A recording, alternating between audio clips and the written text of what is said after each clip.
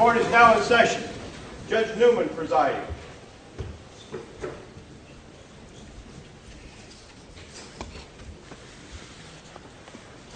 Please be seated.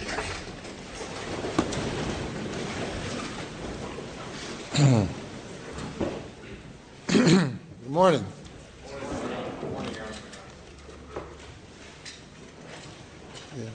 Next witness. Your Honor, the state would call Jan Malinowski.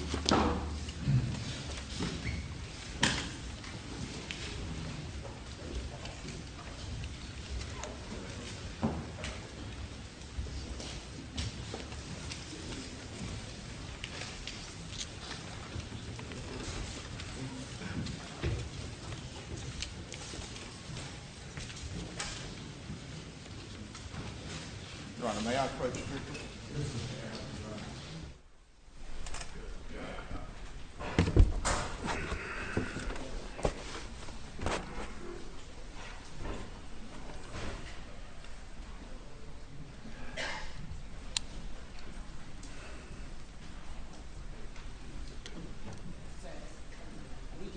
Yes, ma'am. Do you affirm the testimony left with the court in this trial shall be the truth, so help you God? I do. State your name again for the record. Yes, ma'am. Spell your last name. Jan Malinowski. Mr. Malinowski, how you doing today? Very well, thank you. Good. If you would, introduce yourself to the court just a little bit. Obviously, we're not in front of a jury, but just so the court knows who you are, tell us just a very quick history of how you got to your current position. I'm currently the president and CEO of Palmetto State Bank, headquartered in Hampton.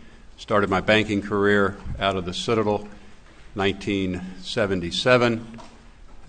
Went on to graduate school at the university. Upon completion of master's program in Columbia, joined the Wachovia Bank and Trust Company, went to Zurich, Switzerland. From there, went to Barnett Bank in Miami, Florida, and subsequently traveled Europe with the old Barnett. Moved to First Union National Bank in Savannah for a brief period of time, and then in February of 1991, joined Palmetto State Bank. And currently you serve as the CEO, is that right? That's correct. And how long have you been the CEO? Since August of last year. All right. August of 2021? Yes, sir. And who was the CEO prior to you? Russell Lafitte. And was he terminated not long before you became CEO? Yes, he was. Back in June of 2021, what was your role at that time? I was executive vice president and responsible for branches in Beaufort. We have 2 branches in Beaufort. All right. And were you also a member of the board of directors of the Palmetto State Bank? At that time, yes. Okay. And you mentioned that you were in charge of some branches in Beaufort. Could you explain just a little bit to the court about sort of how it operated then with the branches in Beaufort and the branches perhaps in Hampton or elsewhere, please? Yes, sir. At the time, we were about a $700 million asset bank. We have 7 branches, operated somewhat decentralized. I was given responsibility in 91 for the 2 offices in Beaufort, as I said, one in Burton location and one on Ladies Island. Other officers of the bank would be responsible for the other branches, Hampton being the main office, and then with Allendale, Fairfax, Estill, and Bluffton. Right. You say y'all are a little bit decentralized. Is it fair to say that for the most part you were primarily responsible for the operations in Beaufort and someone else was primarily responsible for the operations in the Hampton area? Correct. And who was primarily responsible for the operations in the Hampton area? Russell Lafitte and his father, Charlie Lafitte. And when you say somewhat decentralized, obviously there was a board of directors that looked at the institution as a whole. Yes. But in practice, there was kind of a deference to the local folks on scene, you being in Beaufort and the Lafitte's being in Hampton. Is that correct? Yes. All right. I'm going to ask you to explain just a little bit, though, about the Board of the Directors and the Executive Committee. And again, if you could briefly describe to the Court what those two entities are and how they operate so that we can understand the next questions. Well, the Board of Directors of the bank has the absolute authority and responsibility to run the bank, but they delegate the day-to-day managerial responsibilities to officers. Charlie Lafitte was long-serving CEO and chairman. Russell, COO, subsequently became the CEO. I was executive vice president and ran the two branches. But Board of Directors would delegate as I said, the day-to-day control to the Executive Committee and certain senior officers. Right. And when it came to authorizing loans, what was the role of the Executive Committee in authorizing certain loans? Was there a threshold, and how did that work? There is a threshold. The Board of Directors would authorize individual loan officer loan authorities on an annual basis.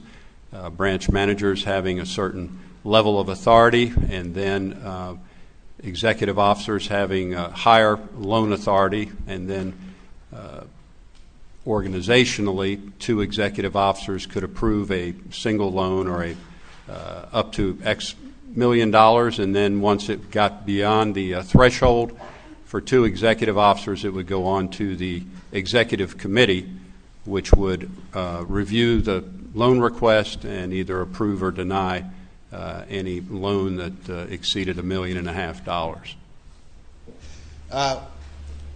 At the time, in June of 2021 or thereabouts, in that area of the year, were you the secretary of the Executive Committee? I was. All right, and I'm going to show you what's been marked as Exhibit 354 to your testimony, and see if you recognize that document. And Your Honor, I have a copy for you. I provided one to the defense. Would you mind handing that to the judge for us? Yes, sir. All right. Do you recognize that document? I do. Tell me what that is, please. It's in the minutes of the Executive Committee of August 12th of 2021. All right. And a number of topics were discussed, but primarily the relationship of Richard Alexander Alex Murdaugh and his total relationship with the bank. All right. And this is on August 12th, 2021? Correct. Can I get the elbow, please?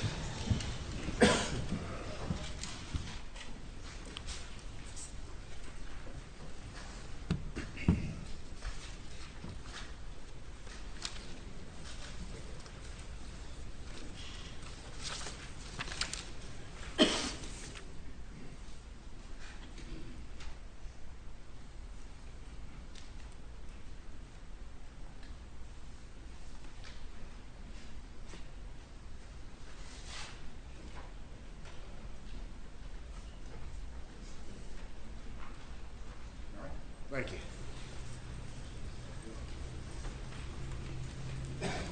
All right, so these are the minutes that you're referring to, is that correct? That's correct. All right, and there's a discussion right there, including reference to a memo that was distributed outlining the bank's relationship with Alex Murdaugh. Is that correct? Yes, sir.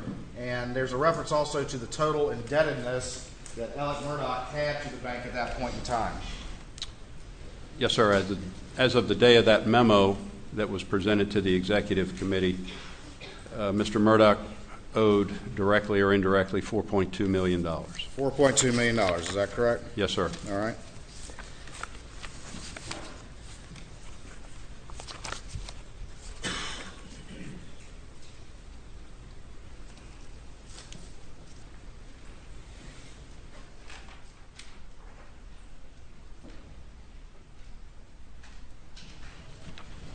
I forgot to ask you this, but tell me real quick, when do the board typically meet and when does the Executive Committee typically meet?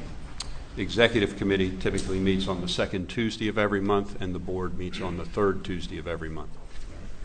I'm going to show you what's been marked as Exhibit 385 for the purposes of this in-camera hearing, and see if you recognize that document. This is a copy of the minutes of the directors of Palmetto State Bank describing what took place at a board meeting on Tuesday, July 20, 2021. All right. And who's the secretary that authored those minutes? Ray Henderson. Okay. And you were present as a board member for this discussion? I was. All right. And what's the date again on that particular one? July 20, 2021. July 20, 2021. At that time, was there any discussion or any record of a discussion of any loan to Alex Murdaugh for $750,000? No, sir, there is not. All right.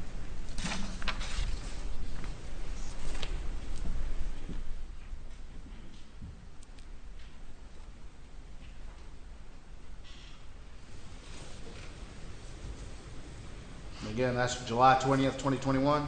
That's correct. All right, going back to this August 12th, 2021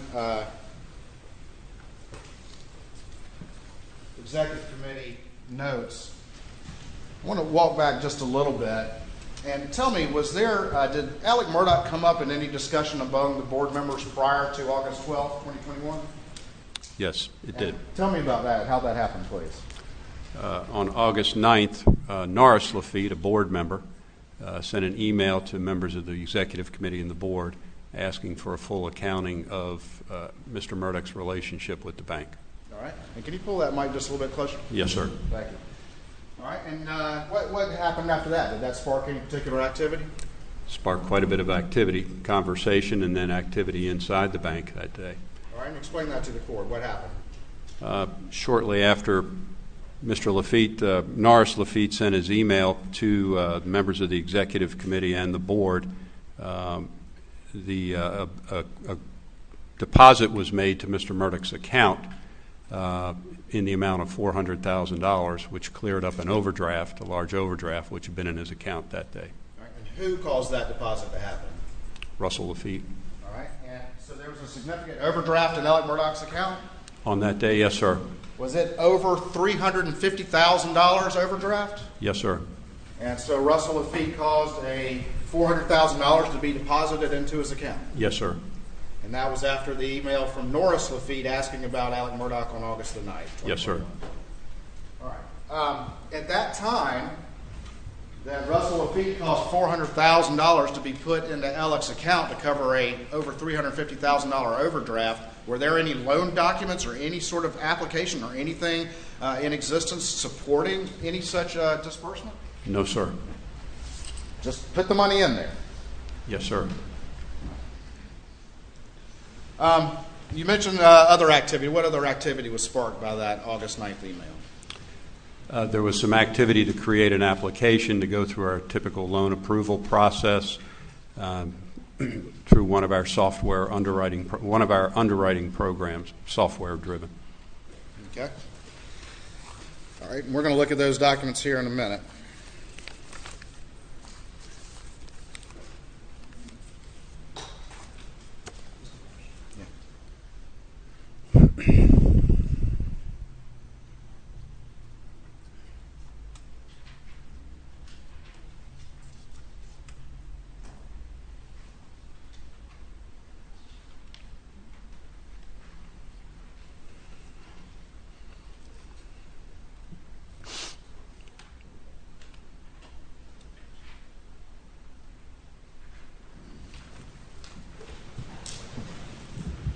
All right, I'm going to show you what's been marked as State 356 and see if you recognize that.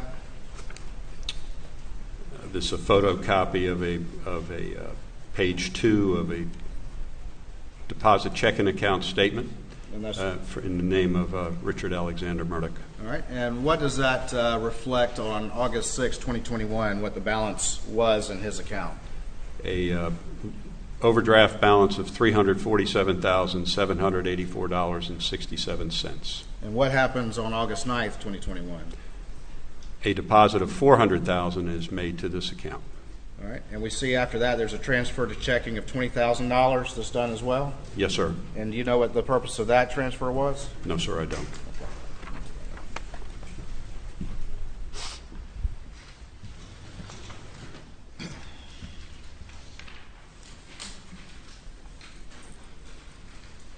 So right there on August 6, 2021, Alex's account was negative $347,000. Is that correct? Yes, sir. And then off the books, Russell Lafitte caused $400,000 to be put into his account. Is that right? Yes, sir. All right. Let's talk more about that.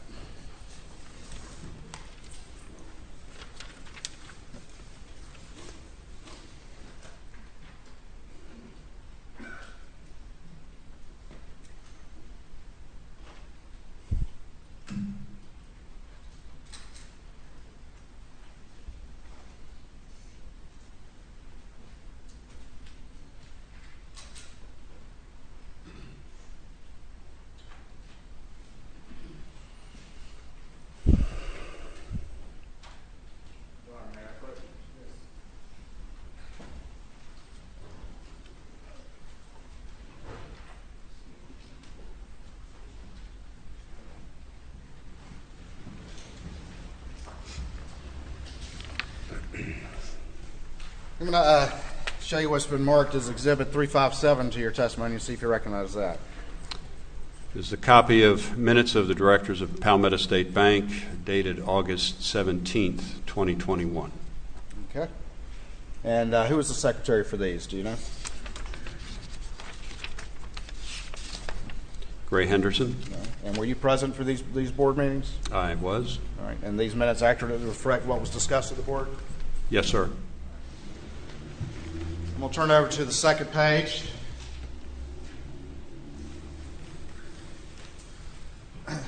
And was there a discussion at that time about, and again, this is on August 17th, 2021, was there a discussion about loans to Richard Alexander Murdaugh? There was. All right. And is there a reference there of Alex's intention to sell the farm? Yes, there is. All right. And then is there a reference in there to the extent of Alex's liability in total loans? Yes, there is. $3,544,897. All right. And was there then a discussion of additional loans that Alec had been charged off? Yes, there were. Okay. And very quickly, are you familiar with two entities called Zero United and Redbeard? I am. And are those entities associated with Alex Murdaugh? They are. And are those loans that, in fact, the bank had charged off? That's correct. All right. And explain very quickly what a charge-off is without too much detail for these purposes. Certainly. In a situation where a loan is deemed non-performing to the point where the bank's executive committee and or senior management decides that it's time to take it off the books, you charge it off. It's an accounting treatment, but it doesn't remove the obligation of the borrower, or in this case, members of the LLC, any legal obligation to repay the loan. All right. And so Alex Murdaugh was still on the hook, required to pay those loans. Is that correct? Yes, sir. And were there real properties associated with both of those loans? Yes, sir. And in the event Alex Murdaugh had tried to sell those properties, would the bank expect to be paid any outstanding balance plus interest and all the rest of it? Yes, sir. And in fact, was Alex still paying on those notes even though they were charged off? He had periodically, yes. And so the ultimate liability to the bank for Alex was somewhat larger if those are included. Is that correct? Yes, sir. There's discussion in here about a $750,000 loan in this particular board discussion. Is that correct? Yes, there is. And this is on August 12th, 2021, I believe. Is that right? The date? I think it's 17th.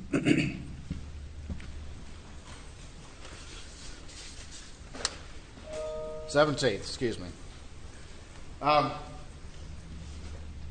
Had you been aware of any sort of $750,000 loan to Alex Murdaugh prior to these discussions coming up as you moved to the board meeting on August 17th, 2021? Only to the extent that $750,000 loan had been referenced during the executive committee in the memo that was referred to in my executive committee minutes. Which would have been shortly or a couple days before this. Is that Yes, right? sir. Preceding week. All right. And at the time that the $400,000 had been dispersed back on August 9th. There was no loan paperwork in existence at that time. Is that correct? No, there was not. All right. Was that the only disbursement made pursuant to this supposed $750,000 loan? It was not the only disbursement. All right. Well, stand by for me.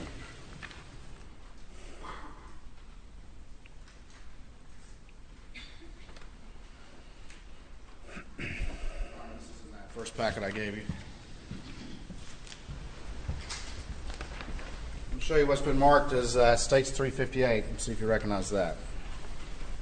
It's a wire request form on our standard documentation dated July 15, 2021. The Palmetto State's going to wire funds to South State Bank. The beneficiary of the wire is the Wilson Law Group, LLC, to their IOLTA account in the amount of $350,000. $350,000 to the Wilson Law Group? Yes, sir. All right. And then what's the next page in this document? Are the wiring instructions to the Wilson Law Group. And does it have contact information? Contact information is to Chris at wilsonlawgroupse.com. All right. And is that Chris Wilson, the lawyer in South Carolina, in Bamberg, South Carolina, excuse me? As I currently understand, yes, sir. All right. This is on July 15th, 2021. Yes, sir. $350,000 was wired to Chris Wilson. Yes, sir. Was there any documentation, loan application, any sort of paperwork whatsoever justifying Palmetto State Bank sending $350,000 to Chris Wilson? No, sir. All right. And whose benefit was this sent for? Alex Murdaugh's. Alex Murdaugh's. All right, let me ask you about this, and I'm going to put it up on the screen.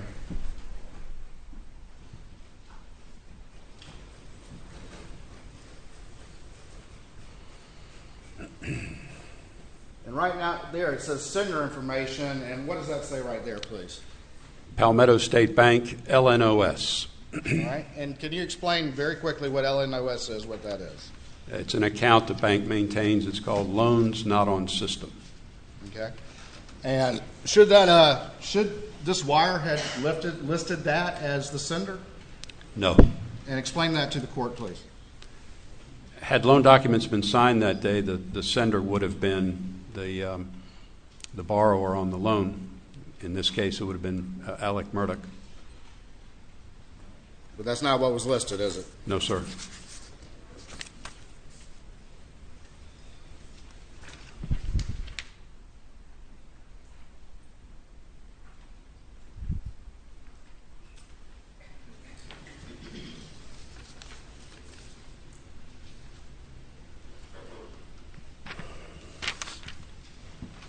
I'll show you what's been marked as 359 to your testimony and see if you recognize this document. This is the customer copy of the cashier's check in the amount of $400,000 that was deposited to Alex Murdaugh's checking account. All right. And is there a sticky note on there, a copy of a sticky note? Yes, sir, there is. And what does it say, if you would, please? It says Alex Murdaugh, $750,000, one share of Green Swamp Inc. stock, and the date is 7/15/21. We're going to talk more about that in a minute.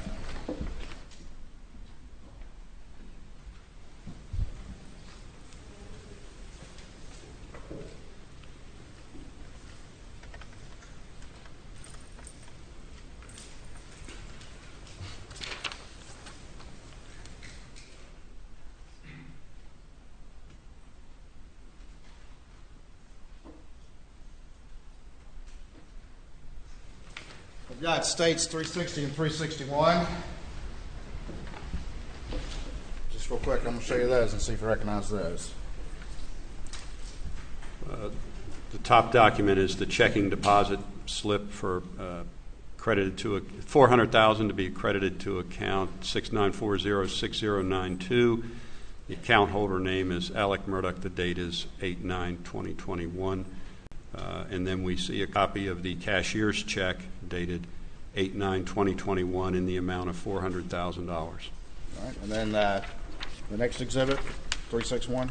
Next exhibit is the debit to the Loans Not on System account in the amount of $400,000. which was the source for the cashier's check in the same amount.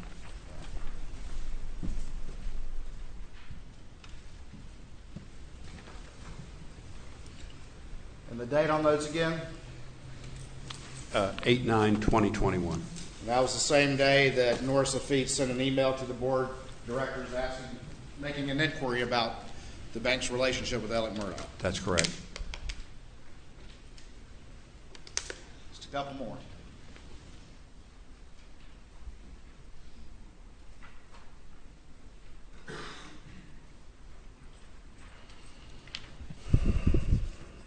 You've already testified that there was no loan application or loan paperwork or anything like that supporting the bank disbursement already of a total of $750,000. Is that right? That's correct. And that was a wire in July 15th for $350,000 that went to Chris Wilson, correct? Yes, sir. And then a $400,000 disbursement on August 9th after Norris Lafitte sent his email to the board of directors. Yes, sir. That covered a negative $347,000 overdraft in Alex's account. That's correct. A little bit extra for some walking around money, another $50K or so, correct? I can't answer that. All right. I'm going to show you what's been marked as it states 362 and see if you recognize that. This is a copy of a promissory note, commercial single advance, loan number 6996048, in the amount of $750,750. Note dated 7/15/2021. Just real quick, what's the $750 for? That's a note fee we charge. A note fee? Yes, sir. $750 for a $750,000 loan? Yes, sir. Is that typical? Possibly in the Hampton office. Yes, sir. Okay. All right. Now, I'm going to let you hold that one for a second. Look at the back page and tell me, is that application signed? Yes, it is signed. And who is it purportedly signed by? Richard Alexander Murdaugh. And what is the date on that application? The date on the note is July 15, 2021. All right. And is that the same day as that wire to Chris Wilson? Yes, sir. Have you had a chance to examine that document and look at the records of the entity for which you're the chief executive officer? I have. Have you had a chance to look at the loan number? I have. And are those loan numbers sequentially generated by your system? They are. And in looking at that loan number, is there any way that document could have even been in existence in July of 2021? No, sir. And in fact, it had to have been generated after the August 9th email and after these disbursements. Is that correct? That's correct. I'll show you 363. Just give me 1 second while I put this on the screen.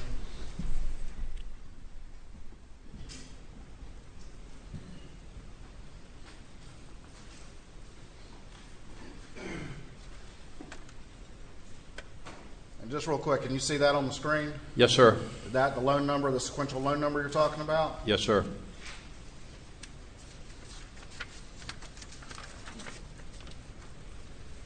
And then that's the signature and the date that you're talking about. That's correct.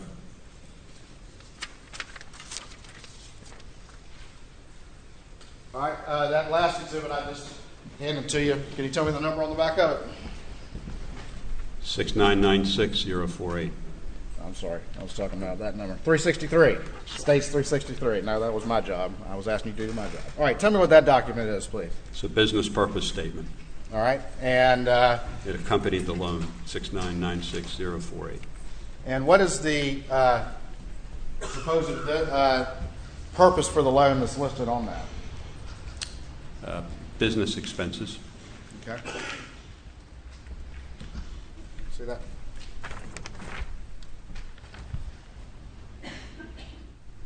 And again, this document's also dated 7/15/21. That's correct. But is this the kind of document that also would be generated along with the application that we just saw? It would in the note documentation system. Yes, sir. All right. The application which you said could not have existed in July of 2021. That's correct. Let me go back. We had a reference to the board minutes.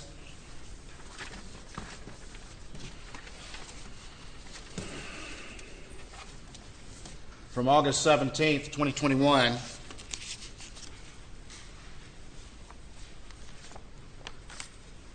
And there was some discussion of this particular loan at that board board meeting. Is that correct? Yes, there was. And there had been discussion at the executive committee meeting a little bit prior to that. Is that correct? That's correct. What was your understanding at that time from those meetings, what the collateral was, supposedly, for this new $750,000 loan? There'd be a mortgage on Edisto Beach House and a share of Green Swamp stock. And is that the green swamp that was referred to on the sticky note that we saw earlier? Yes, sir. And what is your understanding, though, as things developed as to whether or not that collateral actually was able to be used for this particular loan? Certainly the second mortgage did not exist or was not placed on the property. The property was in the name of Mrs. Murdaugh. Okay. And what about the green swamp? Was that already collateralized? It was cross-collateralized with other loans. Right. So this loan was heavily under-collateralized. Is that correct? Yes, sir. Okay.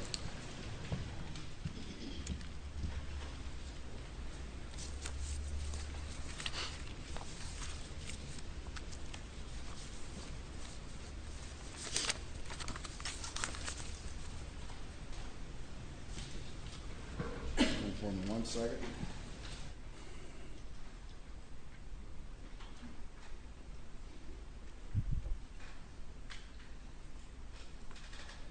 There's been some discussion about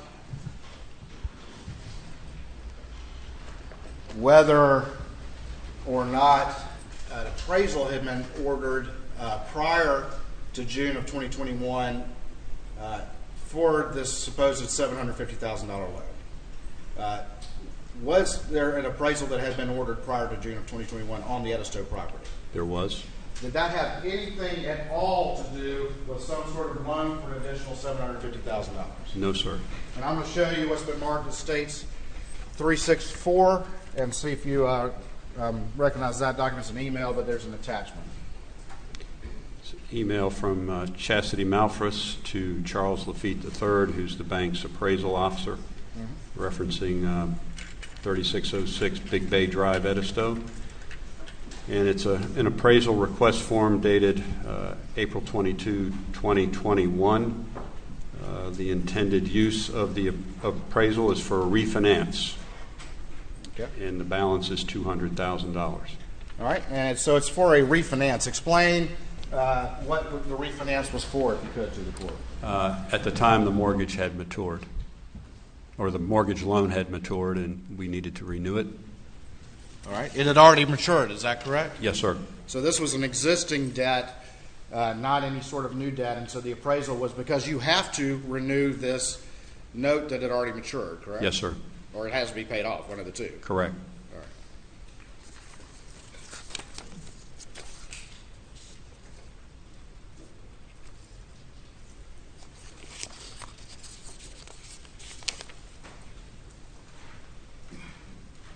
Right, can I approach?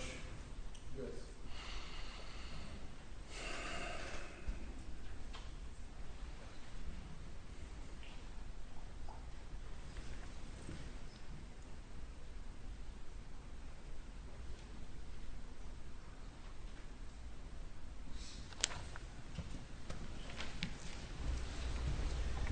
I'm going to show you what's been marked as States 365 and see if you recognize that document. This was the memo summarizing, or this is a copy of the memo that summarizes the relationship of Alex Murdaugh with the bank. It was prepared and presented at the executive committee meeting. Okay.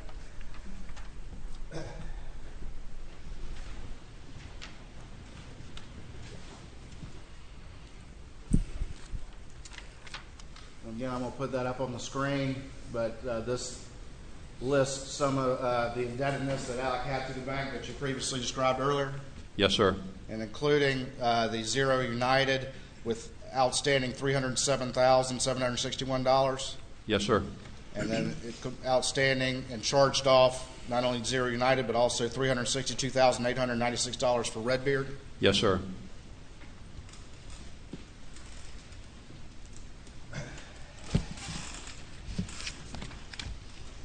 A few more.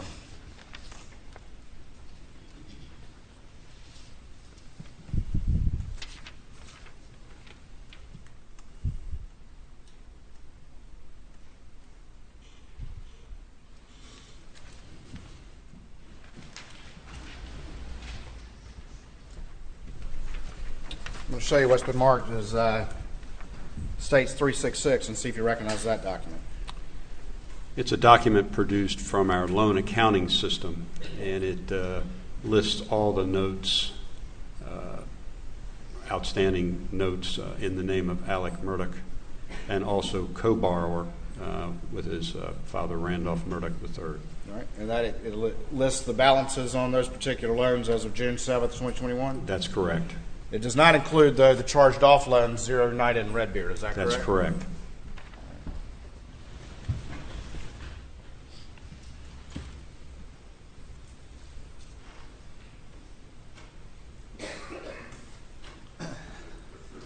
So on the first one, is that the balance right there, $104,119.80? That's the principal owed, yes, sir. That's the principal owed. These are not deposits, correct? That's correct. Owed by who?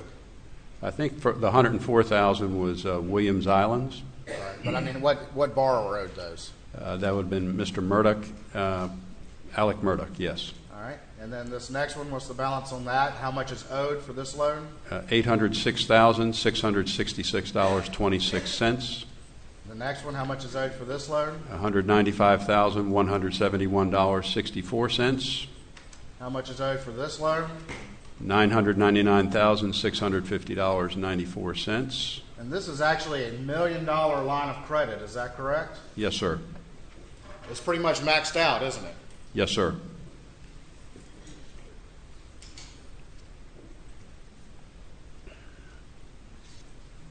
And then finally, this one right here. What's the balance on that? $91,368.90. Just a few more.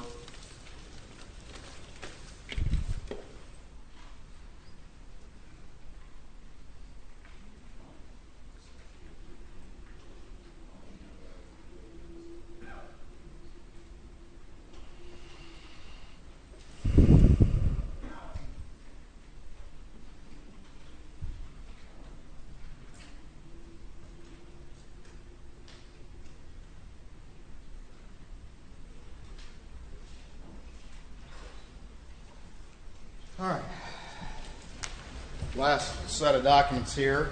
I'm going to show you what's been marked as states. Stand by for me real quick.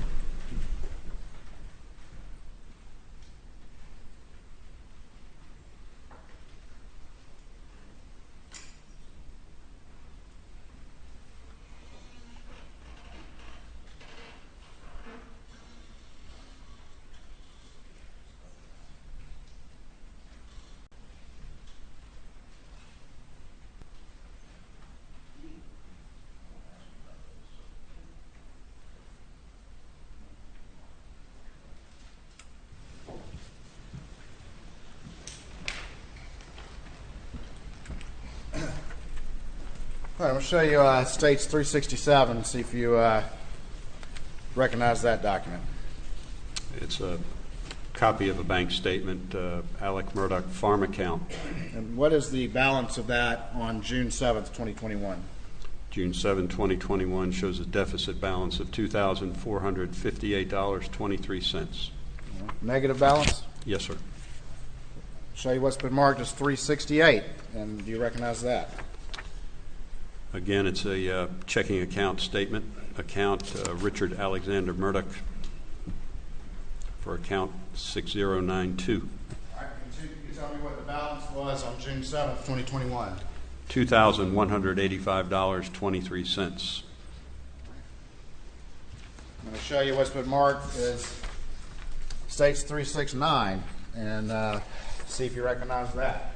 This is a again, statement for a health savings account, 3094, in the name of Richard Alexander Murdaugh. All right, and what's the balance on that?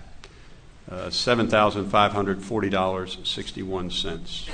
And that's a health savings account? Yes, sir.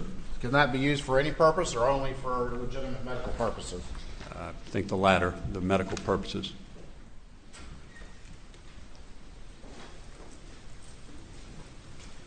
I'll show you what's been marked as States 370 and see if you recognize that.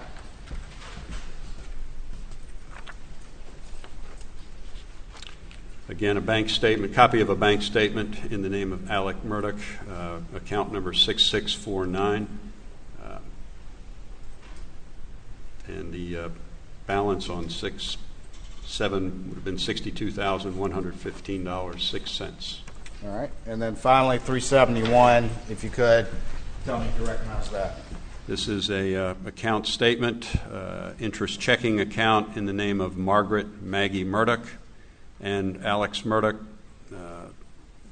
number 5109, and the balance on 6/7, $3,900.04.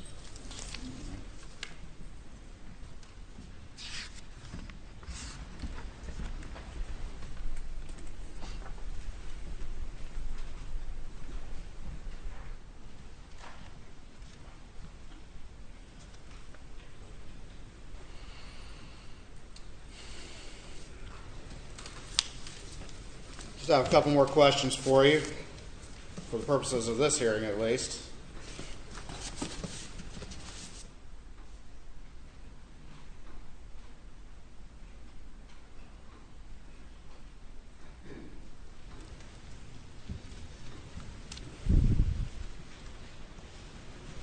It's fair to say that of June of 2021 and the months after, the indebtedness to Palmetto State Bank from Alex Murdaugh was very, very large.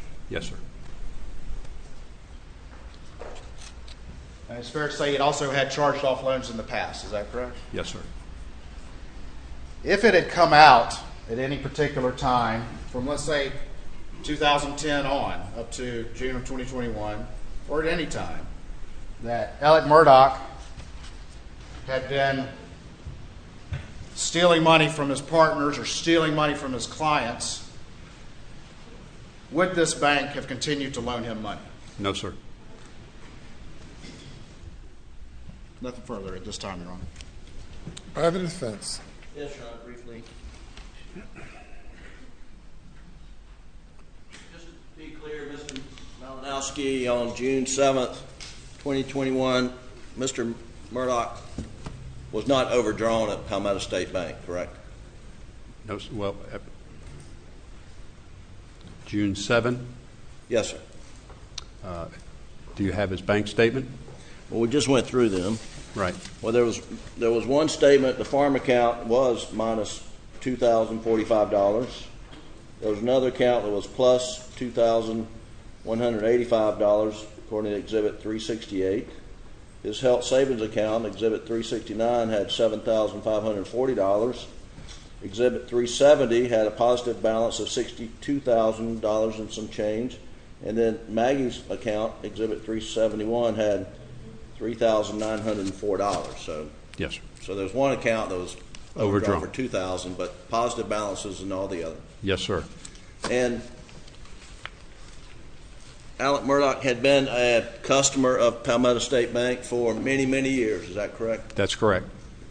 And had he ever been denied a request from Palmetto State Bank for a line of credit or a loan up until September of 2021? To my knowledge, no. Okay. And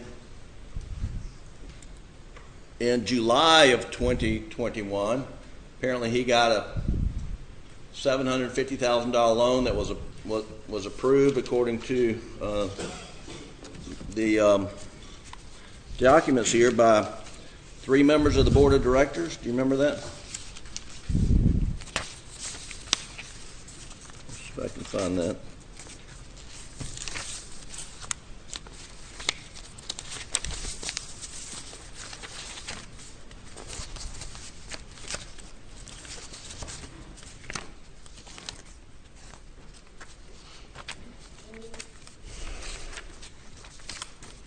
Left it back over there. Here it is. Is Elmo up? All right. Can you see the highlighted language there? I can see the highlighted language. Yes, sir. Yes, sir. And this is from. Let's be sure we know what we're talking about. Minutes of the Board of Directors meeting, August 17th, 2021. Is that correct? Yes, sir. And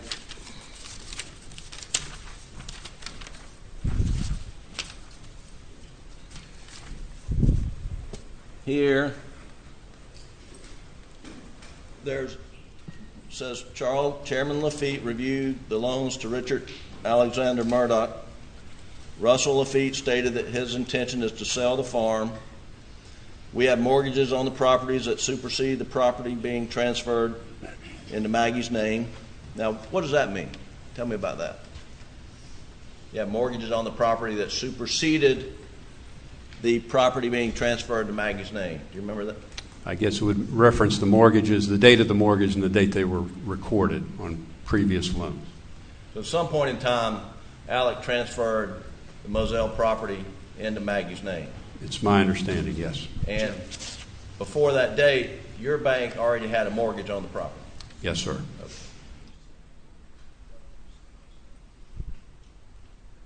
Is that Moselle property? Are we talking about Moselle property here?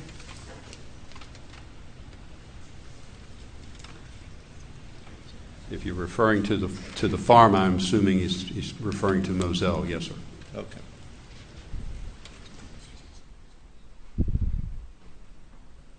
Then at the last sentence of this paragraph, it says, Elizabeth Malinowski commented the $750,000 loan did not appear to have been approved by the executive committee.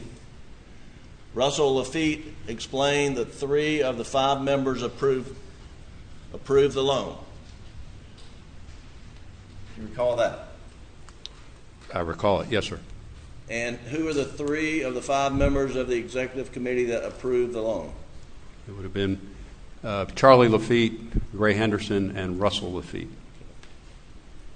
And do you recall Charlie Lafitte telling you at some point in time, maybe around in here or even before, that if Alex Murdaugh wanted to receive a loan from the bank, that he would get it? That was Mr. Lafitte's opinion, yes. And who was Mr. Lafitte in relation to the bank in June of 2007? 2007? Excuse me, June 7th, 2021. He was chairman of the bank. Okay. And was Russell Lafitte related to Mr. Lafitte? His son. Okay. And who are the members of the executive committee? The executive committee was Charlie Lafitte, Gray Henderson, Russell Lafitte, Scott Swain, and myself. And so Mr. Lafitte, Mr. Charlie Lafitte's opinion was if Alex Murdaugh wanted a loan from the bank, he would get it. That was his opinion.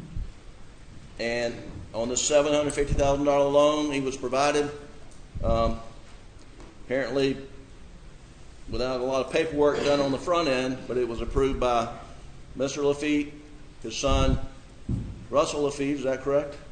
Yes, sir. And his daughter, Gray Henderson, is that right? Yes, sir.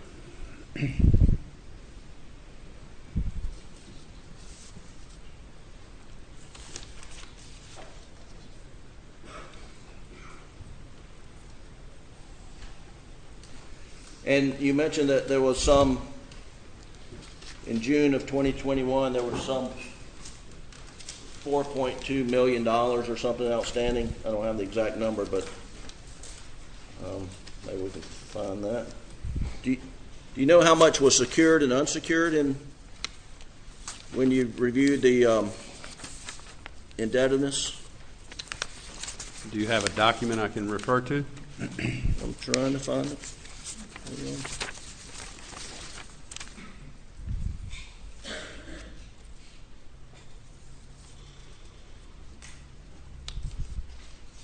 I'm going to put on the screen here.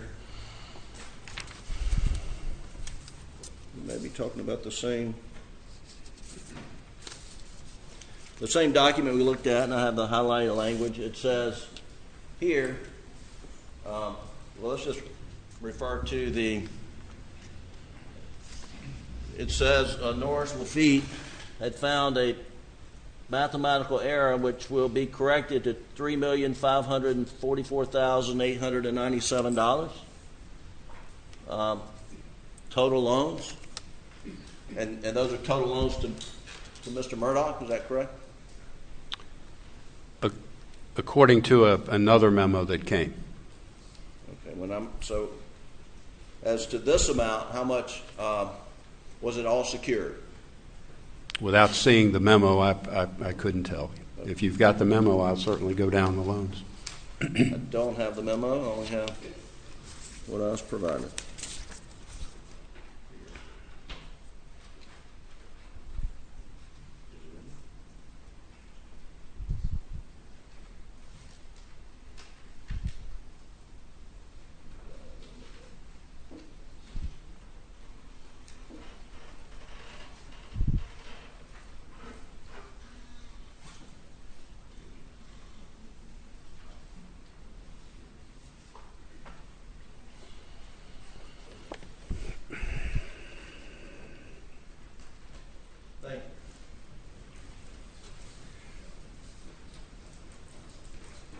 Does this memo set forth the collateral for the indebtedness to Mr. Murdaugh? And I am referring to Exhibit 365. Can you pull down that memo? There we go. Thank you. Can you read that? Yes, sir. Try to zoom it in without putting too many shadows on it.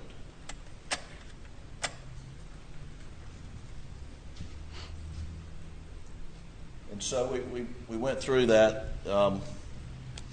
Is that the collateral for those loans? As stated in the memo, yes. Okay. Now, you mentioned that some loans have been written off. Are you aware that Mr. Murdaugh was still paying on the loans that had been written off? Yes, sir, I was. And you mentioned that and had Mr. Murdaugh always paid the bank interest, monies he owed? And did he ever go in default? And let's put it like, did he ever go in default on any notes issued to him by Palmetto State Bank? Redbeard and Zero United. And those were the ones that were written off? Yes, sir. But he continued to pay those, correct? He periodically made payments. Yes, sir.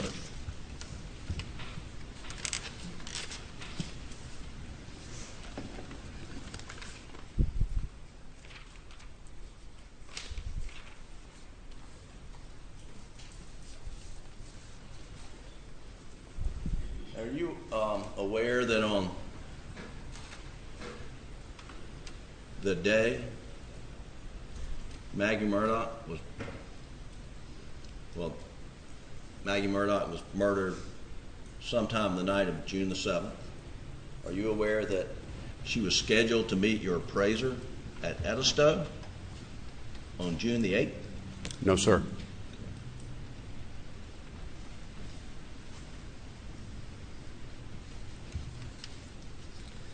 The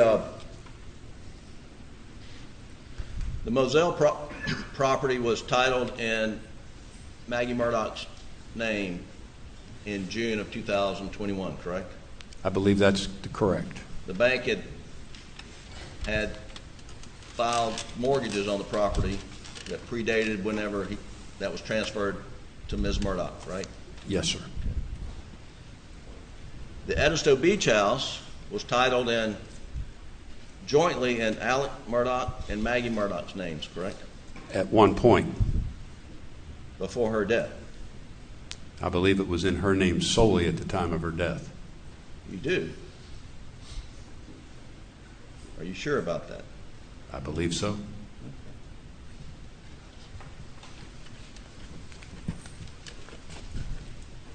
And what information are you relying upon to say that? Looking at the Colleton County deed records.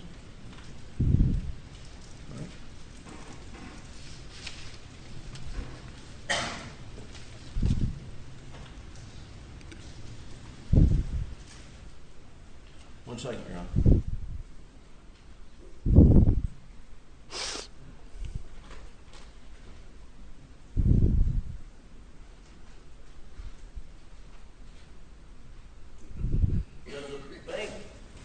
Undergo routine FDIC audits, Palmetto State Bank? Yes, sir. And had Mr. Murdaugh's relationship with the bank ever been flagged in any audit conducted by the FDIC or their contract auditors? To my knowledge, no. That's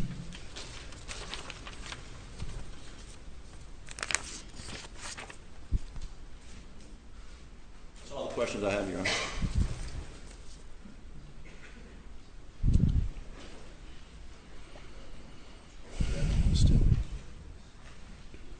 Mr. Malinowski, just a few more questions. May it please the court. Get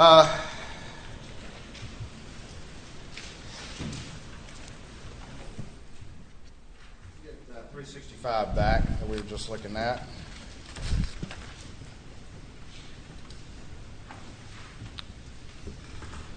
This is that memo that was prepared for the board meetings, correct? This was the one that was prepared for the executive committee. And what does it say right there at the bottom, the purpose that's being reported that the $750,000 is for? To remodel of the house in Edisto. Does it say anything about sending $350,000 to Chris Wilson to try to make up the funds that he had diverted from his law firm? No, sir. Does it say anything about $400,000 to cover a $347,000 overdraft? No, sir. After June 7th was the first significant activity from the bank to Alec to provide that $350,000 off the books with no application whatsoever. Yes, sir. And after June the 7th, did his account run to negative $347,000? Yes, sir. And the bank kept paying. Yes, sir. Perhaps the most generous overdraft policy ever seen. Quite possibly.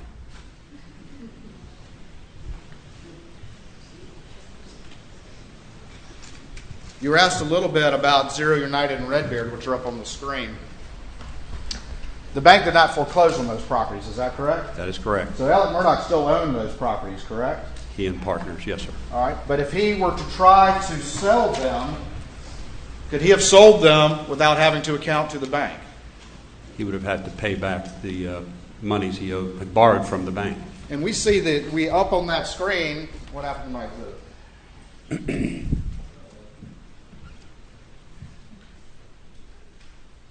Back in 365. If he had tried to sell those properties, would he have just had to pay the bank those amounts listed there, or could it potentially be much higher than that? Potentially much higher. And explain to the court very quickly why it could be much higher than that he would have to satisfy before he could sell those properties. There would be accrued interest and any late charges and fees that accumulated since the date of the charge-off. Once y'all charged it off, it no longer was accruing interest and penalties and fees on the books, at least, correct?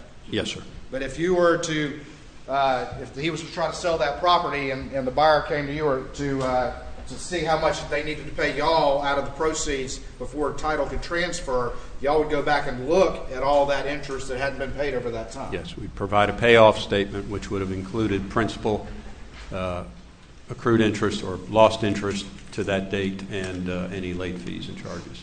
And he would be unable to sell those properties and transfer title until some arrangement was reached with the bank. Yes, sir.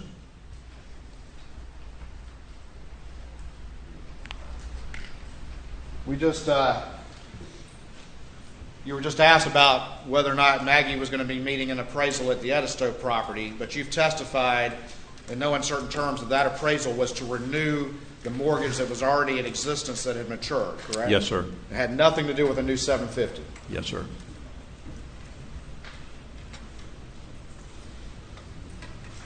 We just talked about the negative $347,000 overdraft policy, correct? Yes, sir. In 2 months, his account went to negative $347,000. Yes, sir. If it had come out that Alex Murdaugh had been diverting fees from his law firm, if Alex Murdaugh had been forced to resign from his law firm, if it had come out that he had been misappropriating money from his clients, would the bank have continued to pay charges coming in on that account? No, sir. Nothing. No, sir. No uncertain terms about that. No uncertain terms. So all this testimony about the relationship in the bank, if the truth had come out, it's a new ball game, correct? Yes, sir. And in the wake of all of this, Russell Lafitte was terminated and you became CEO. Is that correct? Yes, sir. And now there's a new sheriff in town at Palmetto State Bank, correct? Yes, sir. Thank you. Anything further? Just briefly, Mr. Malinowski, how much in interest did Alex Murdaugh pay to Palmetto State Bank over the years? I don't know. It's excess of $4 million, isn't it? I don't have a figure. Thank you. You may step down. Thank you.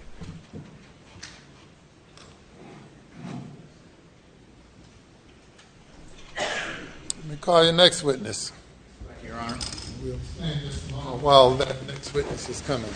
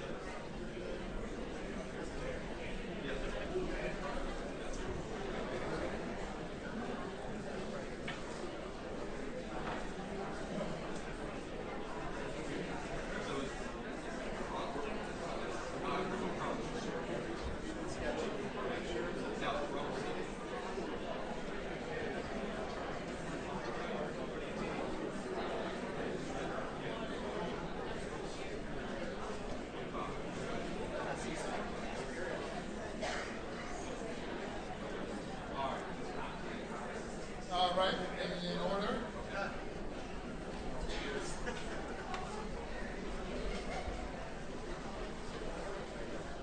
Call your next witness.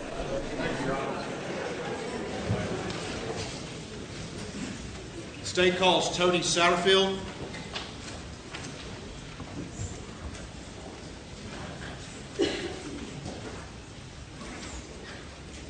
Raise your right hand, left hand on the Bible. You affirm the testimony about to give the court in this trial shall be the truth, so help you God. Yes. Take a seat in the witness stand. State your name again for the record. Spell your last name.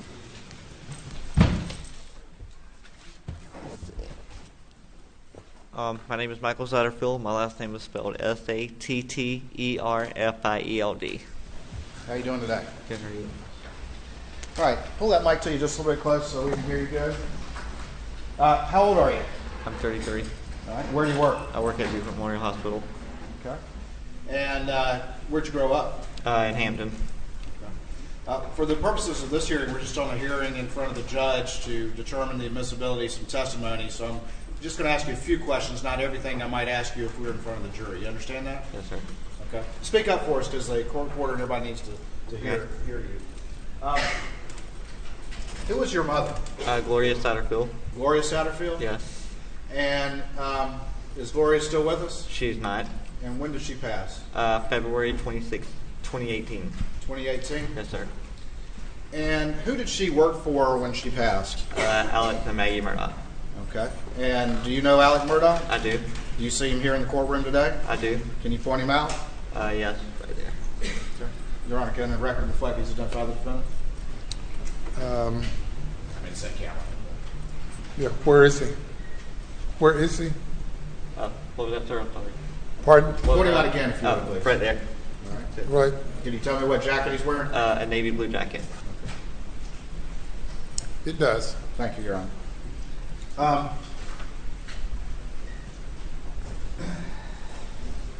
How long did your mom, roughly, how long did she work for Alec? Do you know? If I had to take an estimated guess, 20-something years, maybe, give and take. I don't know the exact years. Okay. And slide up just a little bit more. You can talk right into that mic. There you go. Just a little bit. You need to get up on the mic so we can hear you. All right. What did your mom do for Alec? She was their housekeeper. She babysat for them. She cleaned their house, and kind of anything else they kind of need. Okay. And she had been doing that for a long time? Yes. During the course of that, you got to know Alec and his family to some extent as well? Yes. Did you trust Mr. Murdaugh? Yes. What happened to your mom?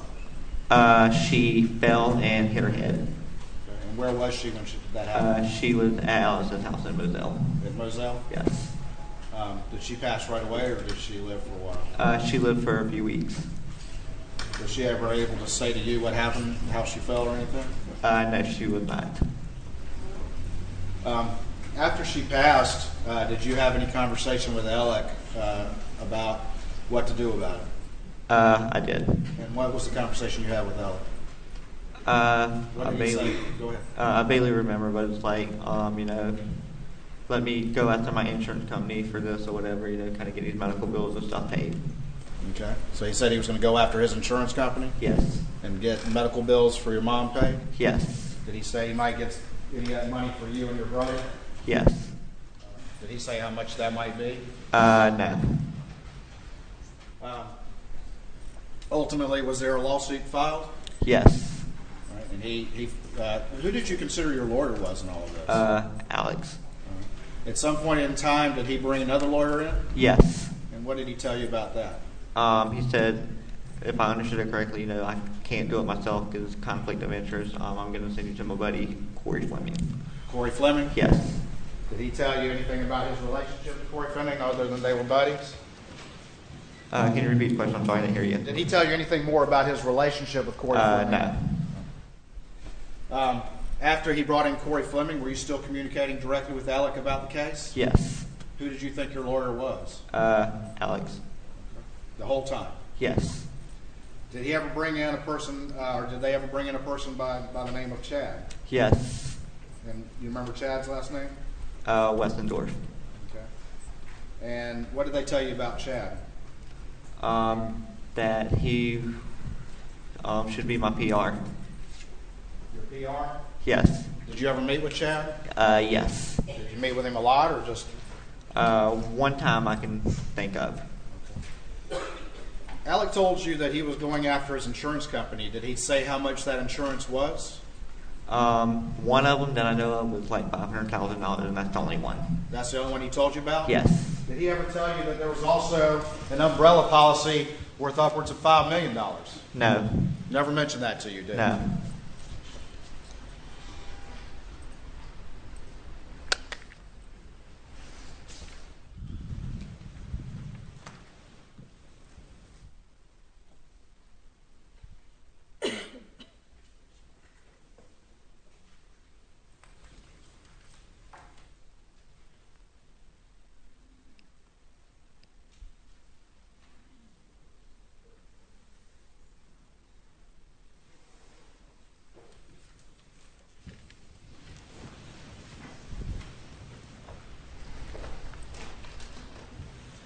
Of course, indulge just one moment.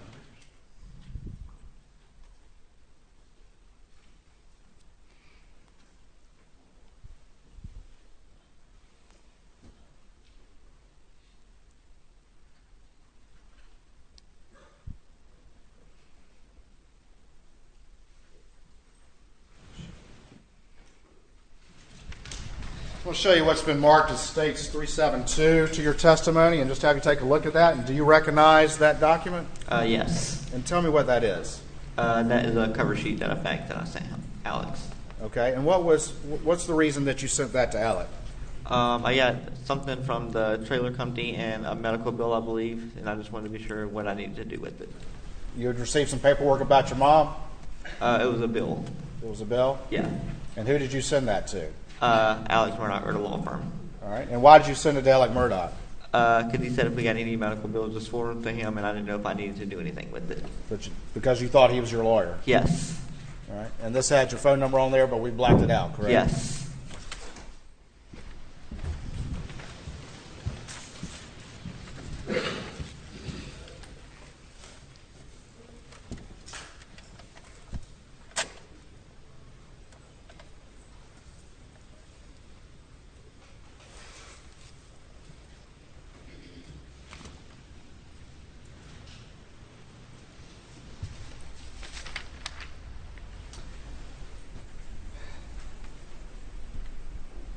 As time went on, did you have conversations with Alec asking him about the case and what was going on with the case or anything like that?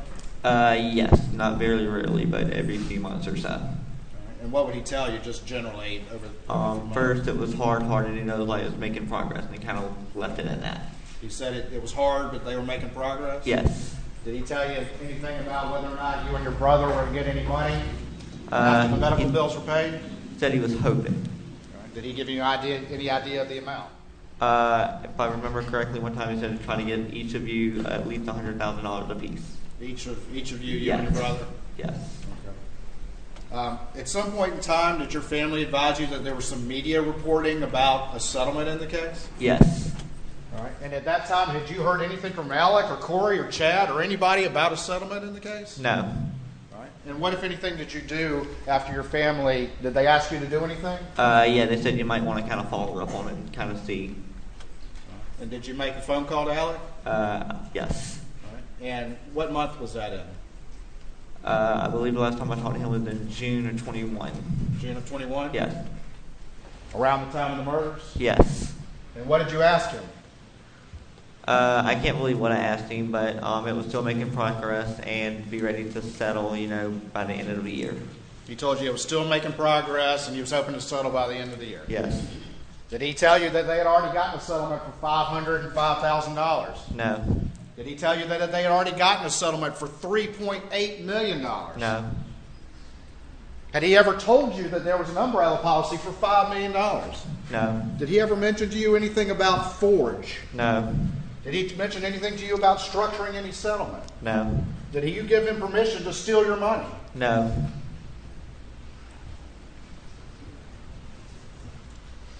Ultimately, in the wake of all of this,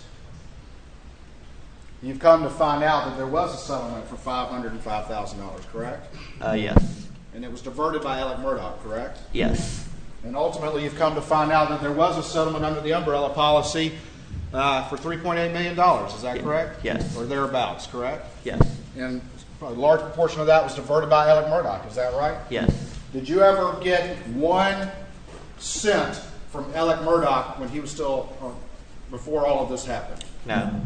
And it took, after this happening, and it took a legal process for that to happen. Is that right? Yes. And ultimately, is it your understanding that he confessed judgment to taking money for both of those? Is that Yes. right?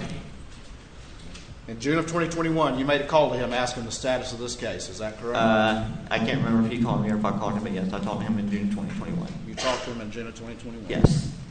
And there were reports in the media about that settlement, correct? Yes.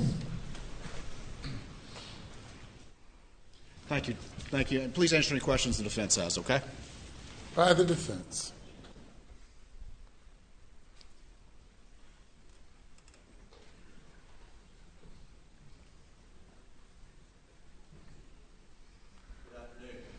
Morning, I'm sorry. Morning. Long week.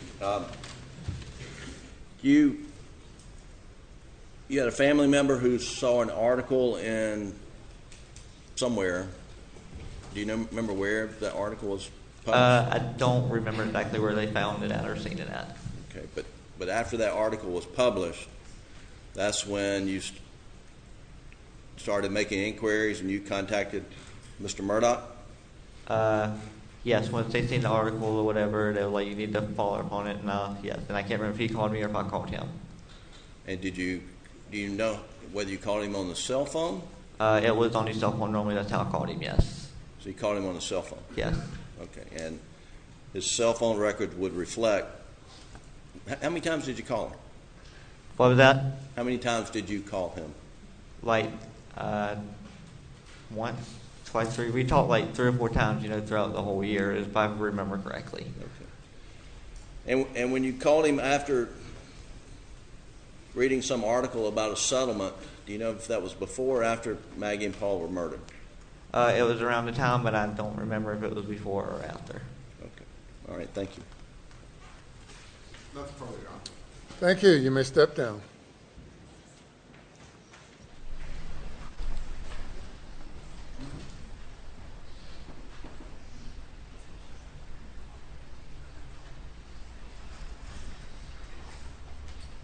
Next witness. Your Honor, can we have just a very quick break to get the exhibits ready for that? Yes, sir. Thank you. We'll take 5 minutes or so.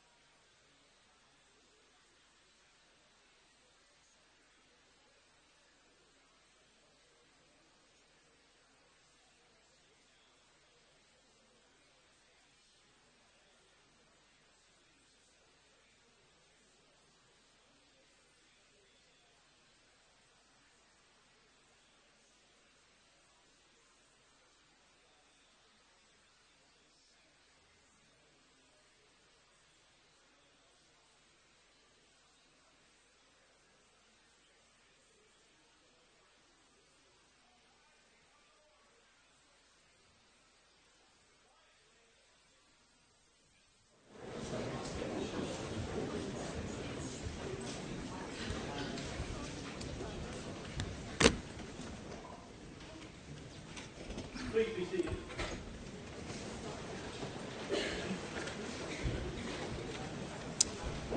Call your next witness. State calls Carson Burney.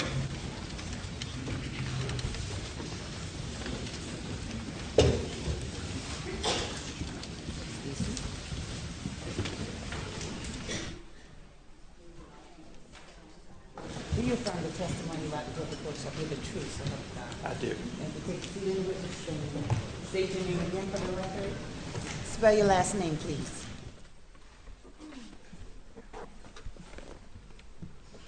Carson Burney, B-U-R-N-E-Y. Morning, Mr. Burney. Good morning. Still morning, just barely. It is. Where do you work, Mr. Burney? I work for the South Carolina Attorney General's office. And what is your job and title at the South Carolina Attorney General's office? I am the forensic accountant in the state grand jury division. All right. And how long have you been a forensic accountant? Approximately a year and a half. All right. And what do you do as a forensic accountant for the state grand jury? As a forensic accountant, I identify, compile, analyze different financial records to include bank statements, credit card statements, loan documents. I also trace assets from source to ultimate disposition.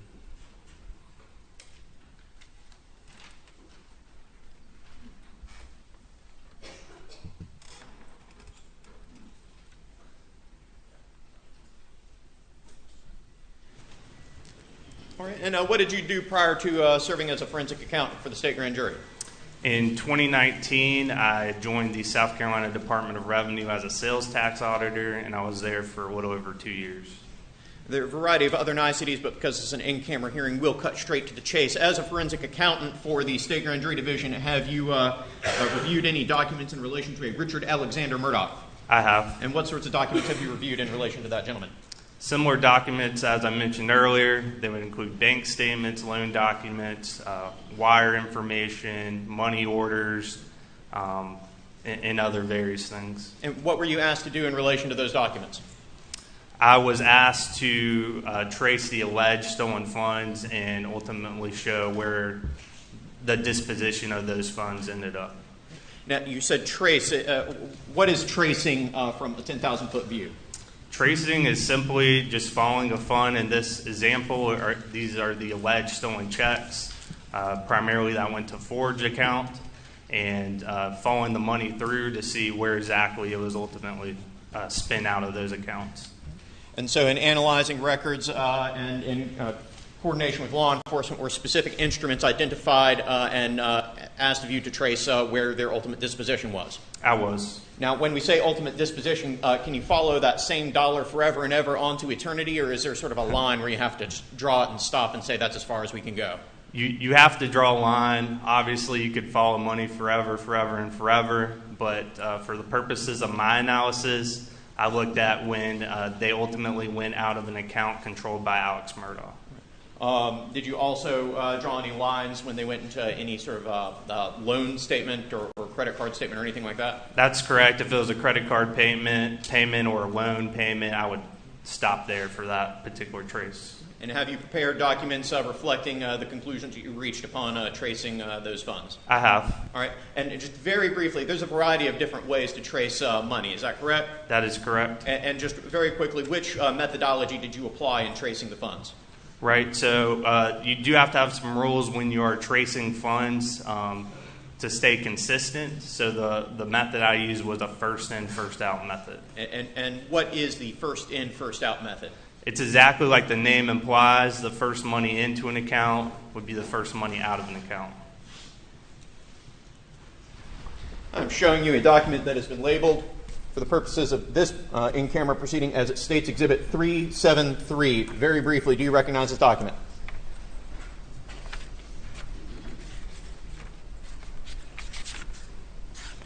I do. What is it? This is a tracing of funds regarding the $792,000 with the Ferris case.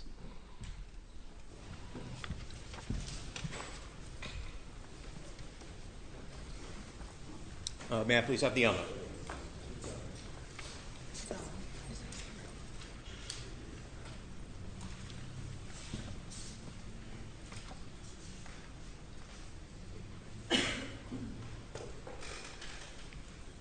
And Mr. Birdie, can you see that? I can. All right. And so explain very briefly here at the top, what is this green table at the top? The green table at the top indicate the 3 instruments I was tracing. So the first being a check in the amount of $192,000 with a date or a negotiated date of March 10th, 2021. Second, a $375,000 instrument that was ultimately negotiated on March 23rd, 2021. And the last is a instrument in the amount of $225,000 that was ultimately negotiated on April 20th, 2021. And there you can see the bank number, account number that it was deposited into. And what were the last 4 digits of that bank account that it was deposited into? 6779. And what was the descriptive holder of that account? Alex Murdaugh.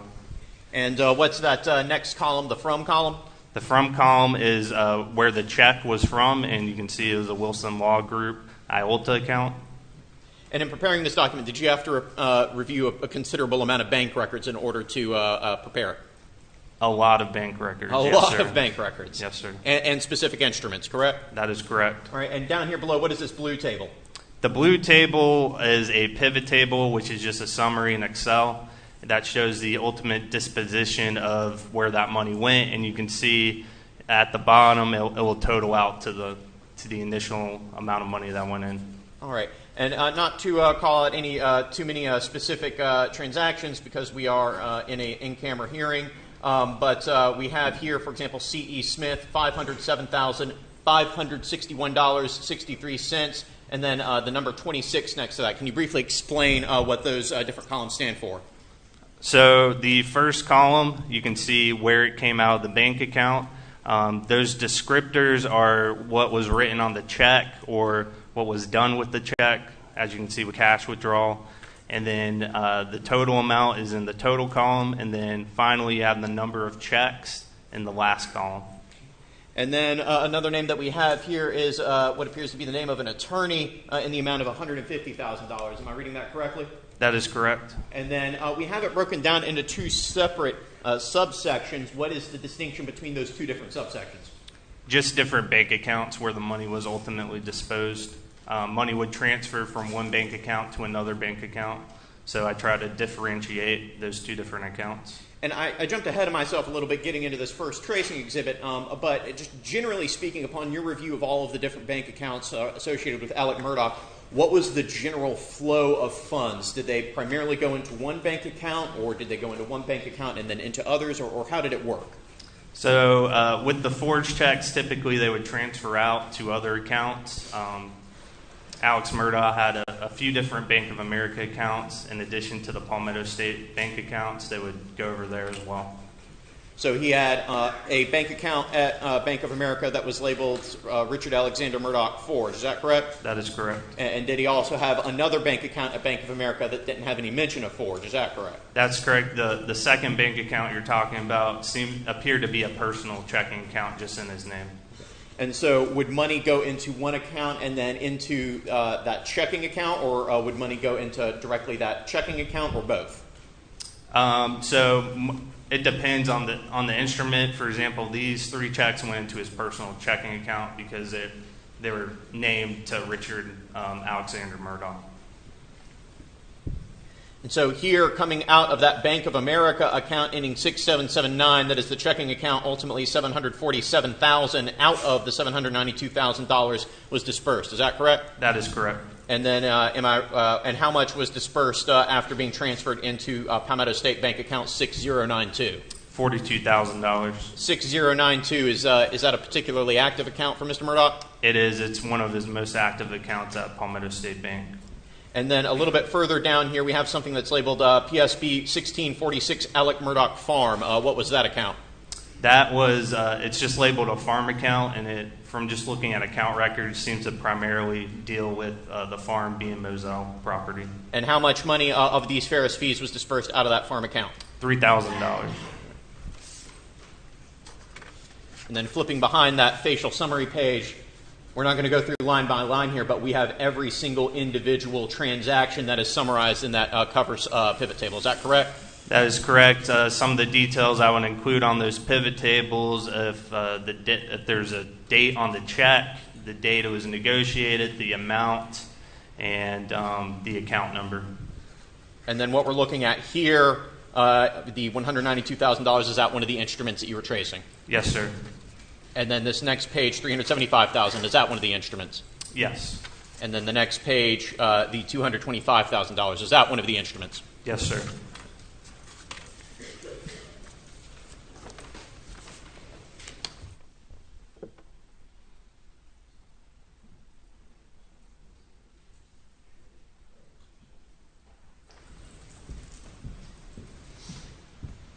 Bernie, I am showing you a document labeled at this time as States Exhibit 374. Do you recognize this document?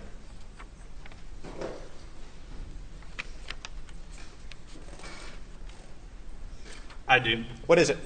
This is a tracing summary for a check in the amount of $403,500 from the Moss, Kuhn, and Fleming client trust account. Is this identified in common parlance as Satterfield money? Yes.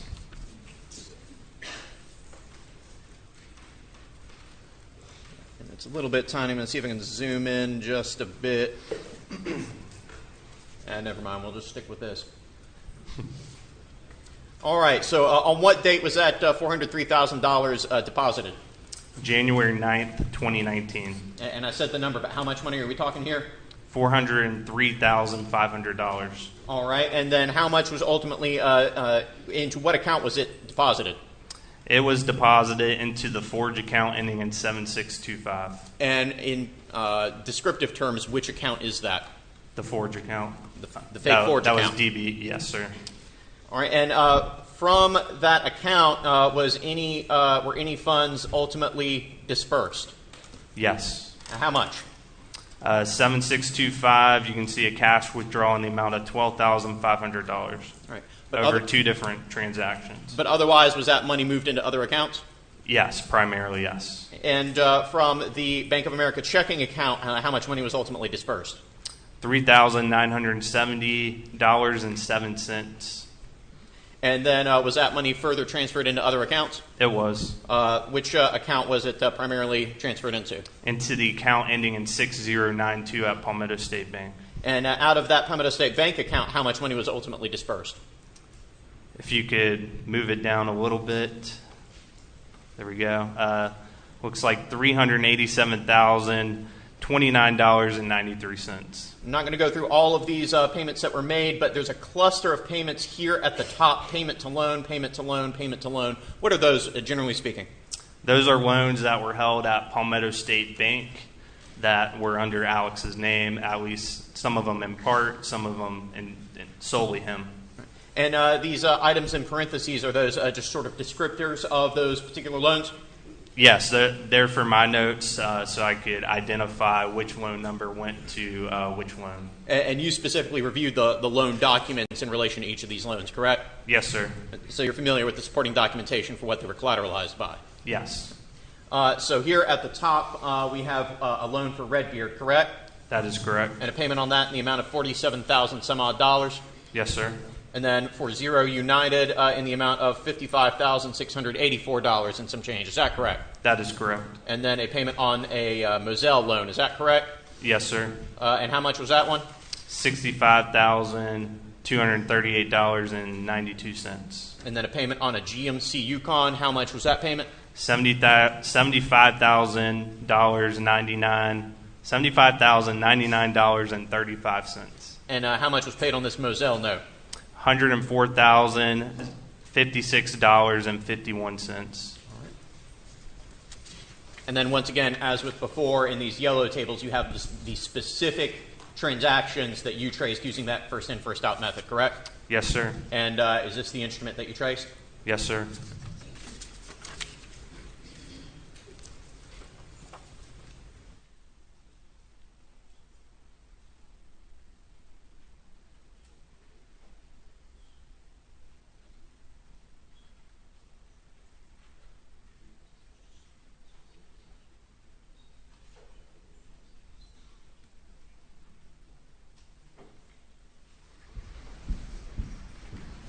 I'm showing you a document labeled as States Exhibit 375. Do you recognize this document?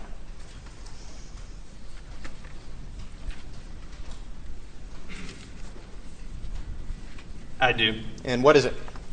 This is a tracing summary of a check from the Moss, Kuhn, and Fleming client trust account, roughly in the amount of $2.9 million.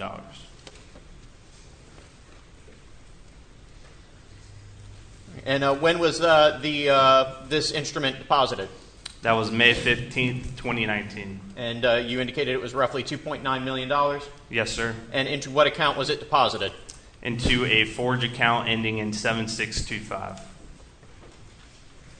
And here we have a summary table of all the various expenses that $2.9 million funded. And the sum total, this first account appears to be the farm account. How much money was ultimately dispersed from the farm account? $147,247. And this next one would be for the checking account. Is that correct? That is correct, ending in 6092. And how much money, this one's a long one, so we have to flip over. How much money was ultimately dispersed from that checking account? $1,429,753. And this next one says 6649. Is that an additional account at Pembina State Bank? That is another checking account under the name of Alex Murdaugh. And how much was ultimately dispersed from that account? $13,000. And then here we have 6779 BOFA. Is that the checking account at Bank of America? That is a personal checking account at Bank of America. And how much was ultimately dispersed from that account? If you scoot it up just a hair. I keep looking down and you're looking up. My bad. $1,208,449.89. All right, and to identify just a handful of specific transactions or specific individuals who received some of this money, here we have a C.E. Smith. We actually have a variety of names here. In reviewing the instruments, did you see any sort of pattern of differentiation of checks all going to the same person? I did. I saw it in different names. Just off the top of my head, it was over 10 different variations of that name. Okay, but all of those different variations, to your understanding and working with law enforcement, who is it your understanding all those checks refer to? Curtis Edward Smith.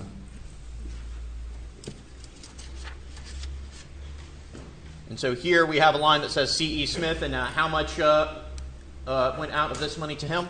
So under the name C.E. Smith, $132,687.03. And over how many instruments was that money effectuated? 24 different instruments. And then a little bit further down we have a Curtis E. Smith, and if I can read lines correctly, how much money was dispersed under that name? $56,765.48. And over how many instruments? Your highlighter's covering it by 12. And the next name down, Curtis Eddie Smith. $6,404. And that was a single instrument? Yes, sir. Curtis Edward Smith. $4,725 over one instrument. And Curtis Smith. Curtis Smith, $23,823.03 over 4 different instruments. We additionally had a payment to a credit card here in the amount of how much? $7,570.50. And did you ultimately get the records of that credit card? I did. Did you attempt to trace any further what specific purchases that money went to? I did not. I just ended at the payment to the credit card for my own sanity, primarily. And here we have Randolph Murdaugh III. How much money went to Mr. Murdaugh? It was $385,000 in one instrument. And then additionally, right below that, we have the name Scott Harriet. How much money went to Mr. Harriet? $84 over one instrument.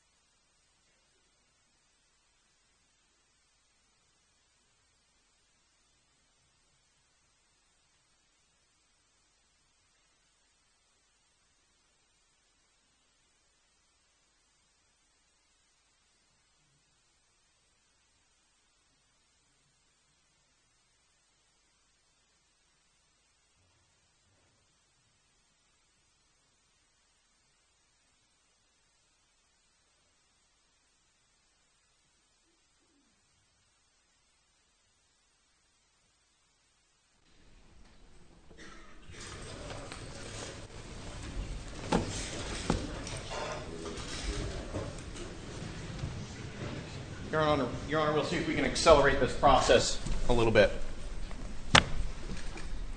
Mr. Birney, I have handed you a series of exhibits starting with States 376 and ending in States 397. Do you recognize these documents?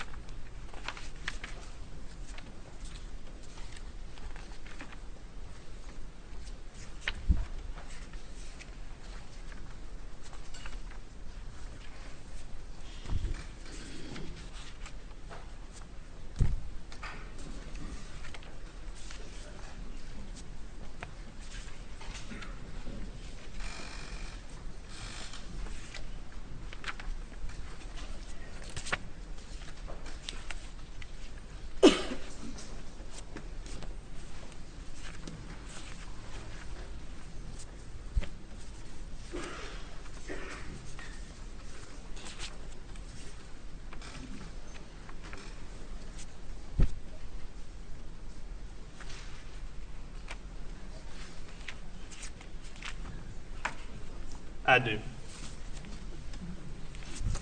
And are all of these exhibits from 376 to 397 documents that you prepared tracing the flow of funds from instruments involving money going through the Forge account, through checks negotiated in the name of Palmetto State Bank, and from the Ferris fees from the Mack truck case? Yes, sir. And I think we actually already got through the Ferris fees from that truck case. So these would be what went through the Forge account, correct? Through the Forge account, there's some Palmetto State Bank checks in there as well.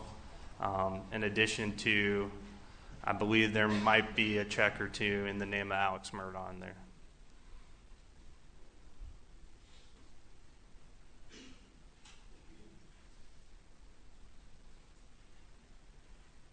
And throughout all of these tracings and all of these summaries, do they reflect that the money that Mr. Murdaugh took went to his personal use and benefit? They do. And these are ordered in, roughly speaking, reverse chronological order, correct? Correct. Going from 2021 all the way back to a date of deposit on December 20th, 2011. Is that correct? That is correct. Your Honor, if I understood correctly after briefly conferring with counsel for the defendant, that they would be willing, for the purposes of this hearing, to stipulate to the admissibility of these documents for the court's in-camera review. Have I stated that correctly? You have. All right, so stipulated. Your Honor, in the interest of time, I would present these documents to the court as admitted. Provide the original to the court reporters and provide the court a copy of them. Yes, Your Honor. All right, very good. And that would be no further questions. All right. We have no questions, Your Honor. All right, thank you, sir. Thank you.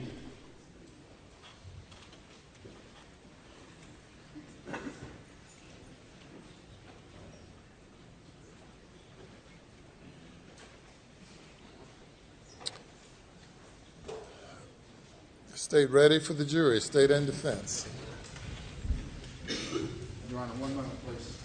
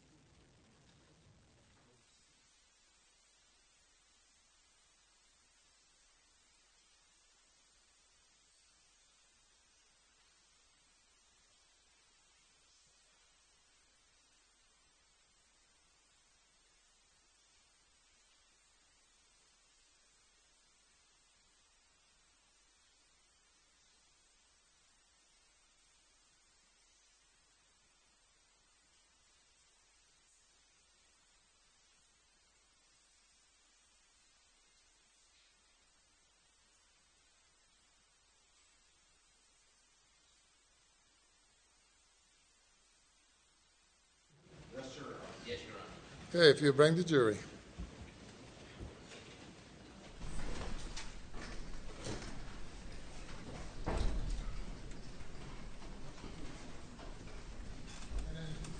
Participation of the jury will stand for a moment.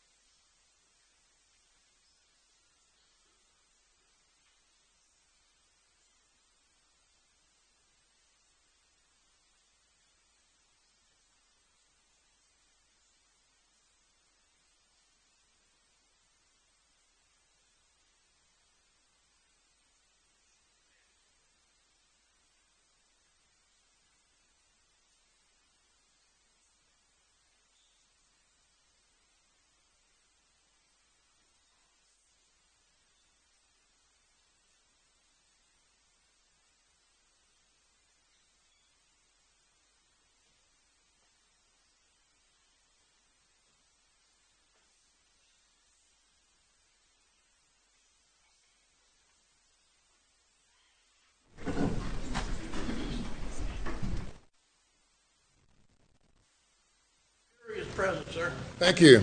Be seated.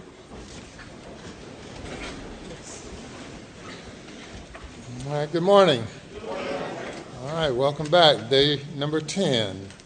State's case, next witness. Case calls Tom Darnell.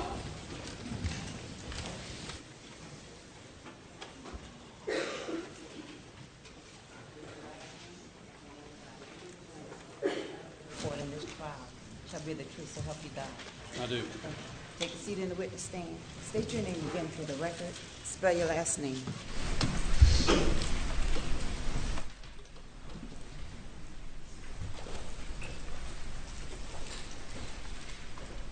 My name is Thomas Edward Darnell. Last name is spelled Darnell. Good morning, Agent Darnell. Good morning. Could you tell the jurors where you work? I am a fingerprint examiner at the State Law Enforcement Division Forensic Crime Lab. And how long have you been a fingerprint examiner for SLED? Approximately 30 years. Can you tell us some of your training, education that you've had? Yes, ma'am. To begin with, I have a Bachelor of Science degree in Criminal Justice from the University of South Carolina, where I graduated in 1982. I started my employment with the Richland County Sheriff's Office in Columbia, where I was employed for about 8 years.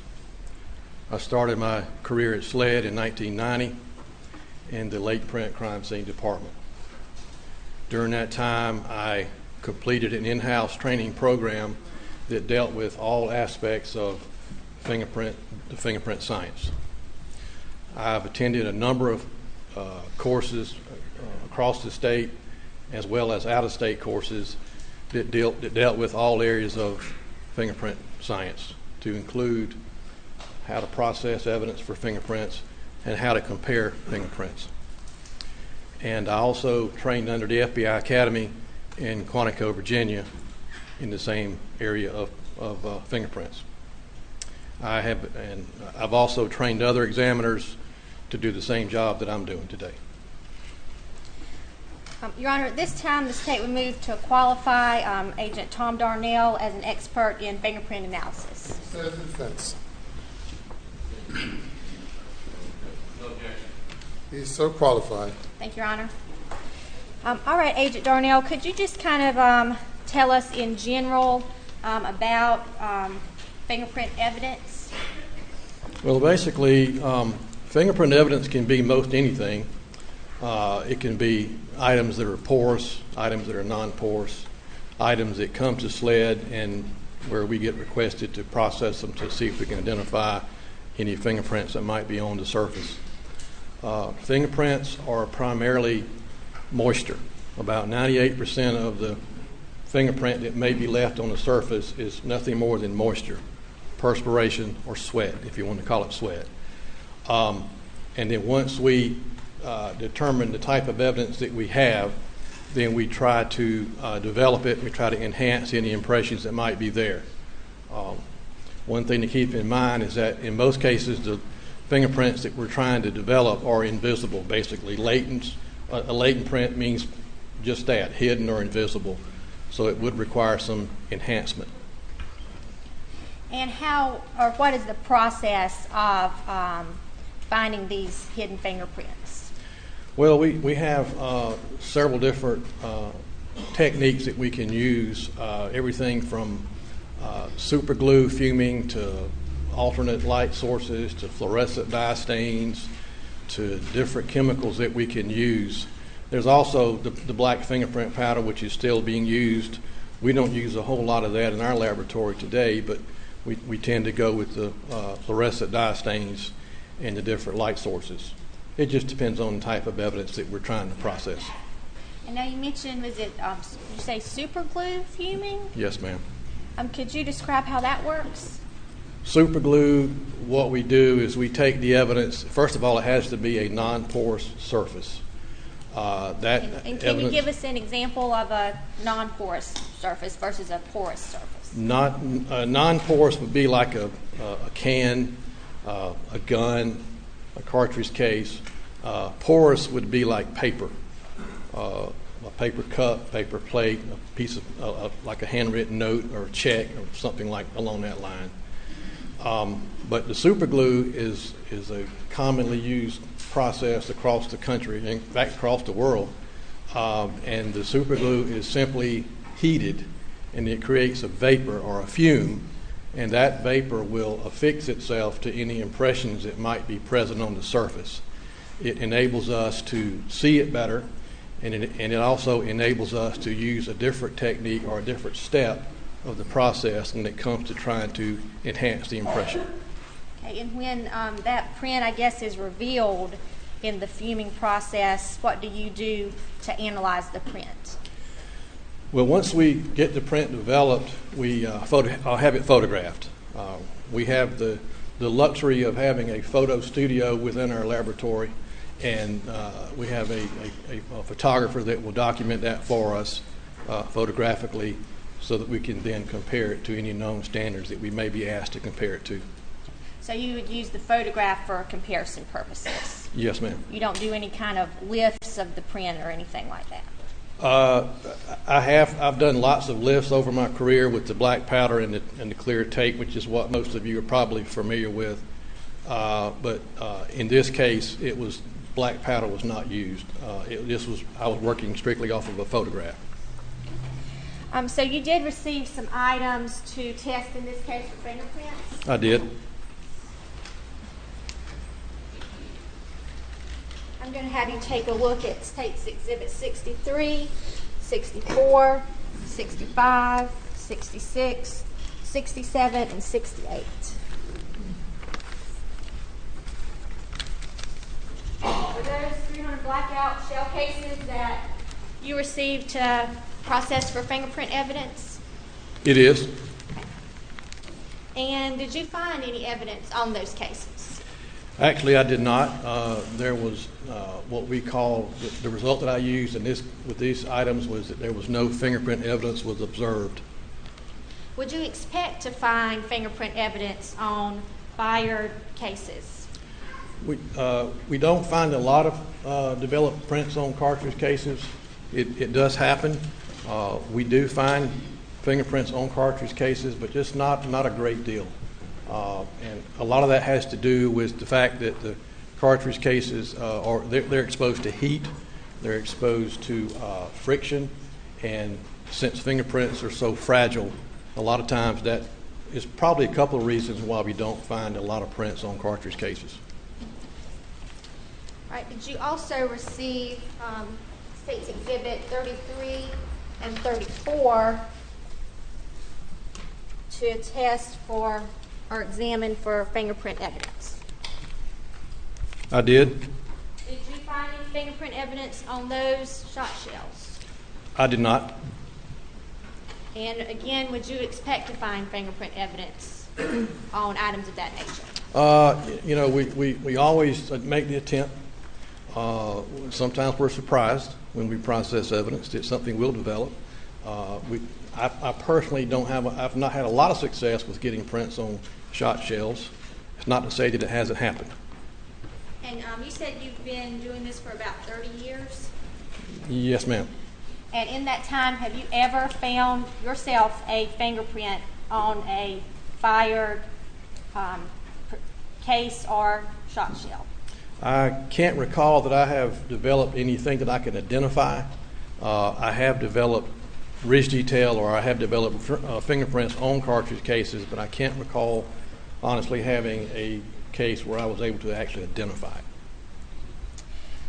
Did you also receive a shotgun to check for fingerprint evidence? I did. That being State's Exhibit 4, a Benelli Super Black Eagle 3. Did you find any fingerprint evidence on that weapon? I did not. What else did you do with that weapon while you had it?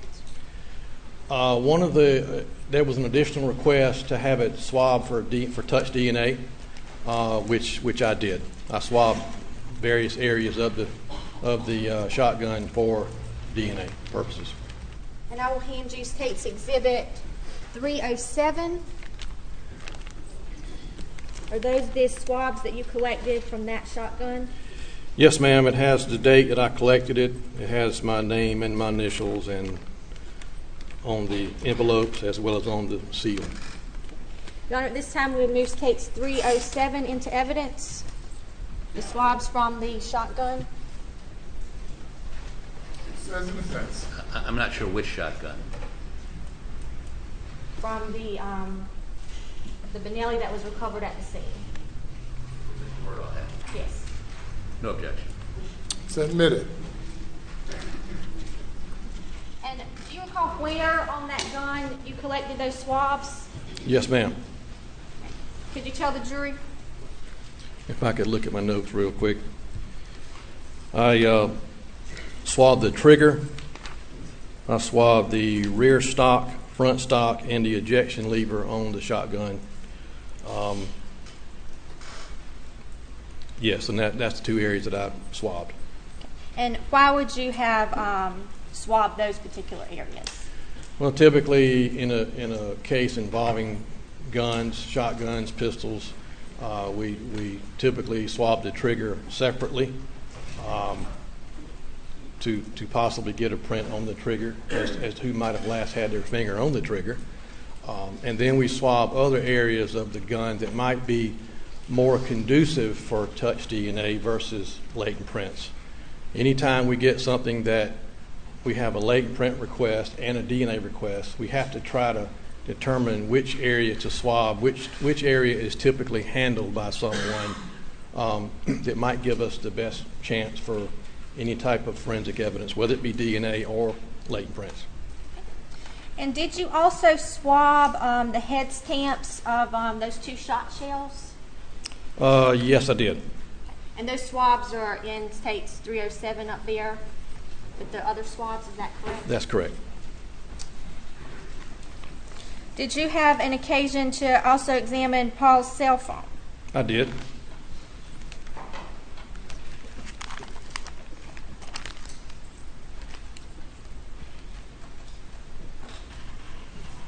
I'm going to hand you State's Exhibit 309.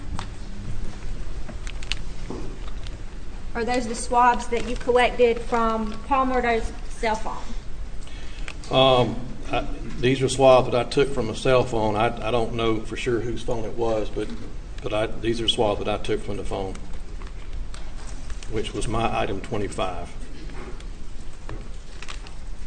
And could you refer to your report to tell us what item 25 is listed as? Item 25 is listed as a one iPhone cell phone, black in color with a clear case. Your Honor, at this time, the State would move to admit State's Exhibit 309. No objection. Did you also examine that cell phone for fingerprints? I did. Did you find any fingerprints on the phone? I did not find anything that I could identify. I found a very small amount of fingerprint evidence on the phone. The result that I had to render was what we refer to as no value for comparison, which what that simply means is that there was the evidence of someone's fingers detail, not enough clarity for me to be able to compare it to anyone.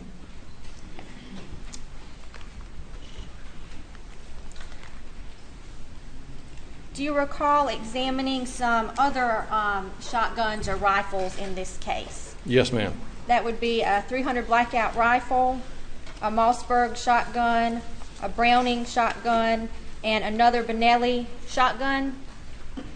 That's correct. Did you find any fingerprints on any of those guns?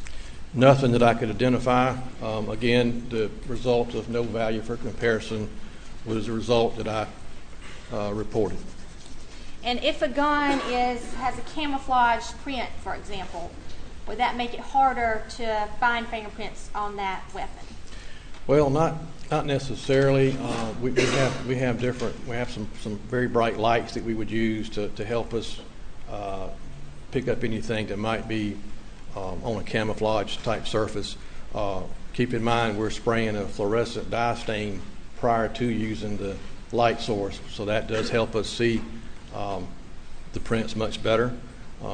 There are some areas on these shotguns that were like textured, which would not be very conducive to prints. But as far as the camouflage area, it makes it a little harder to see, but we do have the means to be able to analyze it thoroughly. And these items that we've been talking about, when you process them for fingerprint evidence, you use the super glue fuming method? Yes, ma'am. While you were processing those guns, did you collect swabs from each gun? Yes, ma'am. I'm going to hand you State's Exhibit 308, if you take a look at that. Yes, ma'am. These are the envelopes that I placed the swabs from the shotguns. It's got my date and initials and where it came from on the shotgun. Your Honor, at this time, the State would move State's Exhibit 308 into evidence. No objection. Good.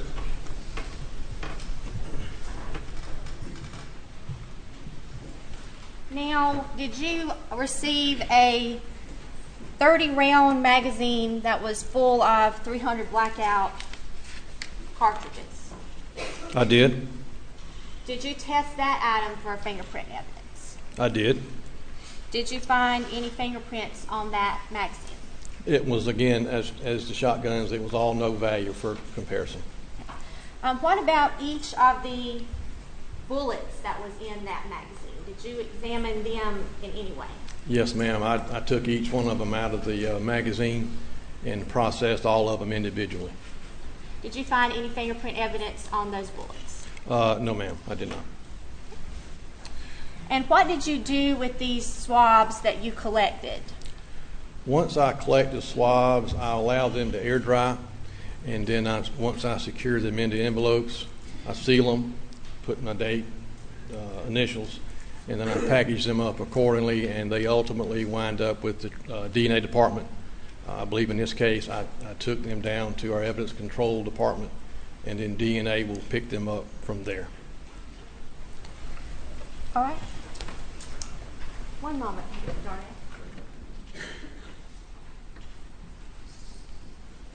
No further questions from the State at this time. You'll answer any questions from the judge. Please, Court, Your Honor. All these items were processed in the lab, is that correct? That's correct, yes, sir. And help me to understand this. You processed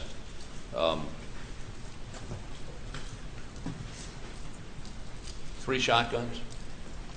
I believe that was right, yes, sir.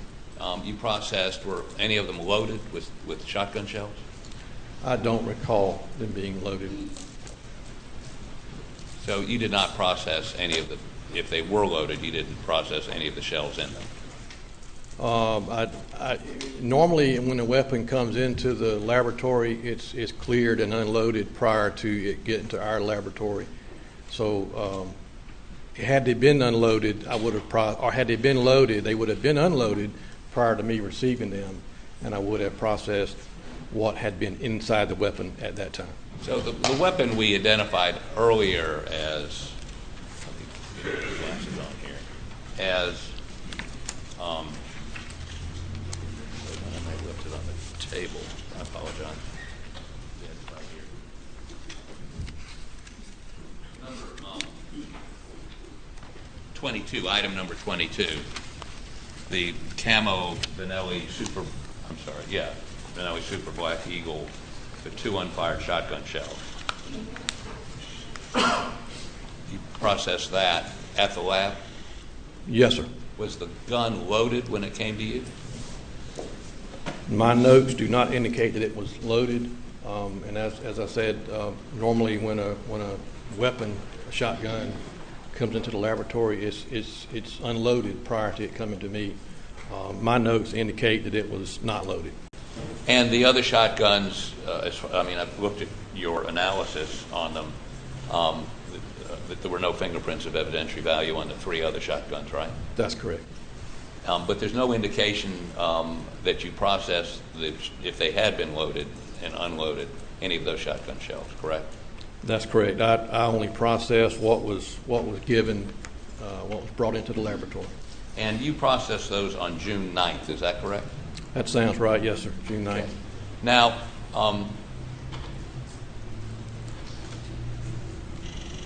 the cartridges, there's a bullet, and then there's a casing on a typical semi-automatic weapon.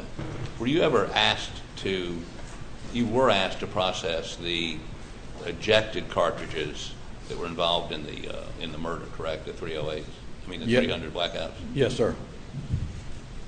And those had been fired. And what you indicated that once a bullet or a shotgun shell had been fired, it heats up. Is that why you can't get a fingerprint off of it? Well, that would be one possible explanation. Heat, friction. They're on the ground. Weather can have an effect sometimes if it's raining or if it's hot or cold. There are lots of things that could have an effect on whether or not a print would be left. And I think your testimony is that, if not rarely, never found fingerprints on an expended casing. Is that correct? Well, I wouldn't say rarely, never. I know of cases in our laboratory that have been where they have been able to identify prints on cartridge cases. It just doesn't happen very often, but it does happen. Okay, but then you processed a number of. There was a magazine with a number of 300 blackout shells that had never been fired, correct? Yes, sir. Bullets, I'm sorry. That's correct. And that's a piece of brass, right? Yes, sir.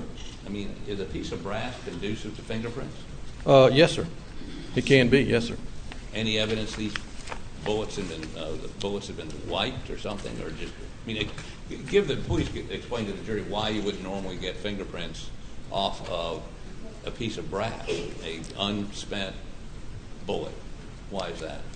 Well, you got to keep in mind that a latent print is nothing more than, or mostly moisture.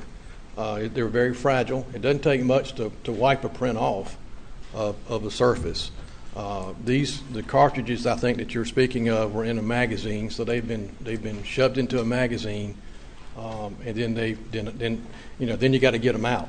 So you got friction there going on, but most any surface that's smooth and fairly clean and not corrugated or textured can be conducive to prints. I have developed prints on cartridges before. It just doesn't happen very often. But again, it's a brass surface, almost a polished brass surface. Did you say because it's mostly moisture? Isn't there some oil involved in that from the fingers? Or am I wrong about that? Well, you would have, as far as the coming from your fingerprints, from the fingers, or from the finger. It's always just moisture. It's mostly 98 to 99% moisture, and then you might have some other substances mixed in there. But it's mostly just sweat is what's left behind. You do retrieve fingerprints occasionally, do you not? You find fingerprints on things? Oh yes, sir. I've developed quite a few prints in my 30 years of doing this. And once you develop a print, you can compare it based on how many points you have to do a comparison to make a match? Well, there's no set number in this country where you have to have a certain minimum number of points. You just have to have a sufficient amount of clarity and to be able to determine that an impression was made by a certain individual. Okay. Did you ever go to the scene of these murders? No, sir, I did not. You were not called out that night? No, sir. So the forensic folks that went out there, to your knowledge, did they throw any powder down? Did they do anything to find any fingerprints that night? I honestly don't know. I did not look at their notes from their crime scene or what have you. I really had no real reason to. I was just asked to process the things that they brought me. So let me ask you this. You got a doorknob right here. Doorknob. I just grabbed it to open it. It's brass. Would that leave a fingerprint? It's possible. You have to consider how much someone perspires when they touch something. You have to consider how soon after the doorknob was touched did someone else grab the doorknob, because a leg print is extremely fragile. It doesn't take much to obliterate a print. But you would check. If you were on the scene, you'd look. If I was on the scene and I felt like that area was accessed by someone, I probably would have checked. Yes, sir. I mean, it appeared that there had been a shotgun blast to the victim inside a room behind that door, and you didn't know whether the door was open or closed before that person was shepherded in there or walked in there. You would want to at least look at the knob, right? Yes, sir. I probably would, but I was not on this scene, so I don't really know exactly what all they had going on. So, but if with your scenario that you're speaking of, yes, sir, I probably would have checked. And you would expect to see notes somewhere from the crime scene folks that they looked at the doorknob. But you can't just eyeball it. Don't you have to put some powder on it, or don't you have to put something on it to raise the visibility of the fingerprint? Well, yes, sir. In some cases, you can actually see a print if it's more of what we call a patent print. A patent print is a print that might be left behind with in a residue. Could be in grease, could be in blood, it could be in dirt, anything such as that. So, but ordinarily, when you go to look for prints, you've got to do some sort of processing to a surface, depending on the surface and depending on just what you're trying to do. So, if you had a relatively small room where somebody's head had exploded and blood and all kinds of bodily fluids were sprayed over the inside of that room, you would want to take a meticulous examination of that room to see if there were any fingerprints in blood or other bodily fluids, would you not? Would you? I would, yes, sir. Okay. And you would expect to see something in some report by the crime scene folks where they actually did such an examination, would you not? Would you expect to see notes detailing that they at least looked at it? Yes, sir. I mean, again, this is, I wasn't at the scene. I can, but if you're describing this type of a scene, if it was me, I would take notes. Detailed notes. Because photographs, notes, sketches, all that kind of goes hand in hand. But there should have been, well, strike that. You would also expect to see any surface that could have come into contact with a perpetrator to have been processed, either photographed or processed in some way. You would expect to see that in the notes of the crime scene investigators, correct? I would think in the notes or in their testimony or anything such as that. There should be something to explain what was done. Yes, sir. Okay. Do you know if there was a fingerprint person or somebody that had those skills in the crime scene team that came out that night? I don't know. I know that there was no one from the Layton Printing Department where I work at the scene that day. Do you go out to crime scenes? Do you go to crime scenes? I've done plenty in my earlier days, but I have not been on crime scenes for quite some time. Do you have people in your Layton Print unit that do go to crime scenes? Not really. The Layton Print Department, the way we're set up, we pretty much are in the laboratory setting, and we process evidence that comes in from crime scenes. We don't typically go to the crime scene. And so I guess if I'm summarizing this, everything they had you looked at in the lab. Yes, sir. And you found no, when I say identifiable prints, it sounds to me like you found no evidence of any prints. Well, I found anytime I report something as no value for comparison, that means that I did find evidence of fingerprints. It just wasn't enough to compare it to anyone. Anytime I say nothing was observed, that means there was nothing observed. So, I looked at all these. Other than the no value for comparison on the cell phone, that would mean you saw something but you didn't have enough to compare. Yes, sir, and it was no value. Keep in mind again, Laytons are fragile. You've got weather involved, water, rain, that sort of thing. Certainly is detrimental to fingerprint evidence being left behind. So, other than the cell phone, everyone else says no fingerprint evidence was observed. That would mean there was nothing, not even a partial, right? Yes, sir. Anytime that result is in the report, that's what that means. So yes, other than the cell phone, you didn't even find any evidence of fingerprints, not a partial, not a smudge, not anything. Well, I believe there were some additional long guns that came into me where I did get no value for comparison, but the initial shotgun that came into me was nothing was observed. Yes, sir. And the initial shotgun would have been number 22. Yes, sir, that's correct. Okay. Would it surprise you to know that Mr. Murdaugh was seen holding that shotgun, had actually retrieved it from his house, brought it down to the murder scene? Counsel's testifying.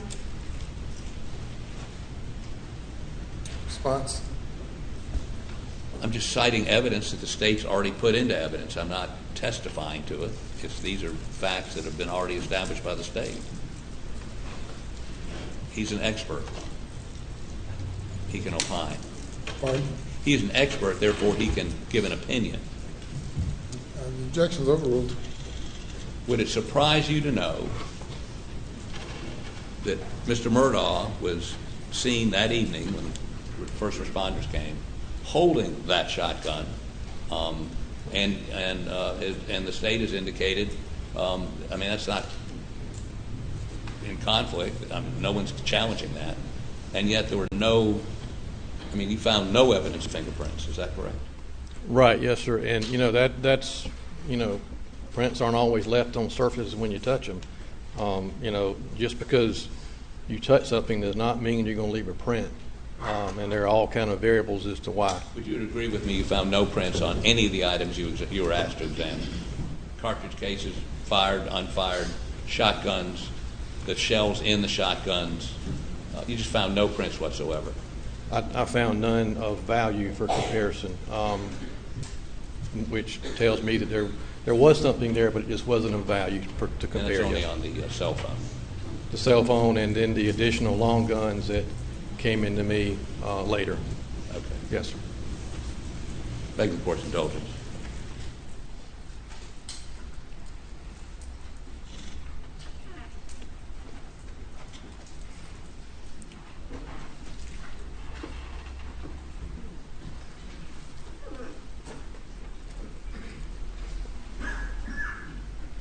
Thanks. There are no more questions. Read that right.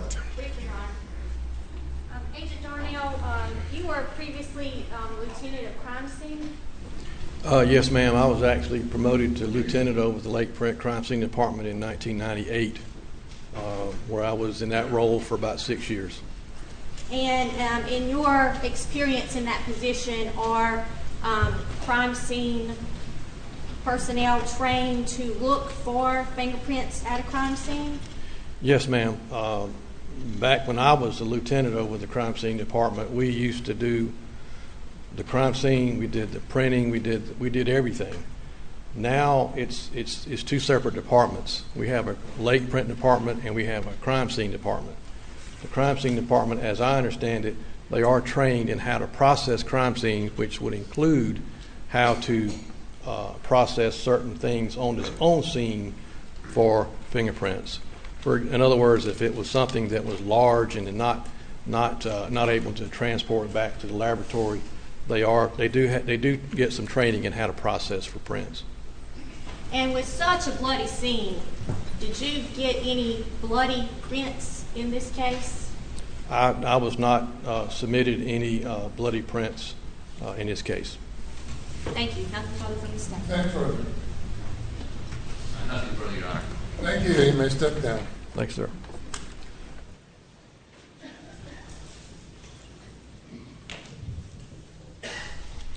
Call your next witness.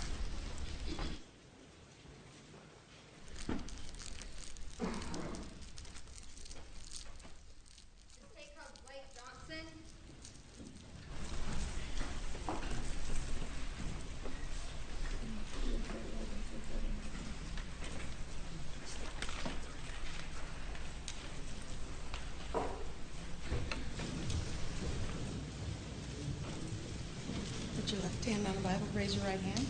Do you swear or affirm that the testimony you're about to give to this court to be the whole truth, so help you God? I do. Okay, thank you. Have a seat on the witness stand. Repeat your name and spell your last name for the record.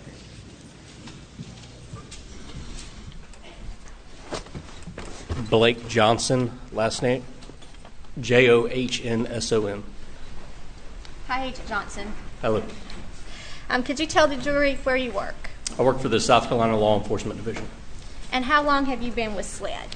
Been with SLED a little over 5 years. And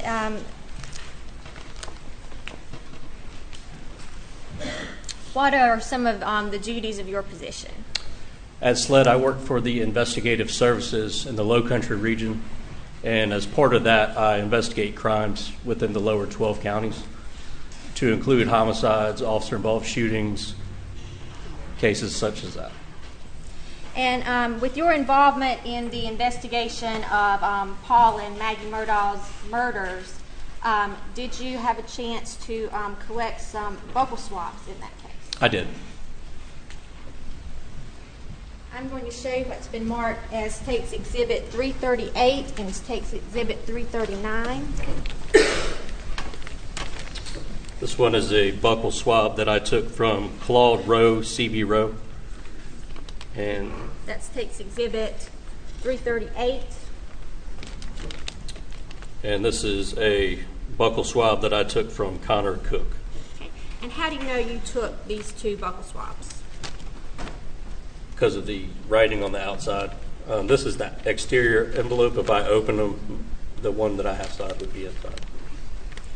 All right. And how did you collect these buccal swabs?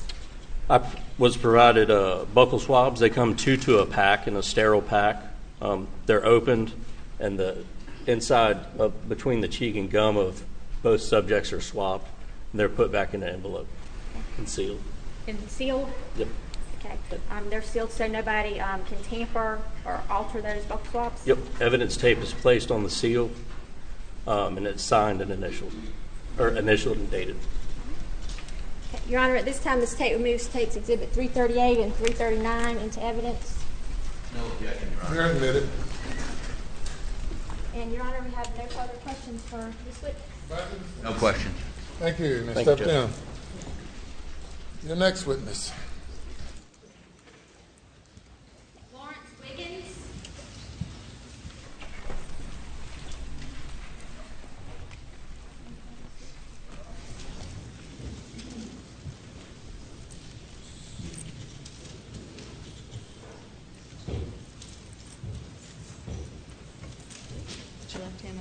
raise your right hand. Do you swear or affirm that the testimony you're about to give this court to be the truth, so help you God? I do. Thank you. You have a seat on the witness stand. Repeat your name and spell your last name for the record. Lawrence Wiggins, Wiggins. I believe it's Chief Wiggins now. Is that correct? That is correct. Are you the chief of Allendale? Is it Sheriff's Office, Police Department? Yes, so I'm currently employed as the chief of police for the town of Allendale. But back in 2021, where were you employed? I was employed with the South Carolina Law Enforcement Division. I was assigned to the investigative services, and I worked out of the regional office in Walterboro. And at that time, were you involved in the investigation of the deaths of Maggie and Paul Murdaugh? I was preliminarily. And did you have an occasion to collect some buckle swabs? I did. I'm going to hand you State's Exhibit 336 and 337. You could take a look at those and tell us what we have there. We have buccal swabs taken from Mr. Roger Davis and Anthony Cook. And you collected those swabs? I did. And how do you know you collected it? My initials and... I'll consent to the admission of these rather than going through the process of how he identified them and collected them. Now, she's welcome to do that, but I'm just trying to save a little time here. All right. So, State's Exhibit 336 and 337. Well, Your Honor, we would have no further questions for this witness then. No questions, Your Honor. Thank you, sir.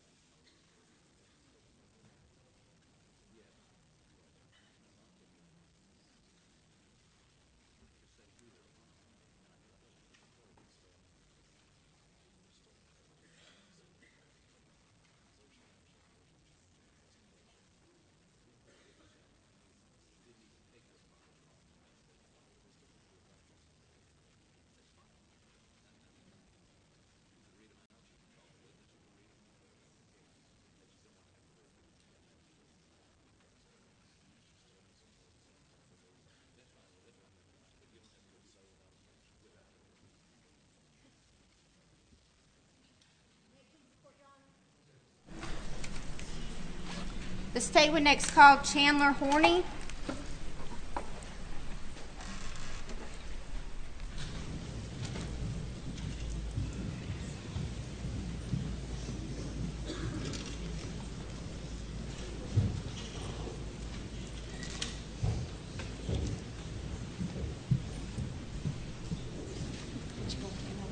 Raise your right hand.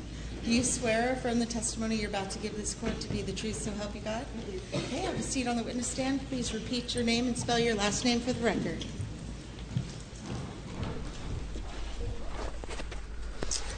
Hi, my name is Chandler Horney, Horney. And Agent Horney, can you tell the jury who you work for? I work for the South Carolina Law Enforcement Division. Okay, and what is your position there? I'm a special agent with the Vice Services Unit. Okay. And were you involved in the murder investigation of Paul and Maggie Murdaugh? I was. And did you collect some buccal swabs or in this case? I did. Okay. I'm going to hand you State's Exhibit 340. You will tell us what those are. These are the collected buccal swabs from Morgan Dowdy and Miley Altman. And how were those collected? They were actually collected by a coworker, Special Agent Anthony Sampson. In my presence, he took the swabs at the inside of both of these individuals' cheeks. And then when he took the swabs, he placed them in this envelope. Okay. And they were placed in bags that were sealed, not to be tampered with? Yes, ma'am. Your Honor, at this time, the state removes takes Exhibit 340 into evidence. No objection. Submitted. We have no further questions for the state. Sorry, Your Honor. Any questions? No, sir. Thank you. Step down. Thank you.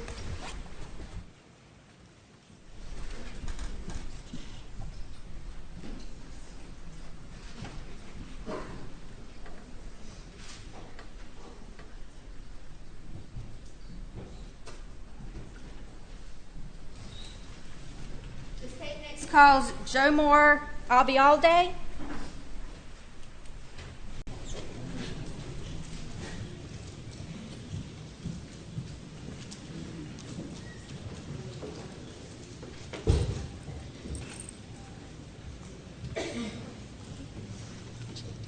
Raise your right hand. Do you swear from the testimony you're about to give this court to be the truth, so help you God? I do. Okay, have a seat on the witness stand. Please repeat your name and spell your last name for the record. Joe Marr, I'll be all day. Spelling my last name is A-L-B as in Bravo, A-Y-A-L-D-E. I'll be all day. If it makes it any easier, my peers call me Joe. Joe. Thank you, Joe. And you did tell me a little trick to pronouncing that last name there. Yes, ma'am. Okay, what was that? If you remember the phrase, I'll be here all day, and drop the here, I'll be all day, you got it. And thank you so much for sharing that with me. Yes, ma'am. And you work for SLED, is that right? I do. Okay, and did you have the chance to collect some buccal swabs in the investigation of the murders of Paul and Maggie Murdaugh? I did. I'm going to hand you State's Exhibit 342, 343, and 344. So take a look, please.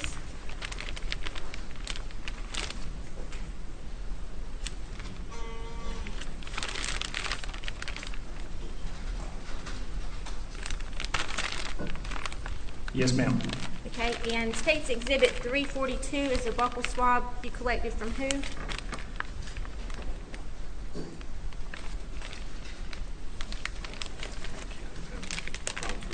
Thank you. All right, this Exhibit 342 is from Mr. Randy Murdaugh. Okay, and then 343? 343 is a DNA sample collected from a Hippolito Torres. And 344? This final buccal sample was collected from his son, Alan Gonzalez. And how did you collect these buccal swabs? Yes, ma'am. These were collected via a DNA or buccal swab kit, which essentially is a swab is a Special Agent Johnson explained to you earlier. So it's simply a swab from each side of the inner cheek, placed into a secured envelope, and then sealed in a evidence envelope, such as this one. It would be sealed so it was not tampered with, is that right? That's correct, ma'am. Okay. At this time, this tape removes tapes 342, 343, and 344 into evidence. It says in defense. Any objection? No, sir. Admitted without objection. Thank you, Your Honor. State has no further questions for Joe. Thank you. Cross-examination. Thank you for your indulgence. One moment.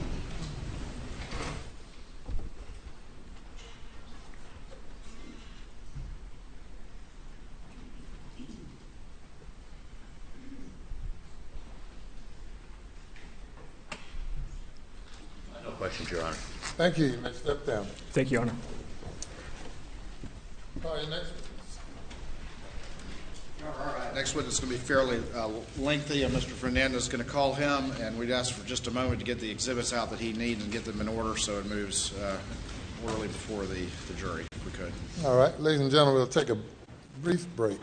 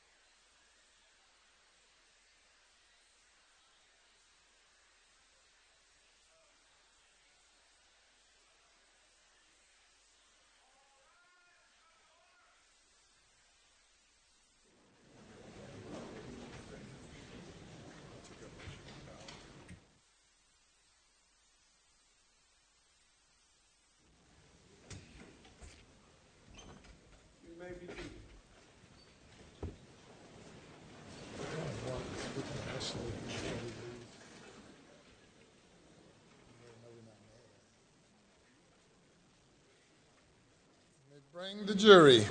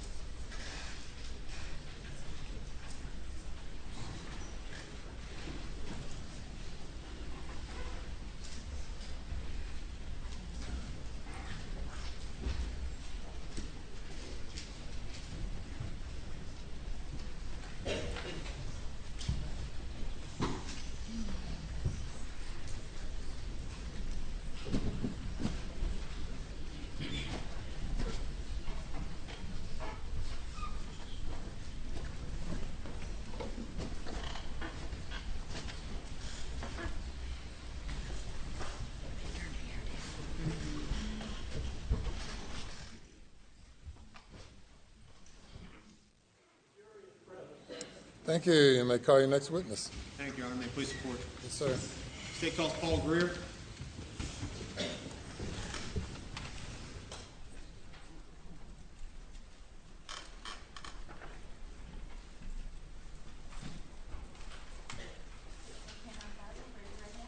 Do you swear or affirm the testimony you're about to give the court to be the truth, so help you God? I do. Okay, please have a seat in the witness stand. Repeat your name and spell your last name for the record.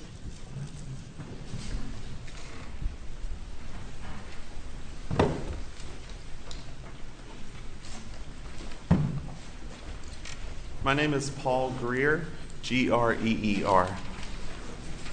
Paul, how are you doing today? I'm great, thank you. Take a moment to unpack your stuff if you need to.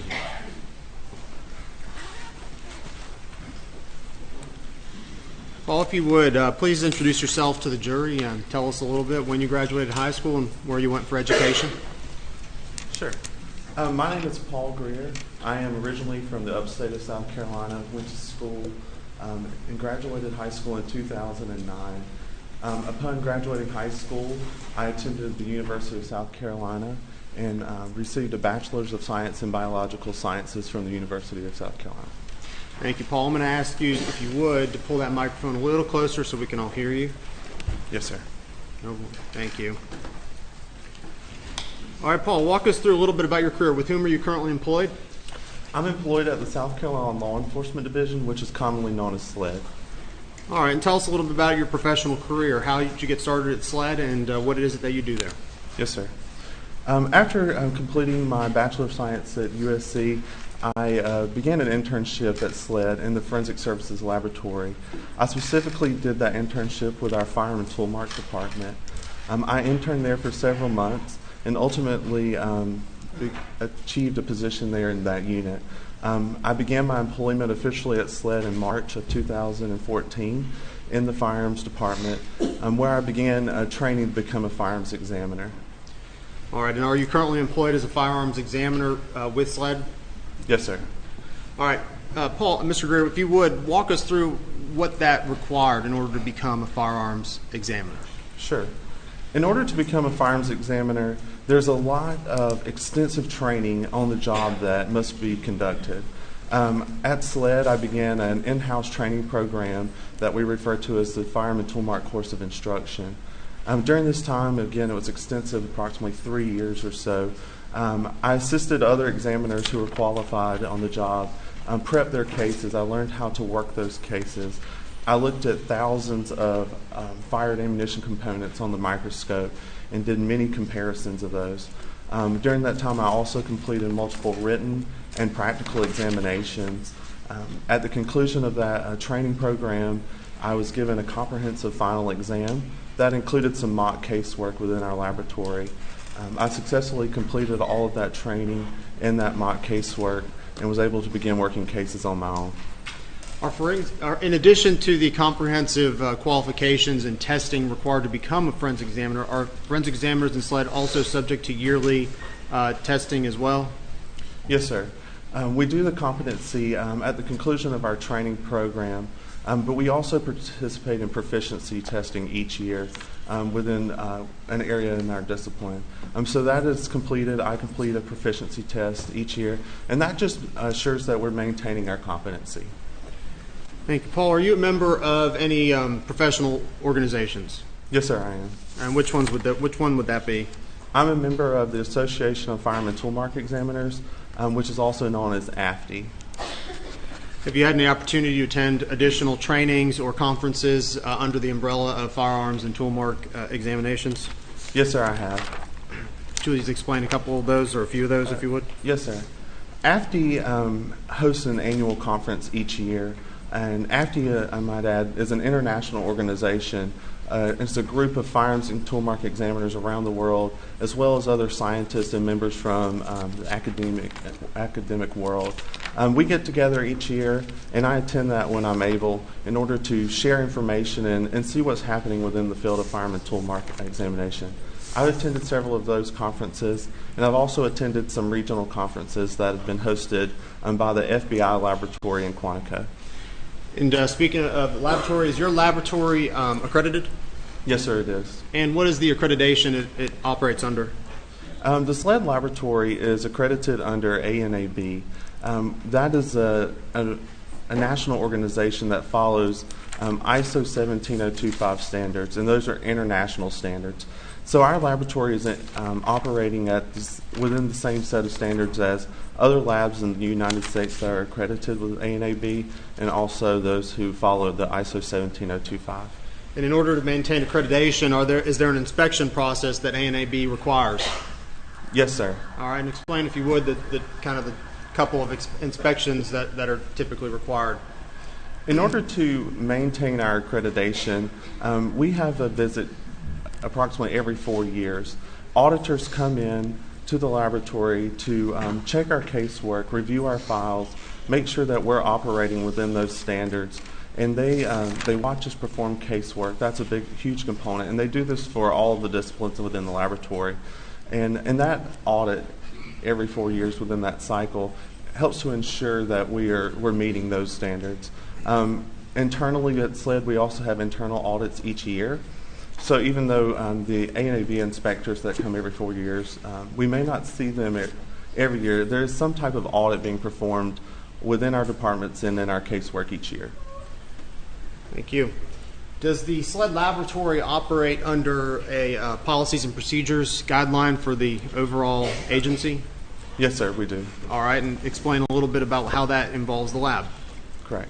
SLED in general has a large set of policies that we must adhere to. Within the laboratory, each department has a manual that they must follow that gives them information on how to conduct their everyday work and how to perform casework.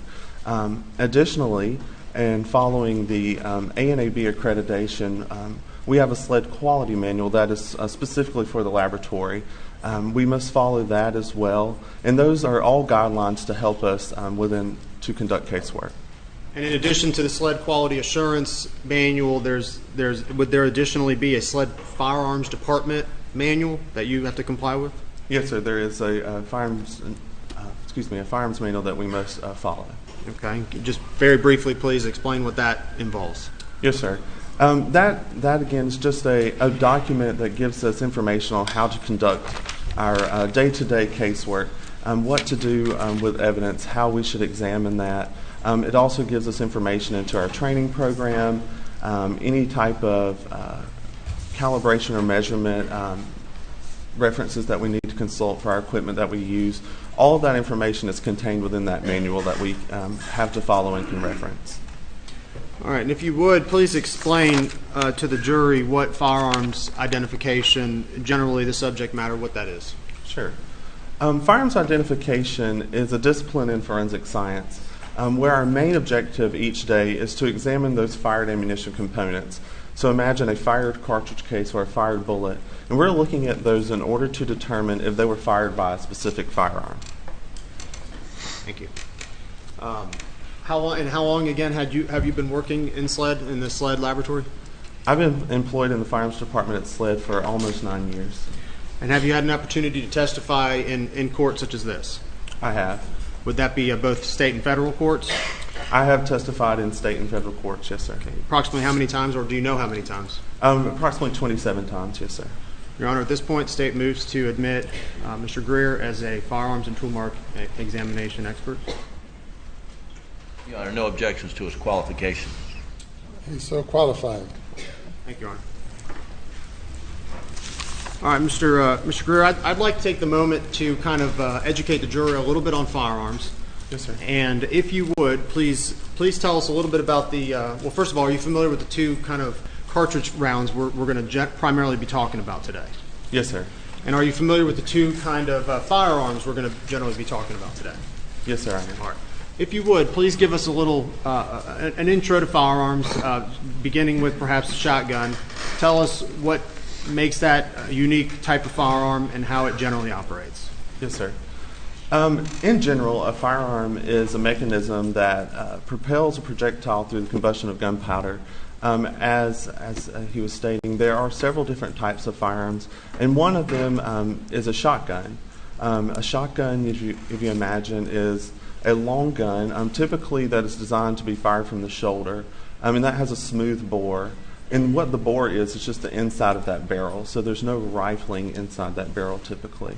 A shotgun is also different than maybe a handgun that you may be familiar with, and it fires shot shells. And a shot shell is a cartridge, if you will, that could be plastic or metal that can contain multiple projectiles or a single projectile. And when you said barrel, smooth bore, and rifling, would rifling mean sort of the interior of the barrel where the bullet exits is spiraled inside? Correct. That rifling is in barrels in order to give a bullet that's traveling down that barrel its rotary twist and spin so that way it can travel to a target or its destination. And does that rifling assist in the bullet traveling in a straight line consistently? I'm sorry, can you repeat the question? The rifling, spinning the bullet, making it go out, does that allow it to travel in a straight line? Yes, that rifling that's inserted into that barrel, if you'll think of kind of like a quarterback throwing a football, it helps it give it that nice spiral so that it can travel more efficiently. And kind of the opposite of that would be the smooth bore of a shotgun. How does that affect the pellets or the BBs inside of the shotgun? So in a typical shotgun, you don't have that rifling that gives it that spin or twist, but that's not the design of the shotgun. So when those pellets or a slug or whatever is traveling down the bore of that shotgun, it is just traveling out the barrel based on the combustion from it firing. And if you would please describe to us what type of ammunition a shotgun will shoot. Typically, you use a shot shell. That can be made of some type of plastic. Typically, we see that with some type of metal head on it. Inside that shot shell, there can be multiple projectiles. You hear of pellets. We think of birdshot, buckshot. That's what would be inside of a shot shell. Also in there may be other components. That could be plastic or some type of paper material, and that would be a wad. And those have different jobs within a shot shell. Those can be to protect the pellets, to keep them together as they travel, to provide some type of cushioning between those pellets and the powder. So they all have different various purposes inside that shot shell. Mr. Greer, did you bring with you some demonstrative items to kind of just demonstrate generically what you're talking about in a shot shell? Yes, sir. All right, can I see that real quick? Yes, sir.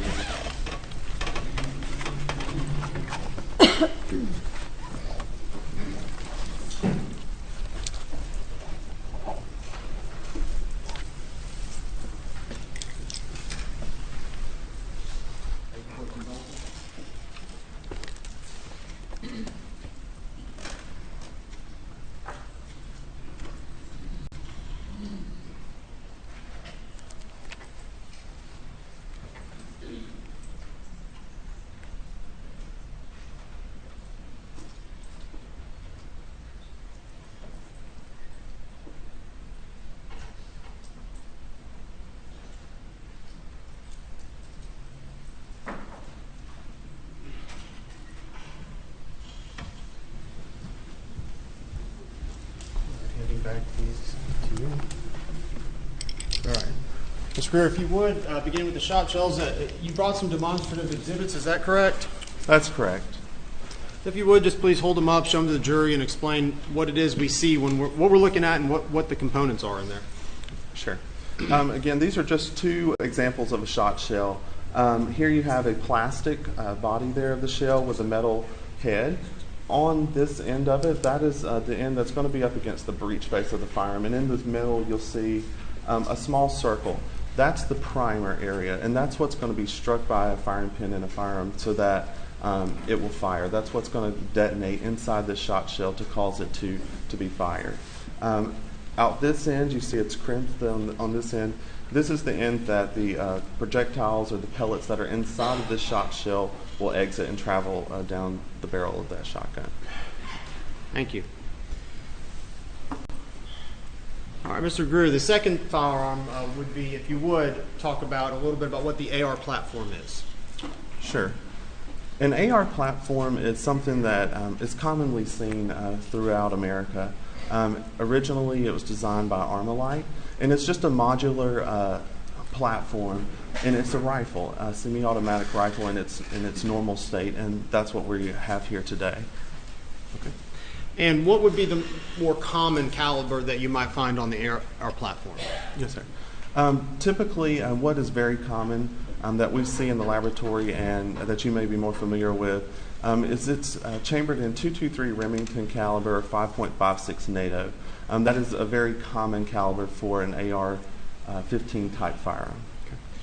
And what were some of the items that you examined in this case as far as rifle calibers? In this case, I received one rifle, and it was chambered in .300 blackout caliber. All right, explain to us what the .300 blackout round is, and maybe how it's similar and different from a .556 round NATO. Sure. Again, you may be familiar with the .223 Remington or 5.56 NATO caliber. The .300 blackout cartridge is sort of similar to that. When that was designed, it was designed so that it could be used with a lot of the original features of an AR-15. So the overall dimensions of those cartridges are very similar, with the exception of a shorter case length and a much heavier or larger bullet.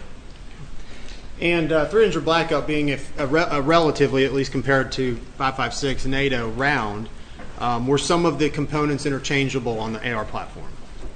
It's my understanding that when that .300 blackout caliber was developed, it was designed so that some of the components from the original AR-15 type that were chambered in the 5.56 NATO or the .223 Remington could be used with a .300 blackout. And it is possible, maybe not ideal, but possible to use a magazine that would be formatted for the .223 5.56 round in a .300 blackout rifle.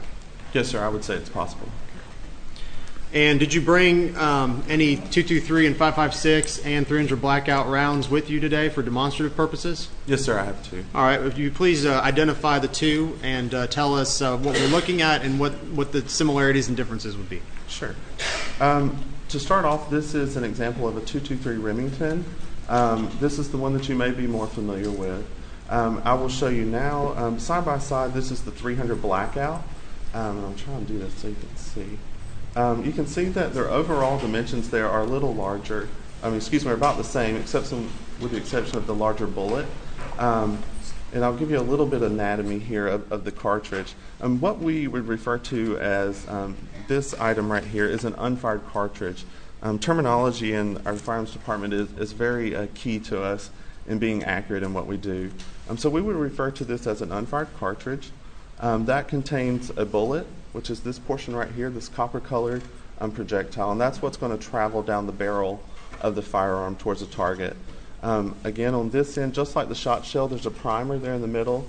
You see the circle object there, and that's what the firing pin is going to strike, so that way it can detonate and cause the cartridge to be fired.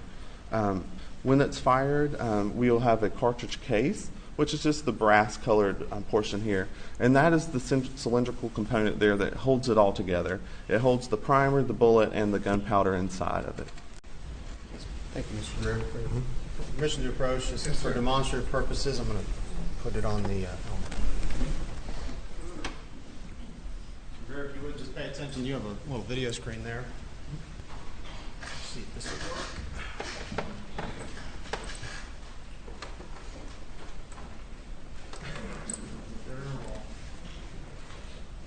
All right, Mr. Greer, can you see these two bullets on the screen? Yes, sir, I can see that. This is not going to work. All right, can you see them clearly? Yes, sir, I can. All right. What's the big black thing on the screen? Appears to be a phone. In your expertise, that's a thing. The two rounds we see there, the top round, can you identify which one that is? The one that is up against the phone there would be the 300 blackout caliber cartridge. And then, as you said before, the round below that would be the 223/556 round? Yes, sir. And seeing the actual projectile, meaning the item that exits the barrel of the rifle, would that be that tip, the cylindrical tip on the top? Yes, sir. And I believe, if I remember correctly, both of those projectiles were copper and colored, if you can distinguish that on the screen. Okay. Thank you.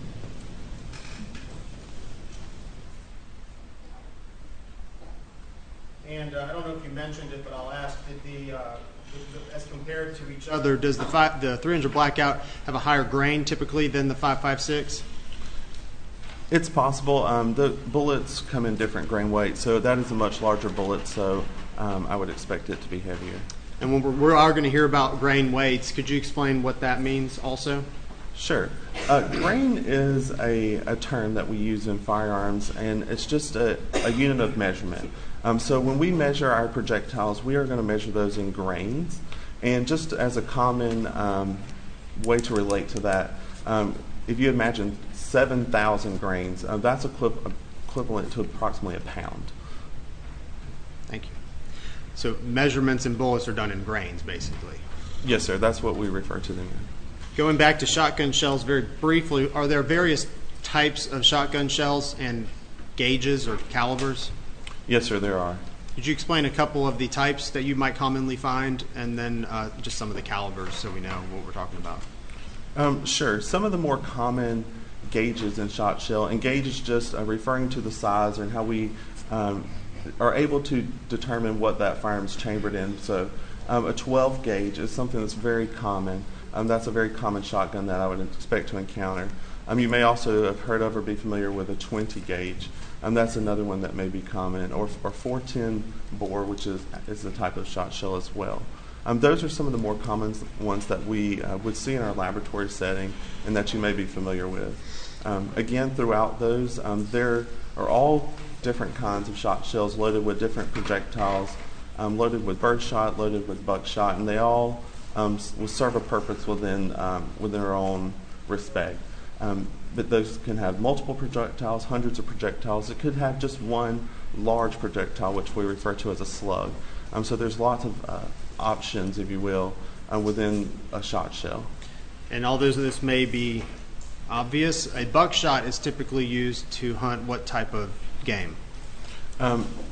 I'm not hunting often, but I would expect a buckshot could be used for something, as it suggests, a buck. You would expect maybe a larger animal. Again, I'm not a hunter, but that's where I could imagine that. Thank you, Mr. Greer. Before we move on, and speaking about the area of forensic science of firearm examinations, is that an area that is subject to peer review? Yes, sir. And could you explain to us what that means? What's the peer review process and why that's important in forensic science? Sure. Within firearms and tool market examination, this is something that's been around for years. Firearms examiners have been learning about the firearms identification process, building studies and designs and experiments throughout many years. And it's part of that process in designing those studies and doing this research within Firearm and Tool Mart. They're going to draft an experiment, conduct an experiment, publish an article on their findings, and during that process, there can be review. There will be a review of the article of the experiment where other scientists within our field, or other scientists or researchers can examine that and see what was going on during that process and say whether they agree with it, and share their comments. And that's part of that peer review process. We, as an AFTE member, I have access to our AFTE journal, where a lot of those peer review articles are published, and they're able for other examiners to look at, for other scientists and researchers to look at, and help bolster or their opinions and thoughts on firearms identification. And personally, do you know how many exams you've conducted? I do not have a number of examinations that I've conducted while at SLED. However, at this point, I would say it's somewhere in the thousands. All right, Mr. Greer, I'm going to ask you, did you receive a volume of items concerning this case for review? Yes, sir. I did receive several items to examine in this case. And generally, did you have an opportunity, we're going to go through those items very shortly, but did you have an opportunity to, in general, review a significant amount of items for identification, possible identification? Yes, sir. Okay. And did you prepare a report after conducting these examinations? Yes, sir, I did prepare a report. All right, I'm going to ask us if we would go through a number of items very shortly. Do you have a copy of your report, and is it needed in order to refresh your memory and be able to specifically recall each individual item? Yes, sir, I do have a copy, and I would appreciate being able to refer to it. Okay, very good. And prior to your testimony today, have you had an opportunity to well, first of all, generally when items are submitted, do you know anything about the case? Generally, when items are submitted to the SLED laboratory, I do not have information about the case. I do not. Prior to today's testimony, have you familiarized yourself, at least very briefly, with the layout of the scene of the crime? Yes, sir, I have. And what, specifically paying attention to what on that crime scene layout? I reviewed a crime scene layout in relation to where some of the marker numbers were that are listed in my report. Those just reference numbers, and I reviewed where those were in relation to the crime scene the evening where the two bodies were. And is that just to assist us when we reference item number X, Y, or 1, 2, or 3? It allows us to then to testify as where that was located. Yes, sir, it can. All right, Agent Greer, I'm going to go down the list of items, and I'd like you to identify the item that was received for me, beginning with item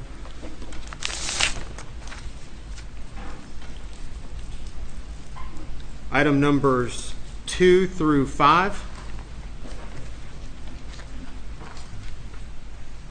Is slide item 2 through 5? Yes, sir. Your items 2 through 5?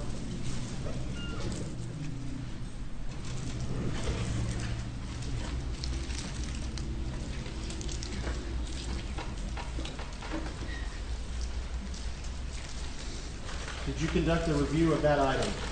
Yes, sir. I did look at SLED items 2 through 5. And while I find those items, if you would, please explain how you receive items in general, how you receive items in the lab, what the condition is before you review them, and then what you do ultimately with that item. Correct. Yes, sir. So as items are submitted to the SLED laboratory, those can come from agencies all over the state, to include our own SLED crime scene department. Those items are given assignments for multiple departments depending on what the requesting agency is asking to have completed.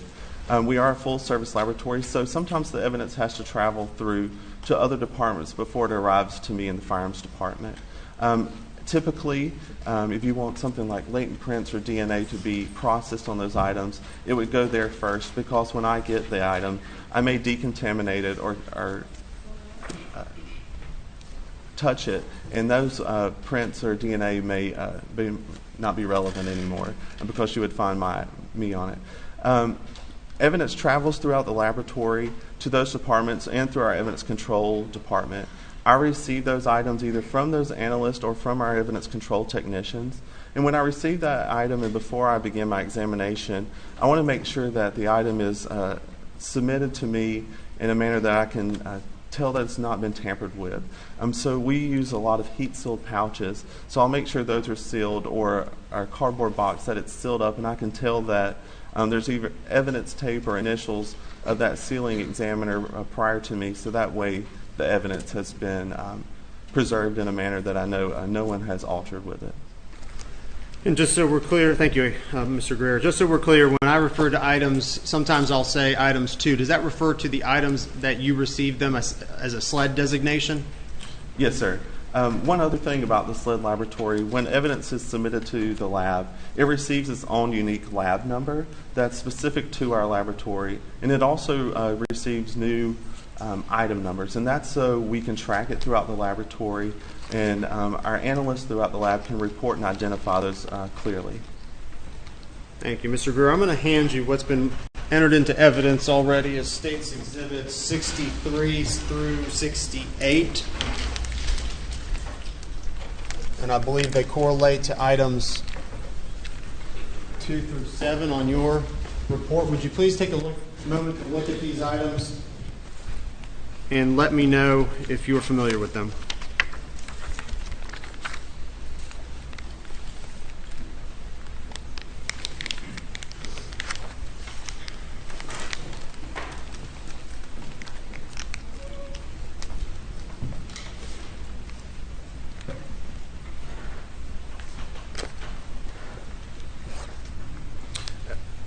When we receive these items, I do mark the packaging, and I'm also looking for my heat seal pouch, and this is how I package the evidence after I examined it. So I'm just confirming that I see some of the information on these items.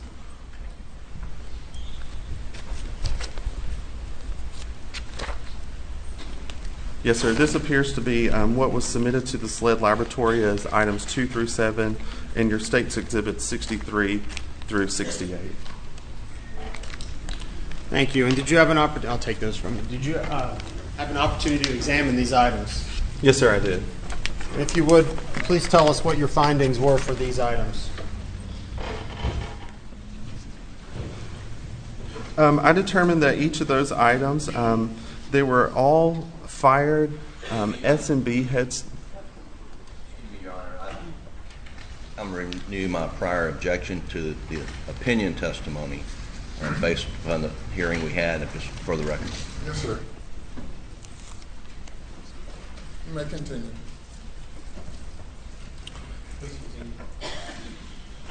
I determined that each of those were one fired S&B head stamp 300 blackout caliber cartridge case, and that was items 2 through 7.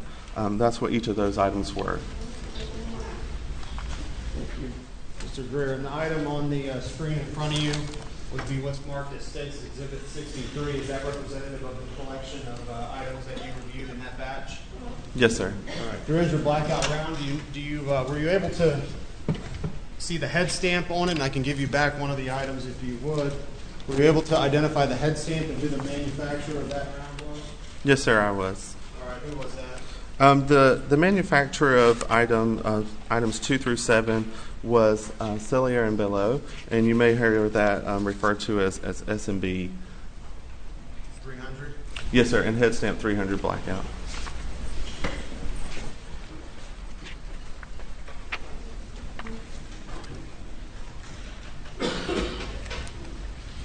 All right. Mr. Greer, I'm handing you what's been marked and entered into evidence already as State's Exhibits 33 and 34. Jim, do you want to see this? 33 and 34, which I believe correlate to 9 and 10 on your report. Would you please take a look at these items and let me know if you recognize them?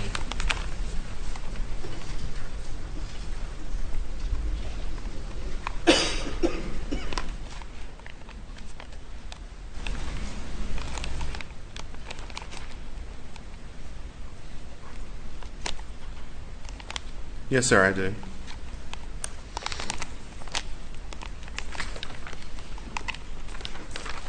Okay, and please tell us what they are. SLED item 9, which is State's Exhibit 34, is a fired Federal Premium Double Aught Buck 3-inch Magnum shot shell.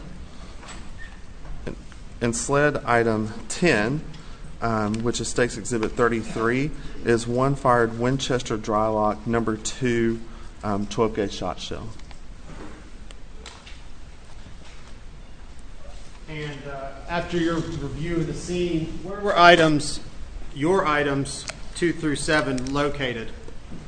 After reviewing the crime scene diagram, I was aware of the marker numbers that those were recovered from, and then reviewing that diagram, it's my understanding that those items 2 through 7, the 300 blackout caliber cartridge cases, were located around or near the body of Margaret Murdaugh.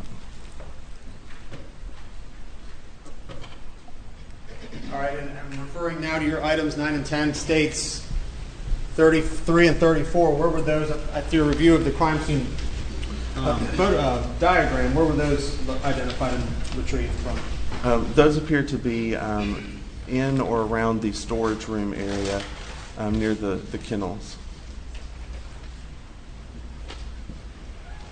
Thank you.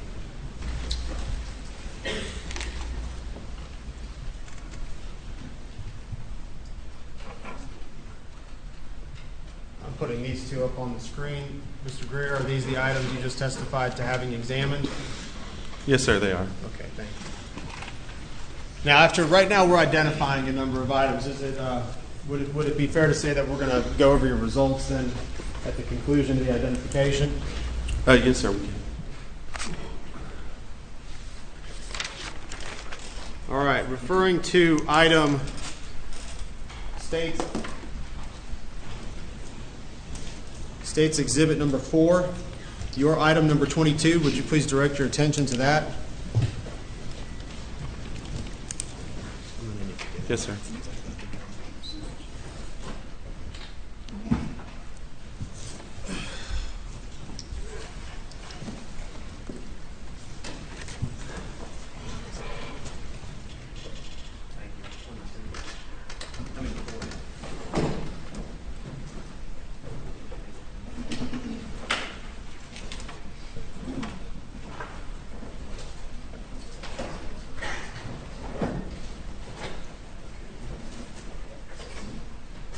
All right, I'm handing you what's been marked, Jim.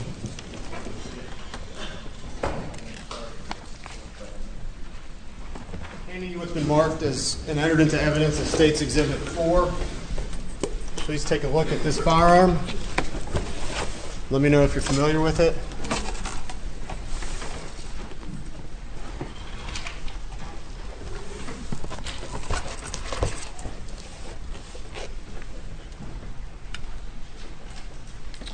Ladies and gentlemen, this firearm is unloaded. It's safe for me to handle. I will keep it pointed in a safe direction here. I'm going to look for some of those identifying marks that I placed on this shotgun. Yes, sir, I do recognize this shotgun. All right, tell us what that gun is. This shotgun was determined to be one Benelli model Super Black Eagle 3 semi-automatic shotgun in 12 gauge with a serial number of U573210E17. Thank you. Was there anything that accompanied State's Exhibit number 4? Yes, sir. What were included with it? Also submitted with that firearm was an accessory, which was the sling, and one unfired Federal Premium Double-Aught Buck 3-inch 12-gauge shot shell, and one unfired Winchester Super X Game Load 16-gauge shot shell. Now, I think you just testified that 12 gauge. This shotgun is what gauge? That is 12-gauge shotgun. And I think you just mentioned that loaded in it was a 16 gauge. Could you explain what the process was ejecting? Is that the proper gauge for that shotgun? No, sir. That the unfired ammunition, as it was submitted to me, was received in another package. I did not remove it from that firearm. However, a 16 gauge would not be correct for use in that firearm. Did you have to manually remove it from the shotgun? It was already removed when I received it. I'm handing you what's been marked as states and entered into evidence as States Exhibit 250, sled item 8.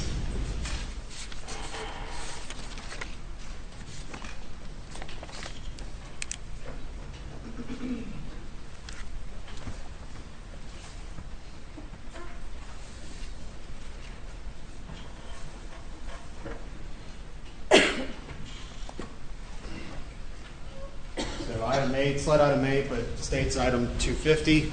Take a moment to review it and let me know if you are aware of what it is.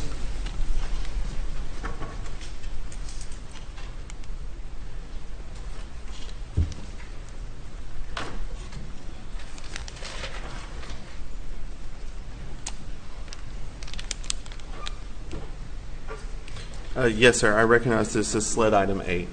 Okay. Did you have an opportunity to examine and review that item? I did. What did you determine it was or is? Sled item 8, States Exhibit number 250, was determined to be one fired bullet, and that was listed as a near tire impression at marker 8. Okay. And you were able to do further analysis, which will get to the results to determine its weight? Yes, sir. Very good. So as you testified before, this would be the bullet minus the casing that it originally came in. Is that correct? Yes, sir. That is just one fired bullet. And that's what it looks like when it doesn't have the back part on it? Yes, sir. That's just a bullet without any cartridge case attached to it.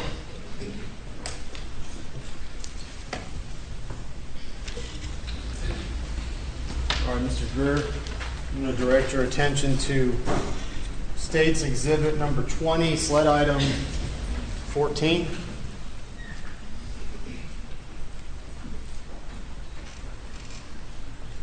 This is entered into evidence already. I'm going to hand it to you and ask if you conducted an exam of this item.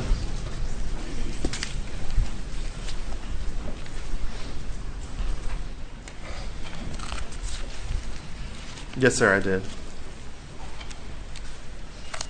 All right, what are the results?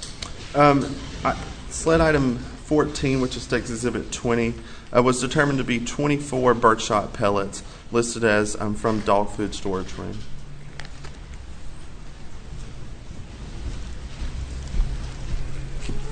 And can you repeat it for my purposes? These were pellets from what? Yes, sir. 24 birdshot pellets, listed as from dog food storage room.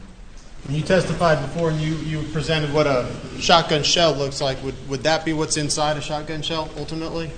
Yes, sir. That would be an example of birdshot pellets that would be loaded into a shotgun shell.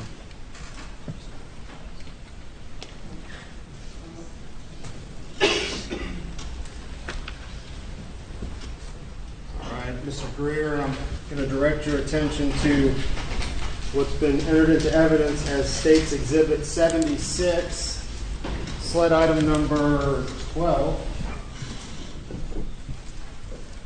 You have an opportunity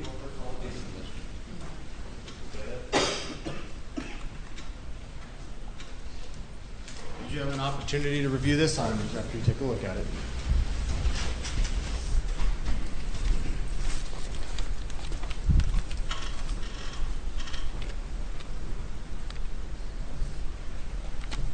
Yes, sir. All right, tell us what it is, please. Sled item 12, States Exhibit 76, was determined to be one fired bullet, listed as from bedding inside doghouse.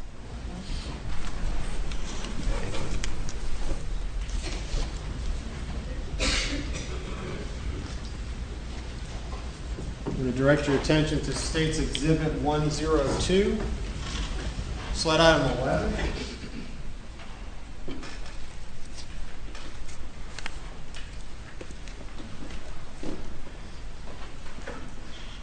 Already entered in evidence.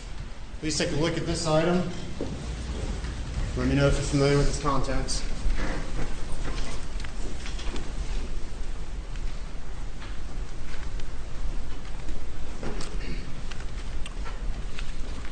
Yes, sir. This is sled item 11, States Exhibit 102, and that was determined to be one fired bullet jacket fragment, 3 bullet jacket fragments, and 1 piece of lead, listed as defect in ground gravel marker 13. Thank you.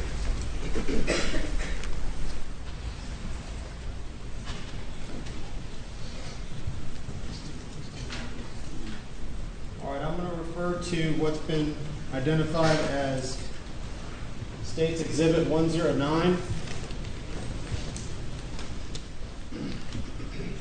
Sled item 137.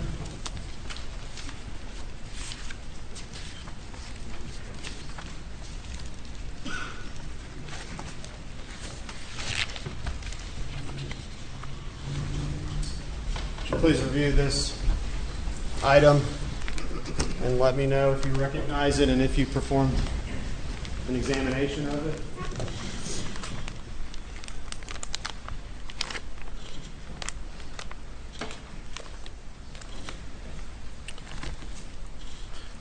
Yes, sir. This is sled item 137, State's Exhibit 109, and it was determined to be one piece of lead listed as from hair on the item 92 dress.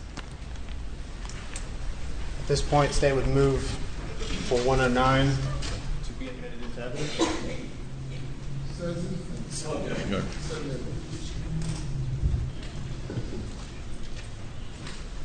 Moving on to State's Exhibit 110, which is sled items 67 and 68. I'll direct your attention to that.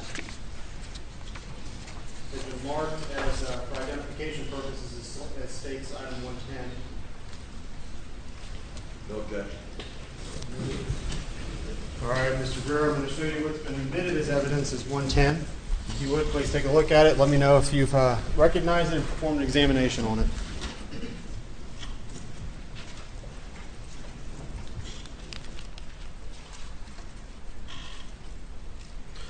Yes, sir. State's Exhibit 110 represents two sled items. Sled item 67, which I examined, determined to be 48 birdshot pellets listed as from left shoulder and head of Paul Murdaugh at autopsy. And sled item 68 was one piece of plastic listed as from left shoulder and head of Paul Murdaugh at autopsy. When you say where it's from, that's because that's what was identified on the item when it was submitted to you for review? Yes, sir. That's solely based on how it was logged into our system by the submitting personnel.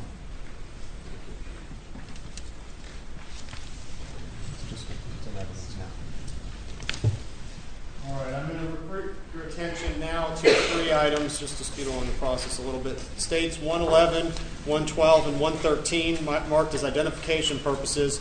Sled item 69, 66, and 104. So if you please take a look at those items in your report, I'll be right with you.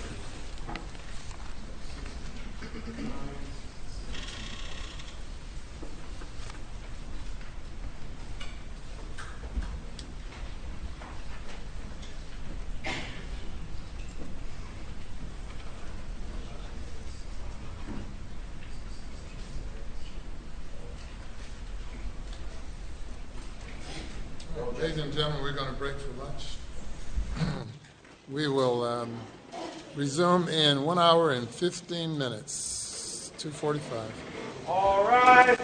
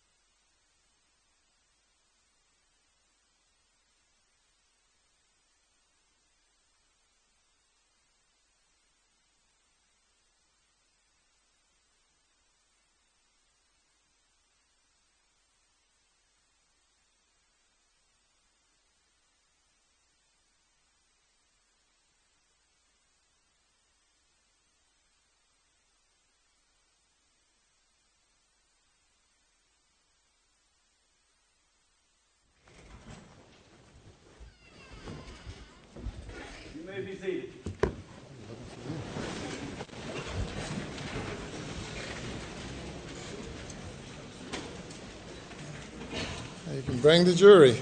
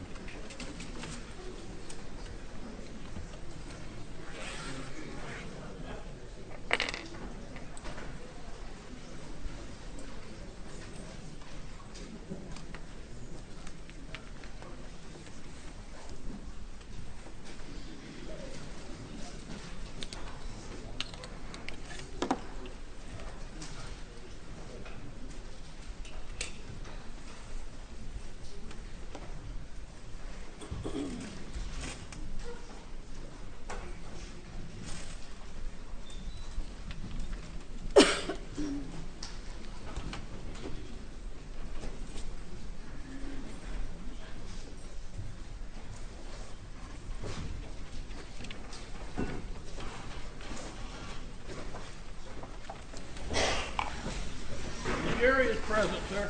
Thank you. You may continue. Thank you, Your Honor. May it please the court? Yes, sir. Beginning with items, State's Exhibits 111, 112, 113, I believe right before we broke, I presented to counsel and was going to offer it to the witness, and I believe it was, without objection, going to be offered into evidence. Correct. Without objection. Admitted without objection. All right, Agent, or Mr. Greer, please review what's been marked as State's Exhibit 111, 112, 113, which would align with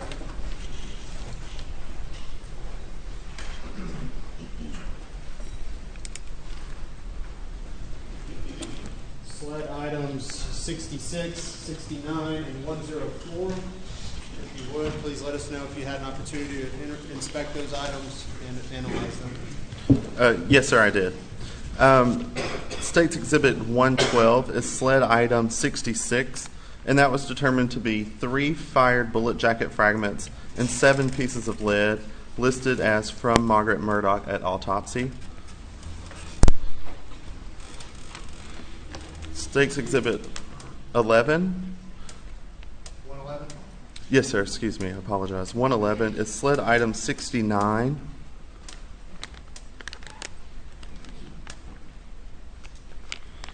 And that is one combination wad listed as from left axilla of Paul Murdaugh at autopsy.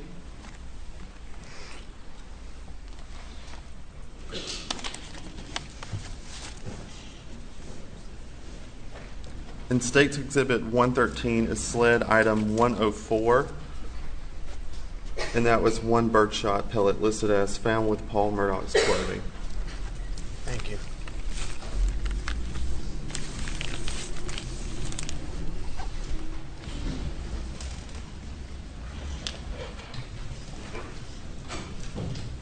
All right, Mr. Greer, I'm going to direct your attention to State's Exhibit 90,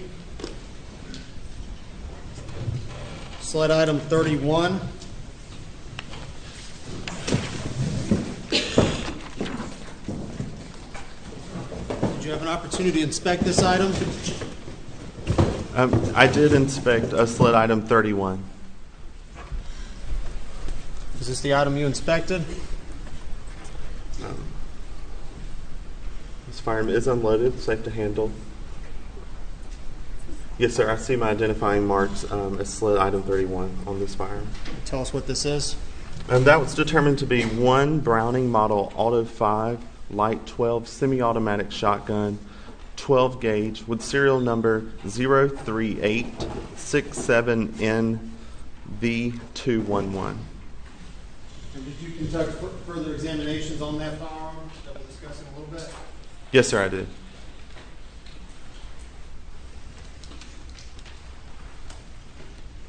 I'm going to show you what's been marked as State's Exhibit and enter into evidence. State's Exhibit 89, item 30 on your report.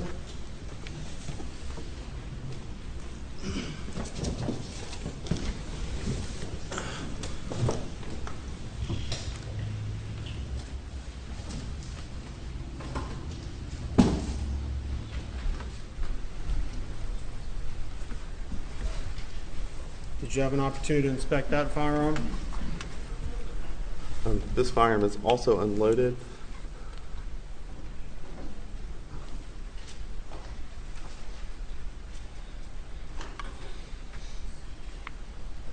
Yes, sir, I did. And how do you know that? When I'm looking at these firearms, we scribe our evidence, if possible, in multiple locations. So I'm looking for those identifying features of that SLED lab number and that item number, as well as my initials on some of these items that I was able to mark that. So I see that on this firearm. Thank you.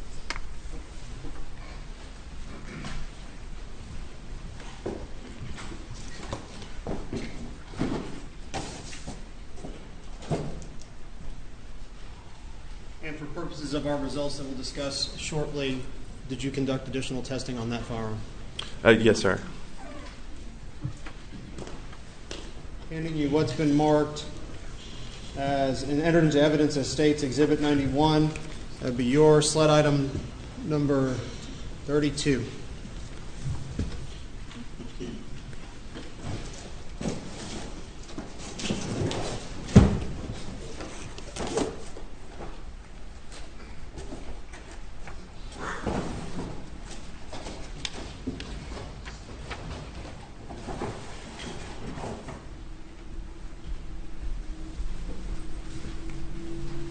Tell me if you recognize that firearm, if you, in fact, were the one that received it and conducted examinations on it.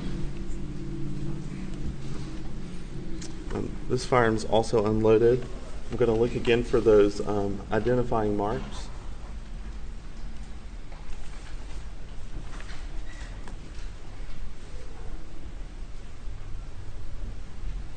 Yes, sir, I identify this as my SLED item 32.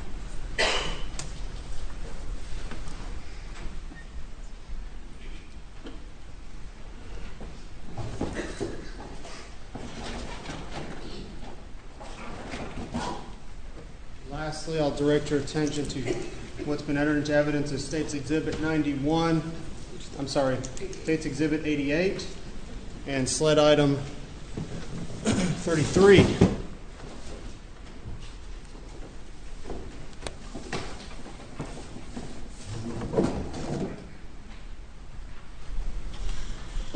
Are you familiar with that item?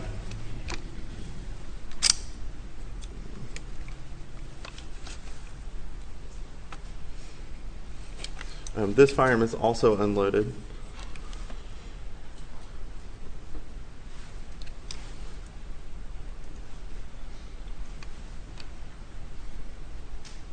Yes, sir. I am familiar with this item. Is that the item that you conducted tests on? Yes, sir. This is the SLED item 33.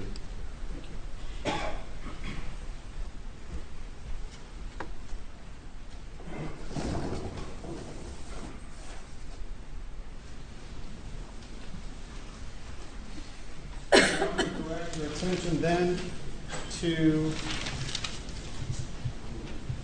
State's Exhibit 210, which would be SLED item 34.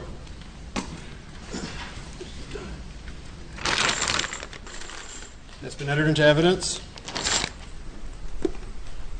collectively as State's item 210. Are you familiar with the contents of that evidence package? Yes, sir, I am. And what are they? SLED item 34, State's Exhibit 210, was determined to be 1 magazine and 26 unfired cellular and bellow 300 blackout caliber cartridges. And was SLED item 34, but this State's Exhibit 210 included with the rifle we just took a look at? Yes, sir. It was submitted in the same package as the rifle.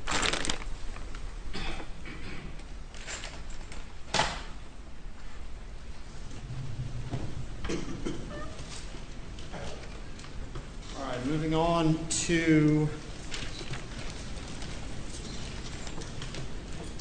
State's Exhibit 143 State's Exhibit 143, 144, 150, and 148.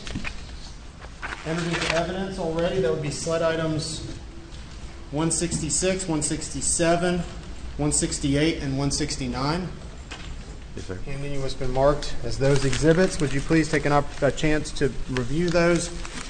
Let me know if you're familiar with them and if you had an opportunity to analyze them.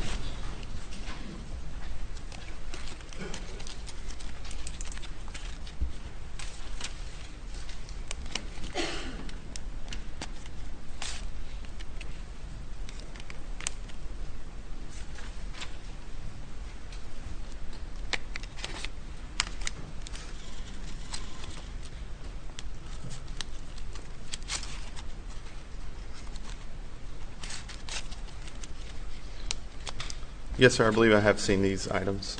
Okay. Tell us what they are, if you would.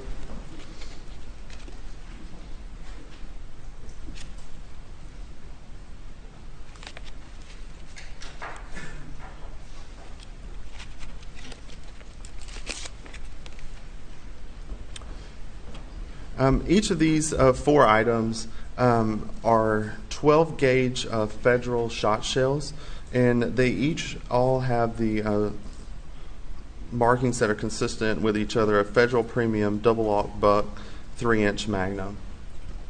Do your notes indicate where they were located? I have an indication based on the packaging. Okay, what does the packaging indicate? The packaging for State's Exhibit 150, from what I can tell, says from red bin on workshop bench. For State's Exhibit 144 says from red bin on workshop bench. State's Exhibit 143 says from red bin on workshop bench. And State's Exhibit 148 also says from red bin on workshop bench. All right, thank you.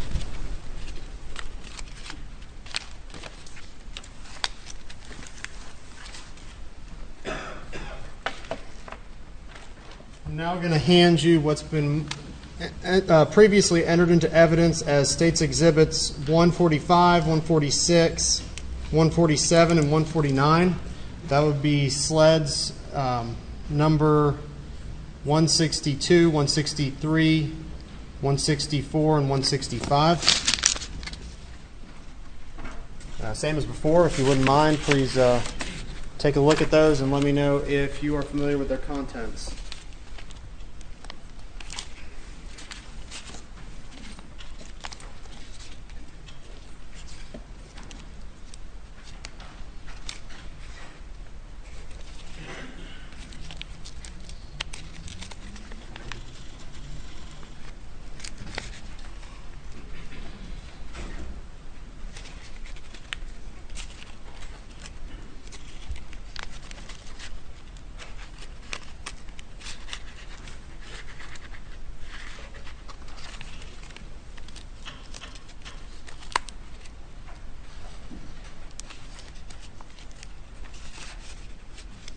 Yes, sir. Okay. Tell us what they are. All 4 of these items are Winchester 12-gauge shot shells, and they all appear to have the same information on the shot shell of dry lock 3-inch with the number 2.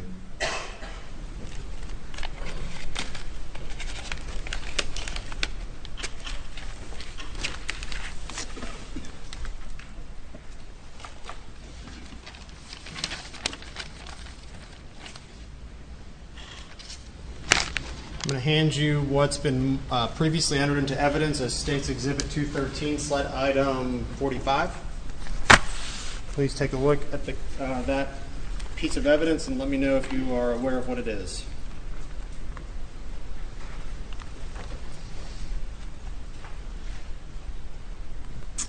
Yes, sir. This appears to be a box for ammunition in the .300 blackout caliber.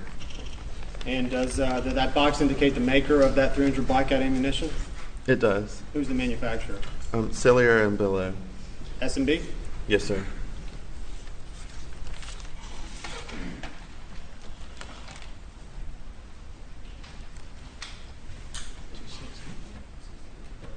All right, this is State's Exhibit 260, which was previously marked for identification purposes only. State's Exhibit 260 contains slide items 35, 36, 37, 38, and 39. Mr.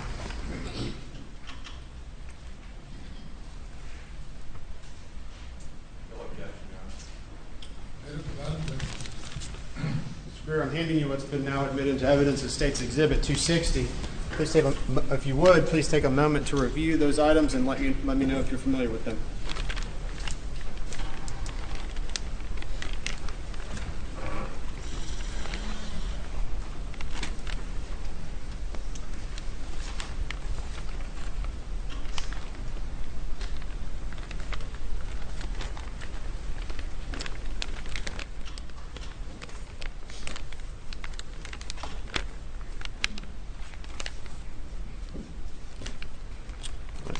Yes, sir. I am familiar with this evidence. All right, what are they? These are SLED items 35 through 39. These were each fired 300 blackout caliber cartridge cases with the head stamp of Cellier and Bello. Thank you.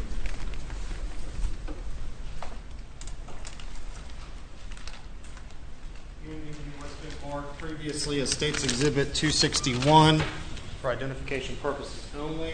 This would reference SLED item numbers 108 to 135. Collectively.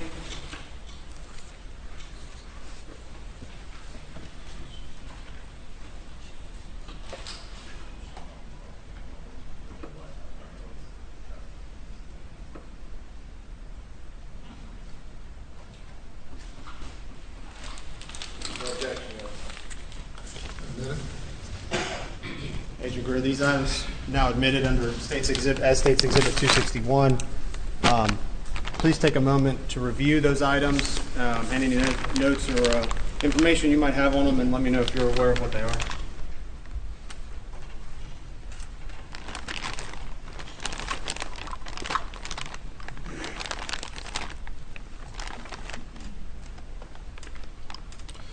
Yes, container AB was submitted to the laboratory, and it is to contain SLED items 108 through 135.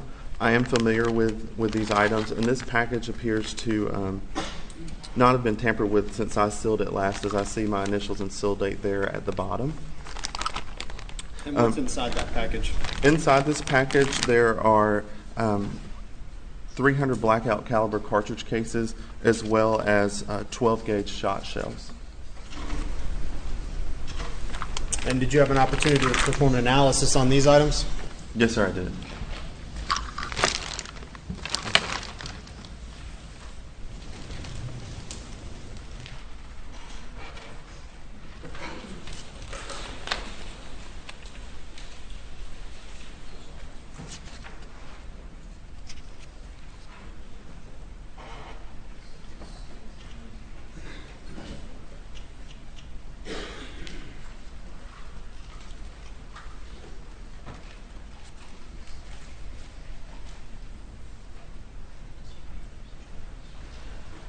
Mr. Greer, I'm offering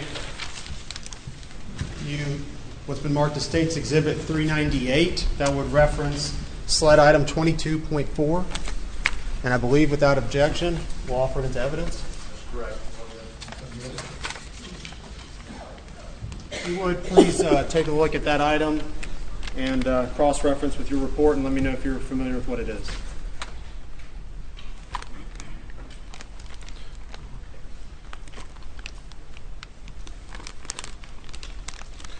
Yes, sir. This container contains two SLED items.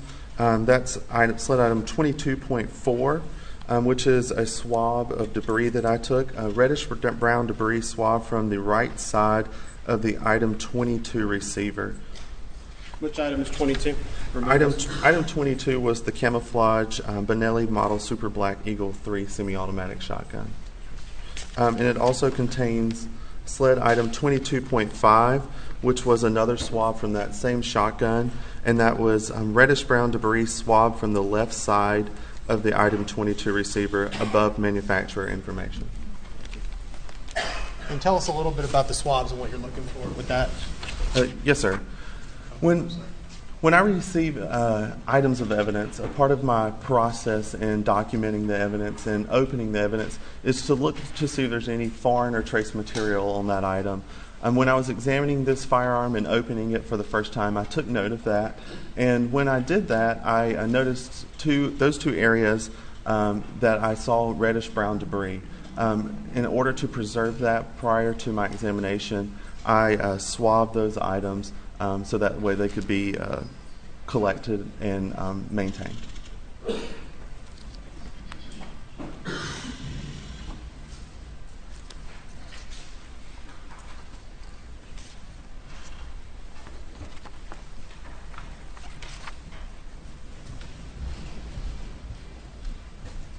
All right, right, Mr. Greer, I'm handing you what's been marked as State's Exhibit 399, which references sled item 22.7. State would offer that into evidence after you identify it, and I believe without objection.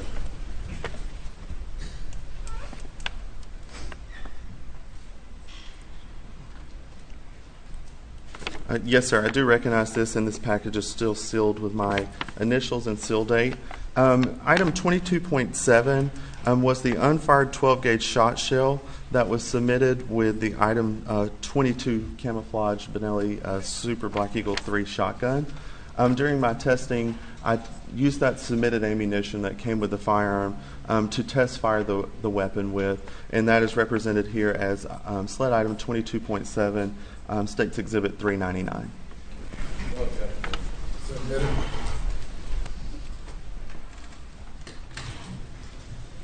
All right, Mr. Greer.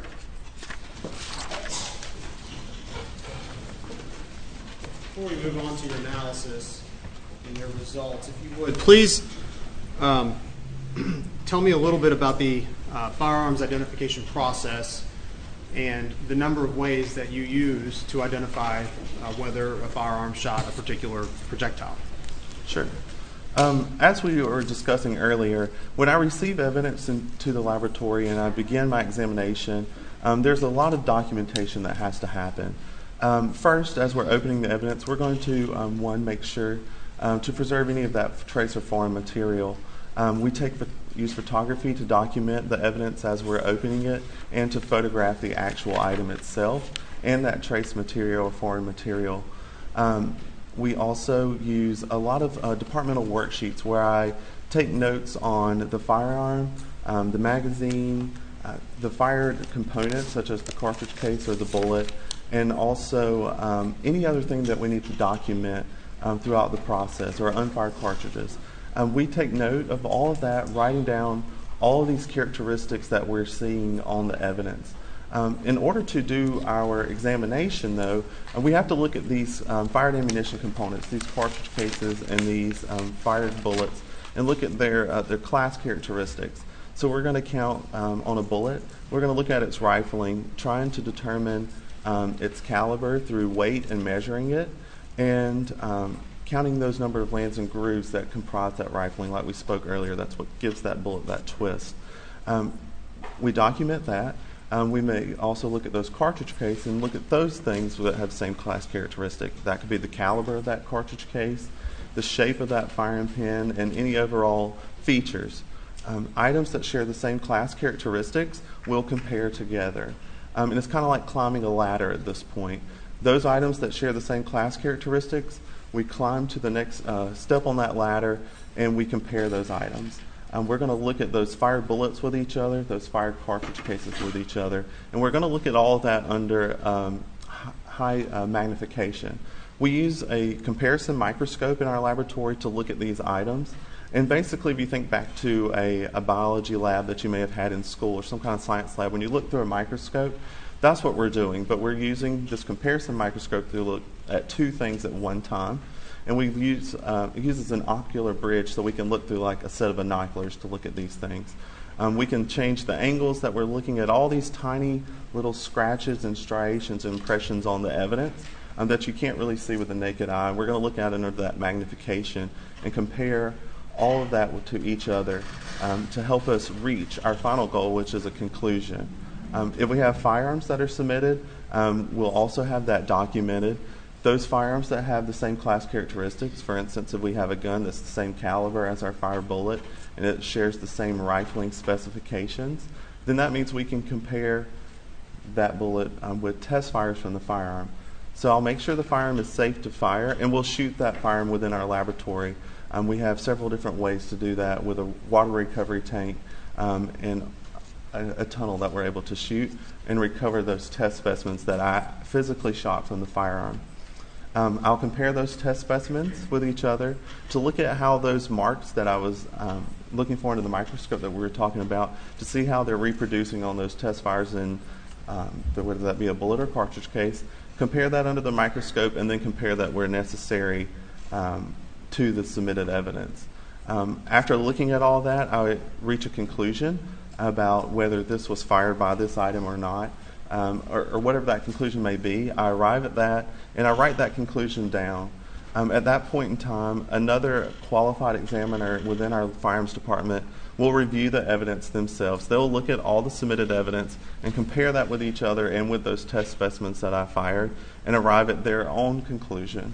If they're in agreement, then they'll sign off on my conclusions, and a report can be drafted. And that's how we get the information out to our customers through our report. At SLED, we have the 100% micro verification process, where everything that we're issuing a conclusion on is reviewed by another examiner. So that case file, all that documentation that I generate, goes to that examiner or reviewer. It undergoes a technical review and an administrative review before a report can be released. And in a nutshell, that's how we work each case. There are different parts. There's different items of evidence that we get in each case.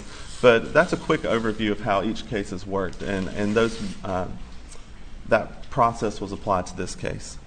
Thank you. Mr. Greer, speaking of the peer review process that goes on in the lab, is that conducted blindly, meaning the person reviewing your report doesn't know what your findings are?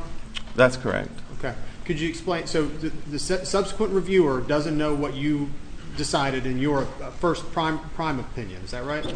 Right. I'll look at the evidence myself, arrive at a conclusion, and the second examiner will look at it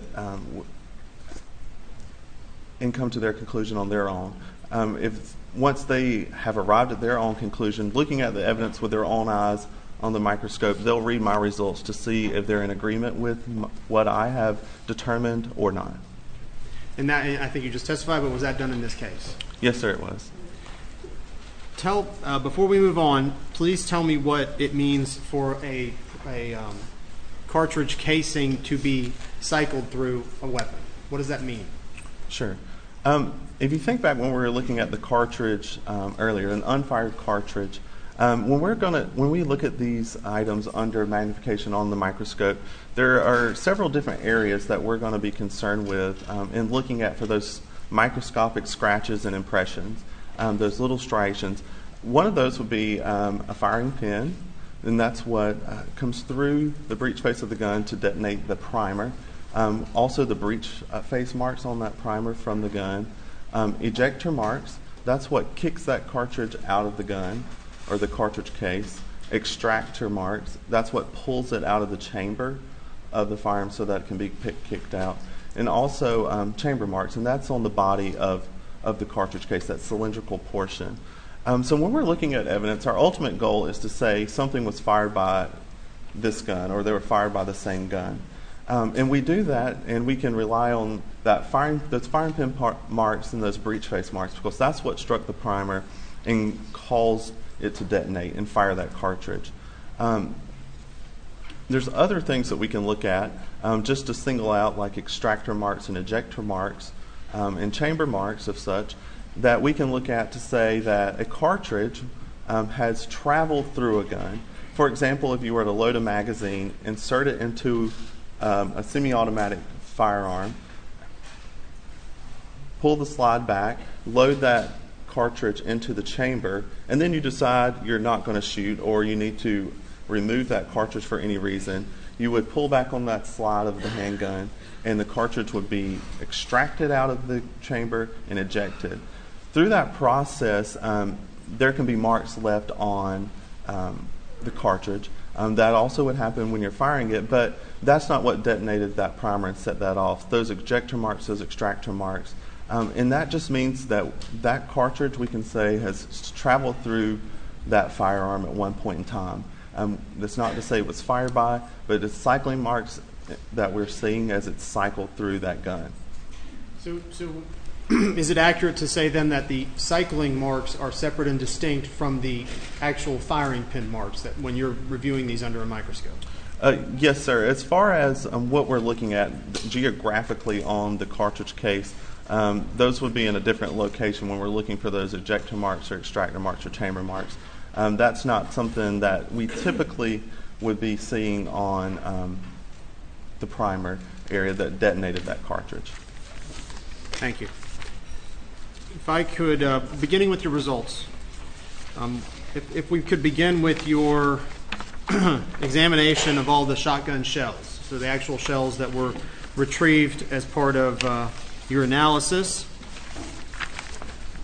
beginning with sled items 9 and 10, which would be states item 33 and 34. Could you tell me where these items were retrieved? Remind us where these items were retrieved from, first of all. Sled items 9 and 10, that's States Exhibit 33 and 34. Item 9 was from marker 9, and item 10 was from marker 10, which is my understanding that it was at the feed or storage room. And I'm going to put these on the Elmo, but if you would tell us what your analysis of these items revealed. Yes, sir. Objection to these opinions based on prior ruling. Please proceed, Mr. Griffin. Yes, sir. When I compared and examined those two shot shells with each other, I determined that those two shot shells had been fired by the same firearm. And do you know the make and model or the make and manufacture of those two weapons, projectiles or shells? Yes, sir, I do. All right. Sled item 9.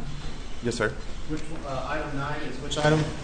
Item 9 is the red and color shot shell, which is States Exhibit 34. Okay. That was a Federal Premium Double-Aught Buck 3-inch Magnum shot shell. And sled item 10 is the black and color shot shell, States Exhibit 33, and that is a fired 12-gauge Winchester Drylock number 2 shot shell.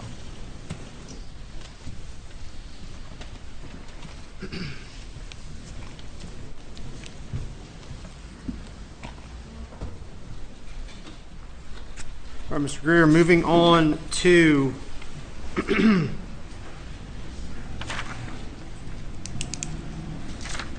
referencing item 22 collectively. Yes, sir. States Exhibit 399, 22.7 on your report. Yes, sir. Did y'all put it somewhere?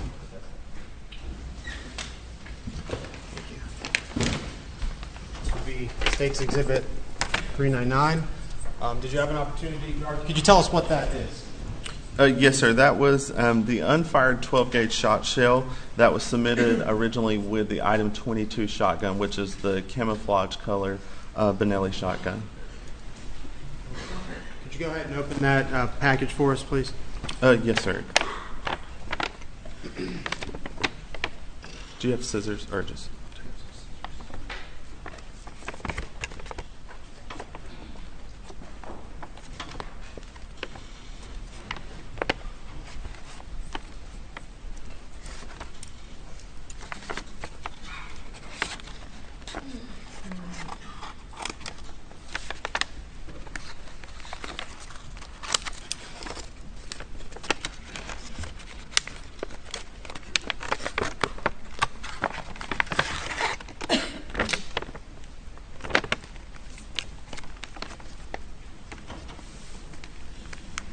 Remind us again where that item was retrieved from. This item was originally submitted with the item 22 camouflage Benelli shotgun that was submitted to the laboratory. Meaning it was actually loaded into the shotgun? When I received it, it was not loaded in the shotgun, but this was an unfired shot shell as it was submitted. This is the shot shell that I test fired in that shotgun. All right, very good. Thank you.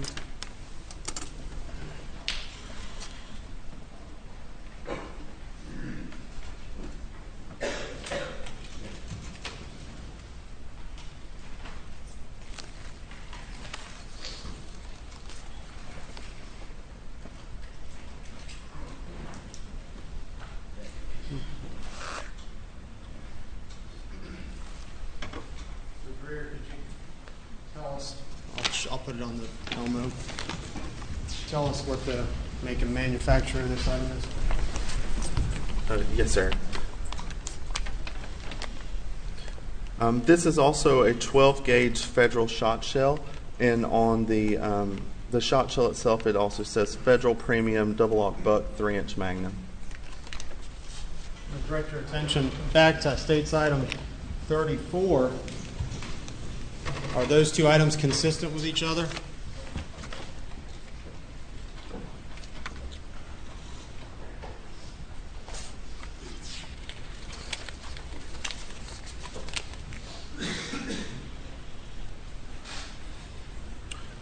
Yes, sir. It does appear that they are consistent in construction and their head stamp information. Thank you.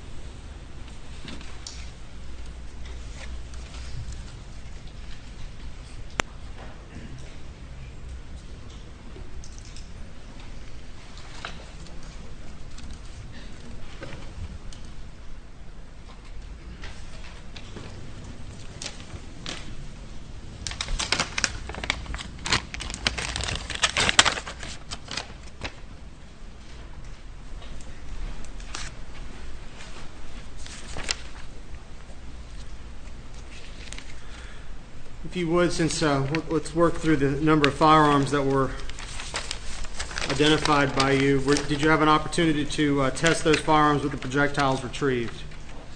Yes, sir, I did. What were your results for item 30, the Mossberg pump-action shotgun? In regards to the two shot shells? Correct. My results after examining that, it was determined that the item 30 shotgun did not fire the items 9 and 10 shot shells. And could you move on to your item 31, State's item, one moment, I'm sorry. And the item you just referenced was State's item 89, the Mossberg shotgun. State's exhibit 90, sled item 31. Please tell us about that item. Yes, sir. Based on my examination, I was able to determine that item 31 was not fired by, that item 31 did not fire items 9 and 10. All right, concerning State's exhibit 91, your sled item 32, that would be a Benelli Super Black Eagle 2, black in color. Could you tell us your results of that? Yes, sir. Based on my examination, it was determined that item 32 did not fire items 9 and 10. Item 32 was, however, recovered with a number of rounds in it. Is that correct? Yes, sir. That is correct. And what were those rounds? Item 32, the Benelli model Super Black Eagle 2 shotgun, was submitted with 2 unfired 12-gauge shot shells, Federal and Winchester.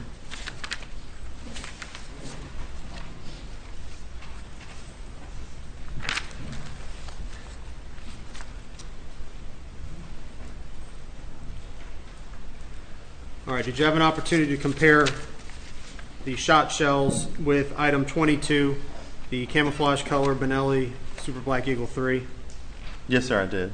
All right, and if you would, please tell us your findings concerning item 22. Sure. When I compared sled items 9 and 10 with those test shot shells that I fired through the item 22 camouflage shotgun, the results of those comparisons were inconclusive.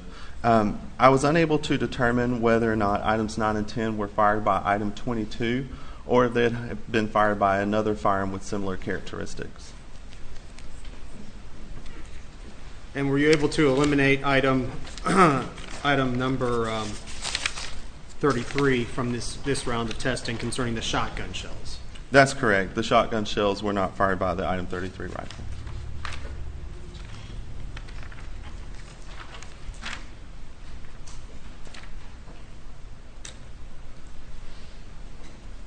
Moving on to your results, moving on to your testing, or did you conduct additional testing of 300 blackout rounds? Yes, sir, I did.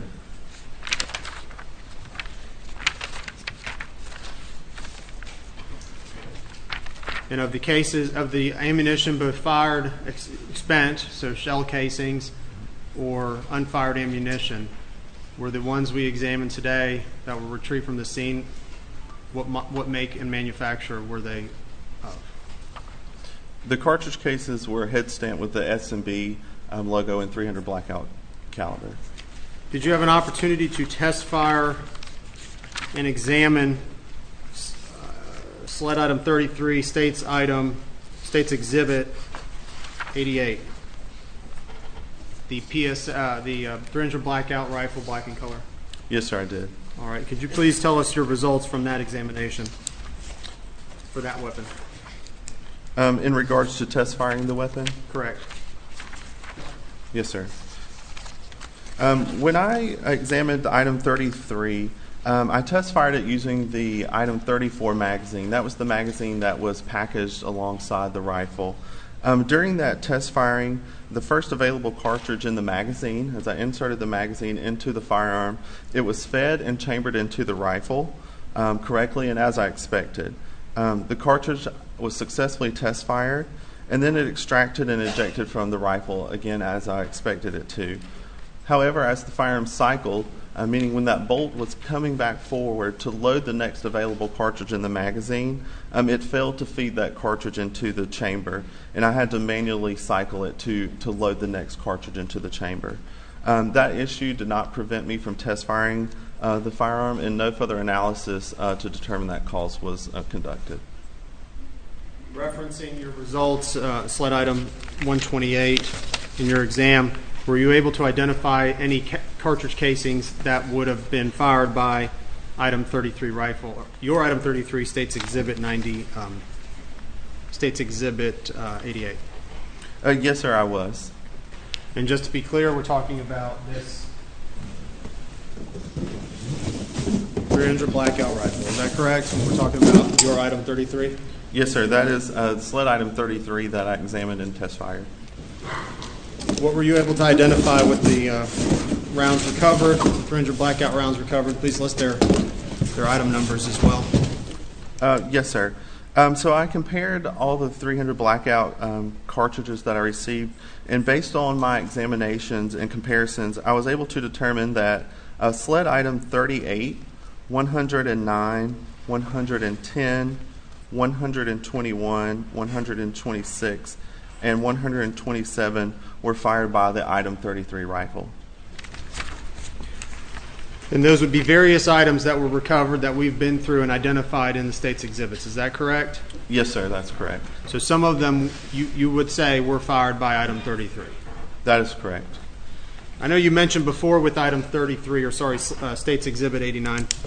I'm sorry, State's Exhibit 88. I know you'd mentioned before that it wasn't working properly. Does that inhibit your ability to test it in any way? No, sir. I was able to test fire that firearm and recover those test specimens that I needed in order to make those comparisons. Do malfunctions occur in firearms from time to time? Yes, sir, they can occur. But nevertheless, you were able to simulate you were able to fire the weapon eventually? Yes, sir. I was able to test fire the weapon and recover those test specimens that I needed. All right, I'm going to reference sled items 2 through 7, 35 through 37, 39, 108, 111 through 120. Do you understand which items I'm referencing? Yes, sir, I do. And how did you compare those, or how did the analysis go when compared with item 33, State's item 88? Yes, sir. When I compared those items, that was items 2 through 7, 35 through 37, 39, 108, 111 through 120, and 122 through 124, and 128 with each other. And when I compared those with those test specimens that I fired through item 33, the results of those comparisons were inconclusive. Again, that means I was unable to determine if they had been fired by item 33 or they had been fired by another firearm or firearms with similar characteristics. Still on item 33, State's Exhibit 88, the recovered 300 blackout rifle. Were you able to compare the ejection and extraction marks of various 300 blackout rounds recovered and casings recovered? Yes, sir. And what was your findings concerning some of those items? And please list the items, and we will go back and identify State's exhibits in a minute. Yes, sir. In looking at the mechanism marks on items 111, 114 through 115, 118 through 119, 123, and 128, I was able to determine that those items had all been loaded into extracted and ejected from the item 33 rifle at some previous time.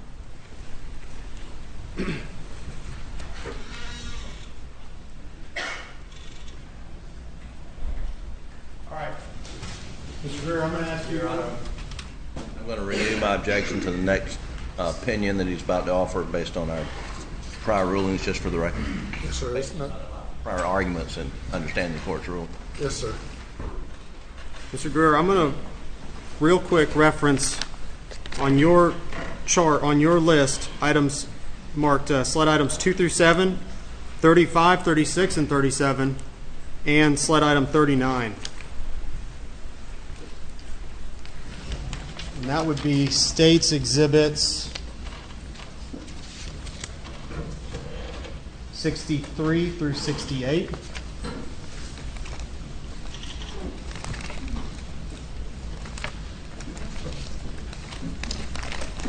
And just please verify that I've handed you State's Exhibits 63 through 68 and identify if they correlate to items 2 through 7 on your chart.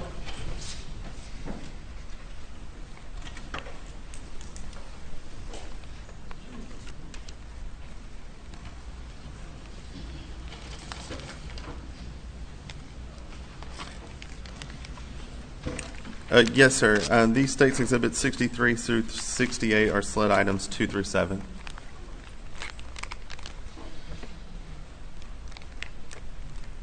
And then I'm going to show you what's been marked as take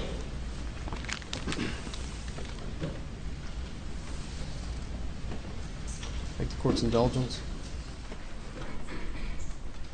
State's Exhibit 260.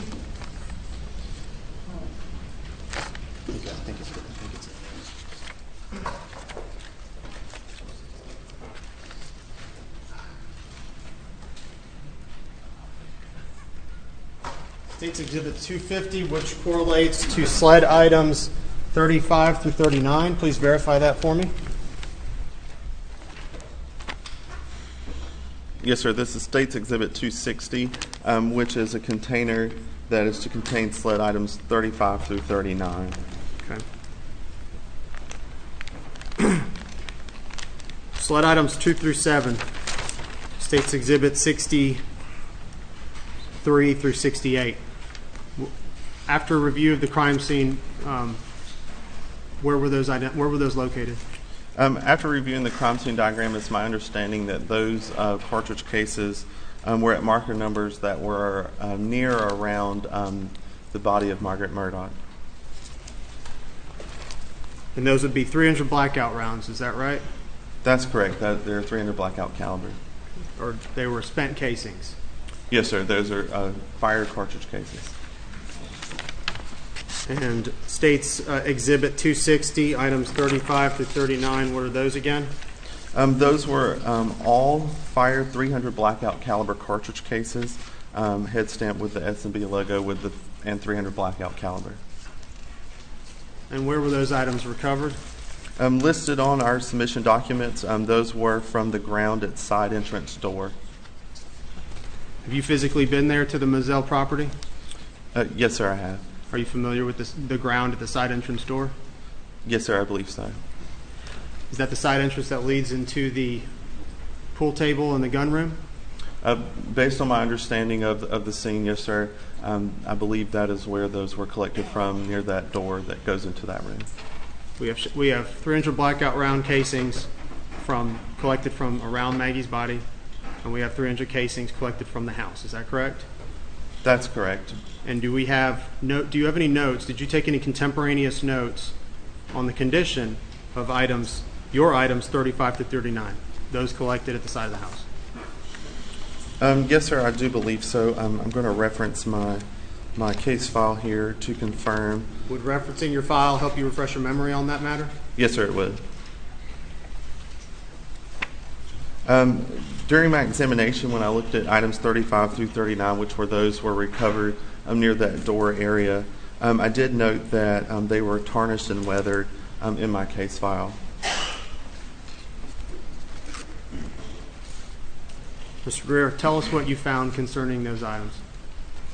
Based on my examination, it was determined that items 2 through 7, 35 through 37, and 39 had matching mechanism marks, and it was concluded that those items had been loaded into, extracted, and ejected from the same firearm at some previous time.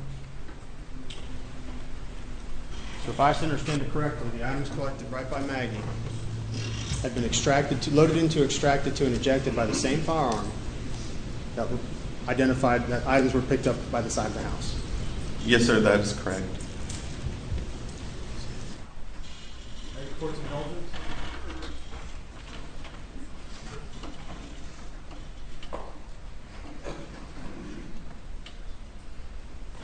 Additional items were collected as well, and did you have an opportunity to analyze those? Yes, sir, I did. And identify the sled item numbers, and then we'll identify the state's exhibit numbers. Those were sled items number 108, 113, 116, 117, and 122.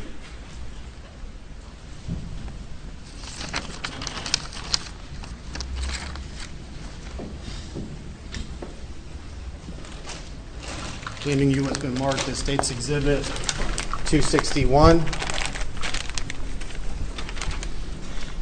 which includes various items. And what are they again? Yes, sir. This is a container that contains multiple 300 blackout caliber cartridge cases and fired 12-gauge shot shells. And in that collective bin include 300 blackout rounds of the items you just listed? Yes, sir, that's correct. All right, tell us what your findings were for those items. And where were these collected? Based on the submission documentation, those were collected from areas such as from to the left of a shooting chair near field, from a right corner near field, from in front of a shooter's chair, under a table. Would you like me to identify each location?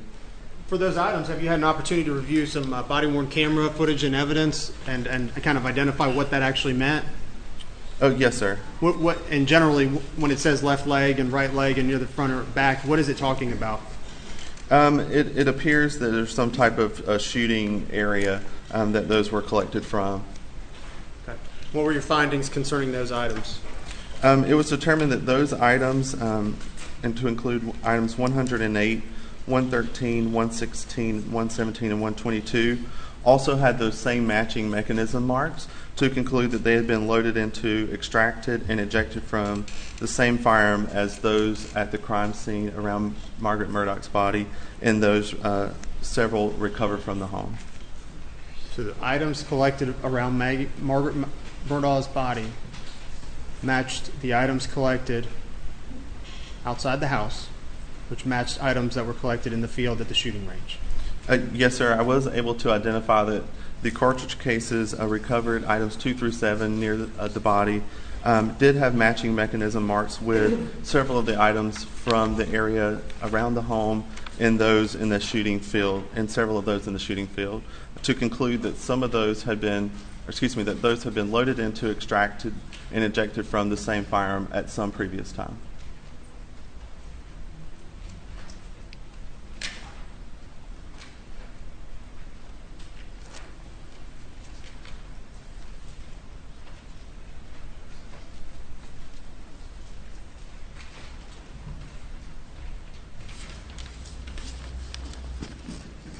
I'm going to reference slide item 8. That would be state's item 250. State's exhibit 250. I'm going to put it on the screen.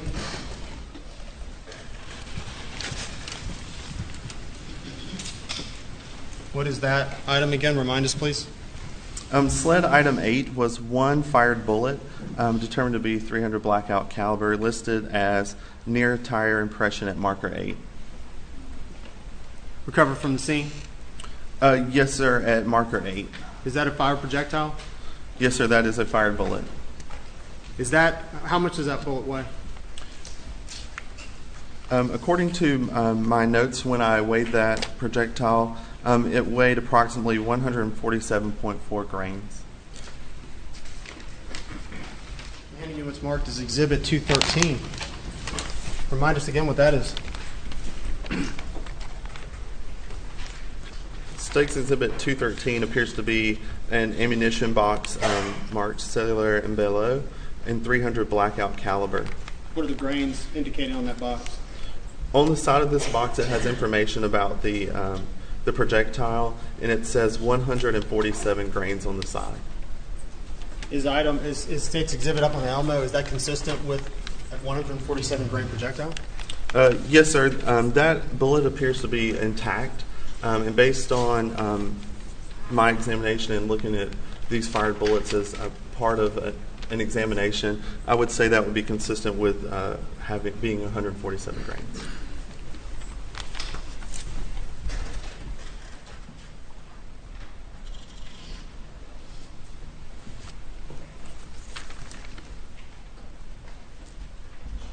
You have an opportunity to inspect sled item 12. Yes, sir, I did. Tell us your results of that. Sled item 12 was one fired bullet, determined to also be 300, most consistent with being 300 blackout caliber, and it was listed as from bedding inside doghouse. And did you have an opportunity to weigh that projectile? Yes, sir, I did. And what was the results of that? When I weighed that projectile, it was approximately 146.8 grains. Is that consistent with the 147 grain unfired ammunition? Yes, sir, I would say that would be consistent with 147 grains.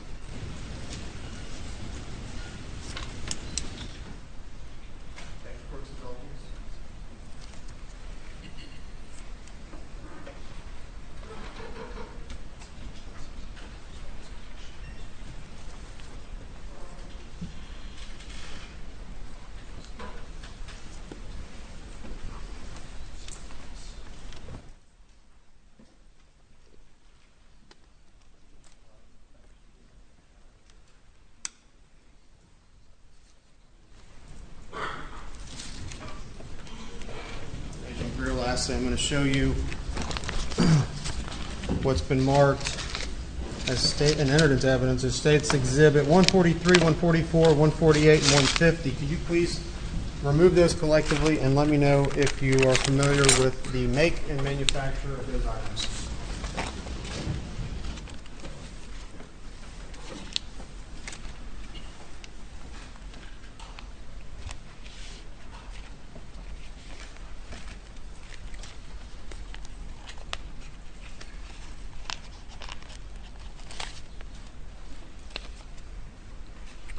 State's Exhibit 143 is a 12-gauge Federal shot shell.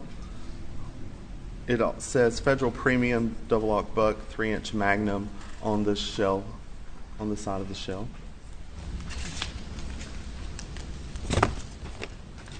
State's Exhibit 144 is also a 12-gauge Federal shot shell.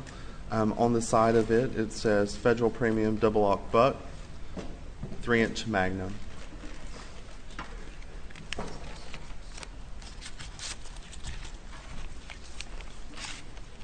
State's Exhibit 148 is also a 12-gauge Federal shot shell.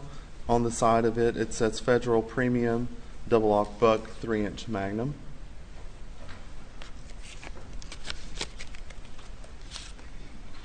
And State's Exhibit 150 is also a 12-gauge Federal shot shell with the same information of Federal Premium Double-Aught Buck 3-inch Magnum. Are all of those four exhibits that you just reviewed of the same manufacturer and same make and model? Yes, sir. They appear to have the same information and also in their in their construction as well. So if I use one for demonstrative purposes, all the rest are the same? Yes, sir. They appear to be all consistent. Showing you what you just identified. This would be States 143. Is this the item you just looked at, Mr. Greer?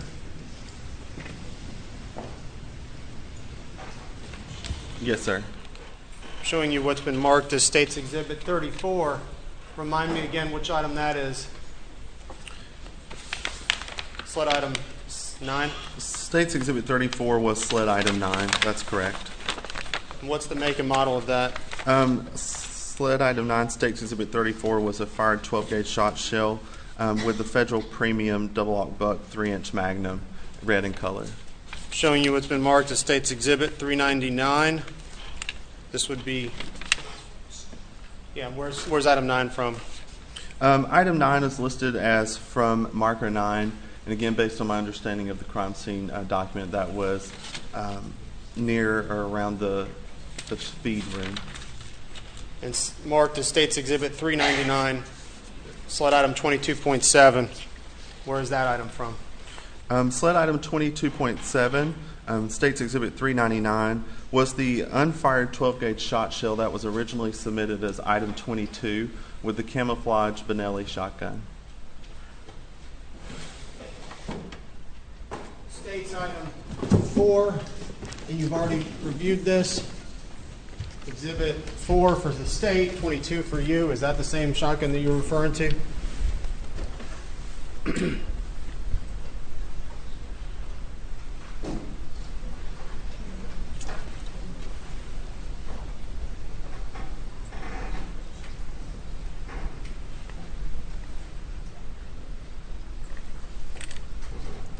Yes, sir. This is my item 22 shotgun. Camouflage Benelli Super Black Eagle 3. Is that right? Yes, sir. That's correct. And all those items are of the same model and manufacturer. Is that correct? Yes, sir. They all appear to have the same head stamp information and information on the side of the shell, and their case construction all appears to be consistent.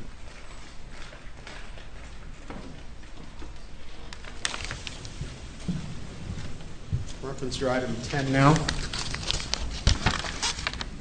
Well, first let me collectively hand you what's been marked as State's Exhibits 144. State's Exhibits 145, 146, 147, and 149 collectively. Please take them out individually, review them. Let me know if you recall what they are. Make and model, make and manufacturer is what I'm interested in.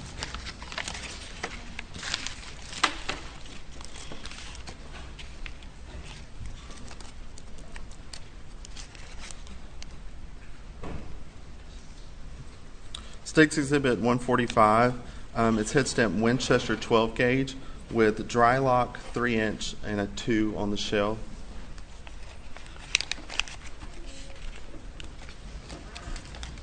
State's Exhibit 146 is head stamp Winchester 12 gauge. On the shell it says dry lock 3-inch number 2.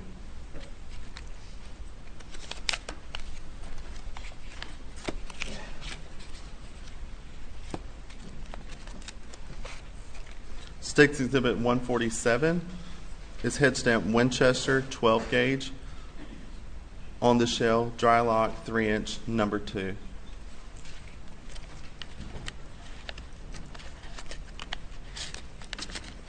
And State's Exhibit 149, head stamp Winchester 12 gauge. On the shell, dry lock 3-inch number 2. You know to indicate where those items were recovered? Based on the packaging. What is the packaging? Where does the packaging indicate those items were recovered? The packaging for State's Exhibit 145 says from a state box on bookshelf in gun room. State's Exhibit 146 says from Kent box on bookshelf in gun room. State's Exhibit 147 says from nightstand in Paul's room. And State's Exhibit 149 says from a state box on bookshelf in gun room.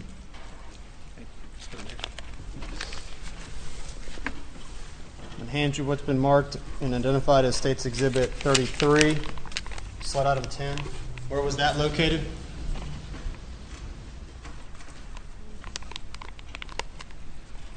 Sled item 10, again, was a fired 12-gauge shot shell, head stamp Winchester 12-gauge on the side, dry lock 3-inch number 2, and that was located at marker 10, which again, based on my understanding, was near that feed room. Identify, please, the make and manufacturer of that item. Yes, sir. It was head stamp Winchester 12-gauge, and on the shell it says dry lock 3-inch 2. Is that consistent with the make and manufacture of all the other items you just reviewed? Yes, sir, it is.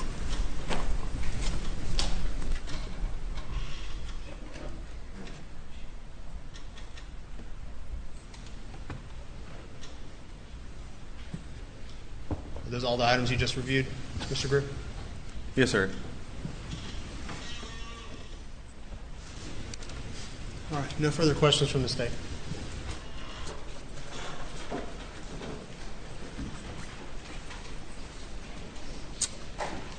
We'll take a few minutes break, ladies and gentlemen. Do not discuss the case.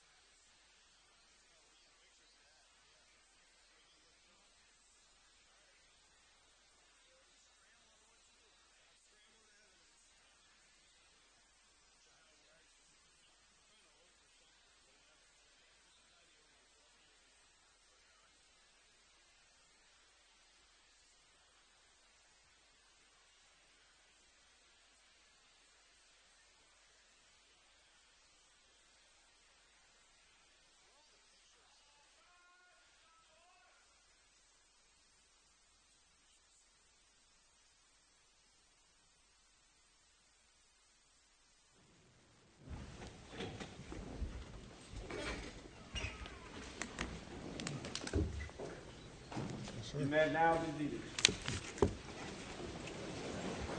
Bring the jury.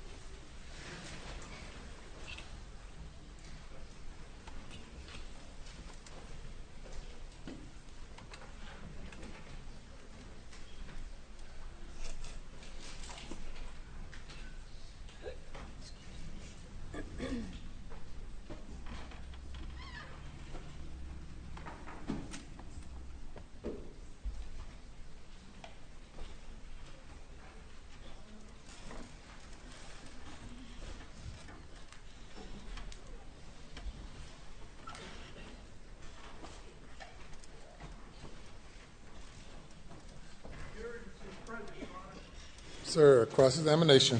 Thank you, Your Honor.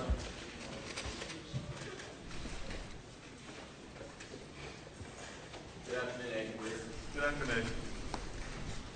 Just want to see if we can agree on one thing, and that is you're not here to tell this jury that any of the weapons in this room were used, in your opinion, to murder Maggie or Paul, correct?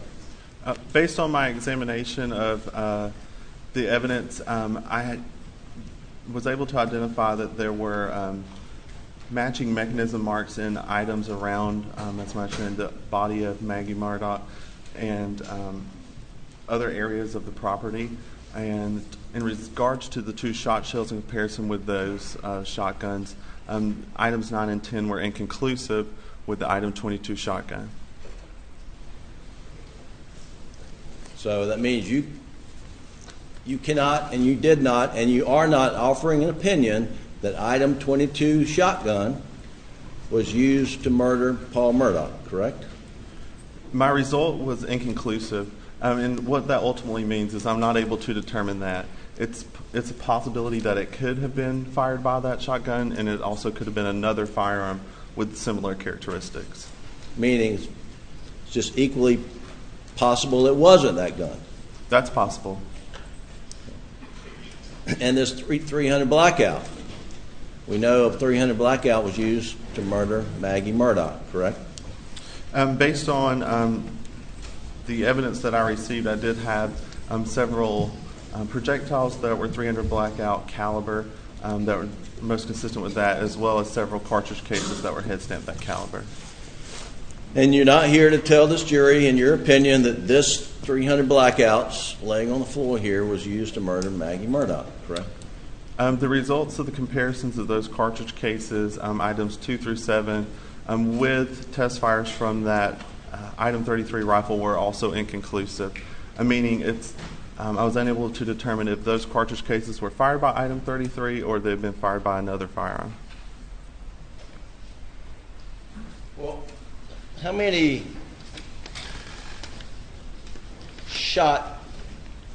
cartridges were found at the murder scene of 300 blackouts?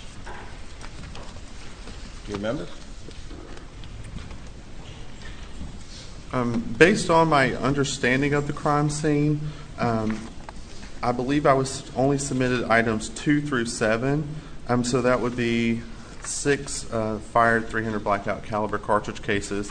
And again, I was not at the scene to recover those. That's just what was submitted to me and based on my understanding of the evidence. Okay. I want to stay on the 300 blackout for a moment, and I'm going to show you what we marked as Defendant's Exhibit 69.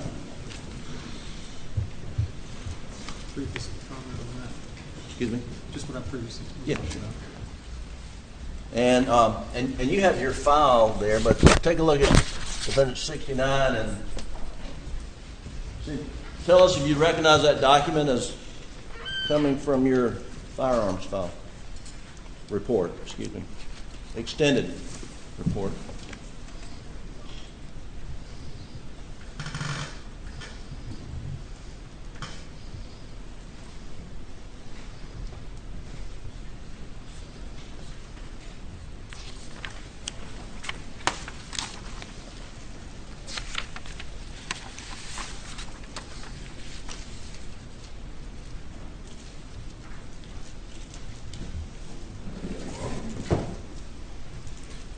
Yes, sir. This State's Exhibit... Defendant's Exhibit. Excuse me, yes, sir. Defendant's Exhibit 69 does appear to be a copy of 2 pages from my case file. Thank you. Your Honor, we would move Defendant's Exhibit 69 in the evidence, I believe, without objection. Without objection. It's admitted. Yeah.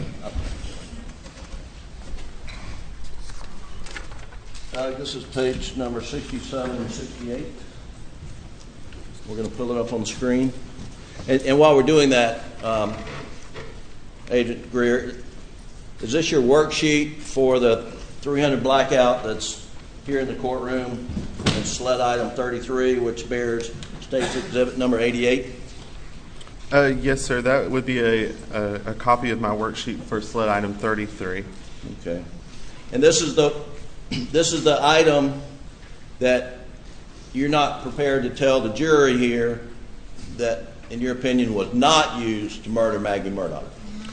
Based on my examination of the cartridge cases, or several of those cartridge cases that were recovered from all the locations, the results of those comparisons were inconclusive. I'm unable to determine if they were fired by that firearm or by another firearm or firearms with those similar characteristics. But you did test fire this item 33, correct? Yes, sir, I did. And on the second page of Exhibit 69, Doug, if you'll pull up the description of what happened, and if you'll tell the jury what problems you encountered when you test fired item 33, which is State's Exhibit 88. Yes, sir. During the test firing, I loaded the magazine with cartridges. That was sled item 34. And I inserted that into the magazine well of the sled item 33, the rifle. I chambered the first available cartridge into the firearm and fired it. That went as expected. The cartridge was fired. It extracted and ejected from that firearm properly. However, as that bolt was going back forward, I would have expected it to pick up the next available cartridge from the magazine. However, it didn't. And I had to manually cycle that bolt again to load the next available cartridge from the magazine. That issue did not prevent me from test firing it, and I was able to collect those test specimens that I needed. And no further analysis to determine the cause of that was conducted. So when you say you had to manually, it says as a firearm cycle, the next available cartridge in the magazine failed to feed in the chamber. So then you had to manually do it. How do you manually do it? Yes, sir. On the top of the firearm, there's a charging handle. I had to pull back on that charging handle, which in turn pulls that bolt backwards. And when I did that and released it, it was able to then go forward on its own and pick up the next cartridge from that magazine that was inserted into the firearm. Okay. And you had to do that every time you fired Exhibit 88, is that correct? Yes, sir, I believe so. During my test firing, I did have that phenomenon occur. So is it fair to say Exhibit 88, item 33, was malfunctioning when you tested it? It did not work as I expected it to. I would have expected it to fire and load that next cartridge as it should. However, when we're test firing these firearms, we're holding them in different weights because we're test firing them in a bullet recovery tank, which at the time was a vertical tank filled with water. So I had to hold it in kind of a strange position. But through all my test firing, I did have this situation occur. But again, no other testing to determine why that was happening was conducted. and I was able to test fire that gun and collect those test specimens. And is it fair to say you were not able to rapid fire, pull the trigger, pull the trigger, pull the trigger, and shoot bullets in immediate succession? During my testing, I had to manually load that next cartridge in, so it just took the amount of time that it would take me to do that step, if you will. Instead of the firearm performing that function for me, I had to do it, and that's what I did in this case. Okay, and then, all right, were you able to get the projectile out of the water tank and compare it to the two projectiles found at the murder scene, I believe? I don't know if it's item 8 or as part of your analysis. Did you compare projectiles from item 33 to the projectiles found at the scene? Yes, sir, that is correct. I did collect those test-fired bullets from our water tank, and I did compare that where appropriate with the fired projectiles that were submitted. And did you reach any conclusions based upon that projectile comparison? Yes, sir, I did. And what were those conclusions? Based on the observable physical characteristics of items 8 and 12, those are sled items 8 and 12, I determined those to be most consistent with .300 blackout caliber. Item 8 may be suitable for identification with other evidence, and item 12 sustained damage, and it was unsuitable for identification with other evidence. That means that due to the damage that it had sustained, there were no identifying features that I saw under the microscope that I would use for identification purposes. I also received several other projectiles and fragments that I compared to the item 33 rifle. Due to damage in their size, the calibers items 11, 66, and 137 could not be determined. They were just too small for me to make any determination about their caliber. Due to damage and the limited marks of value that I saw on item 11, specifically the fired bullet jacket fragment and the item 66 fired bullet jacket fragments, I was concluded that those may or may not be suitable for identification, and compared those later on to the rifle. Based on that, no marks of value that were displayed on the item 11 bullet jacket fragments, item 11 piece of lead, and item 66 pieces of lead, I determined those were unsuitable. So again, due to there being no marks of value for me to compare, I was unable to compare those with those test bullets. Item 137 bore some type of strided marking. However, I was unable to determine the origin of those marks and use those for an identification purpose. And it was determined that it was also unsuitable.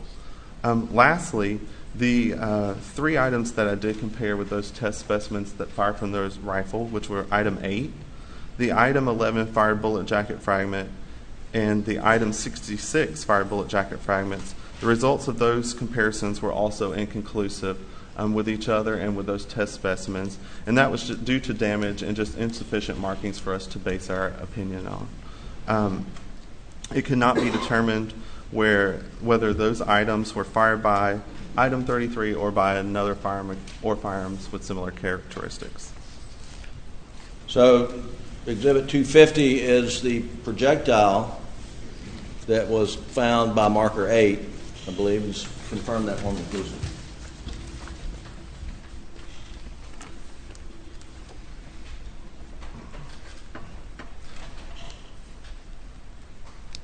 Is that right? Yes, sir, that is correct. State's Exhibit 250 was sled item 8 near tire impression at marker 8. That's correct.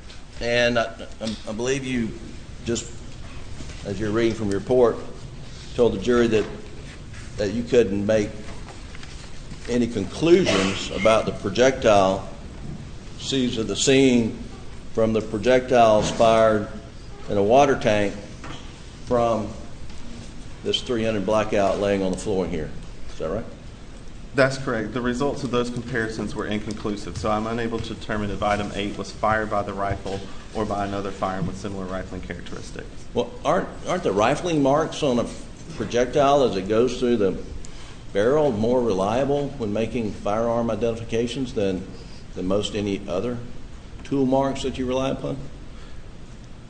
I wouldn't say they're more reliable. We do rely on the rifling in that barrel to mark those projectiles, and that's what gives those markings on puts those markings on those bullets. So we're able to look at them and do a firearms identification examination on them. Tools, firearms, all mark evidence. Again, I was unable to do that in this case, and my results were inconclusive. I mean, that's due to the damage that these may have sustained and to just insufficient markings that were on the bullet when I looked at it. There was not enough of those markings on there for me to determine if they were fired by item 33. But item 8, Exhibit 250 there, do you recall whether there was human organic matter on that projectile when it was recovered? Let me refer to my notes. I don't have documented in my notes that there was any foreign material or trace on it as I received it. But we know that that projectile was recovered at the murder scene at marker 8. Is that right?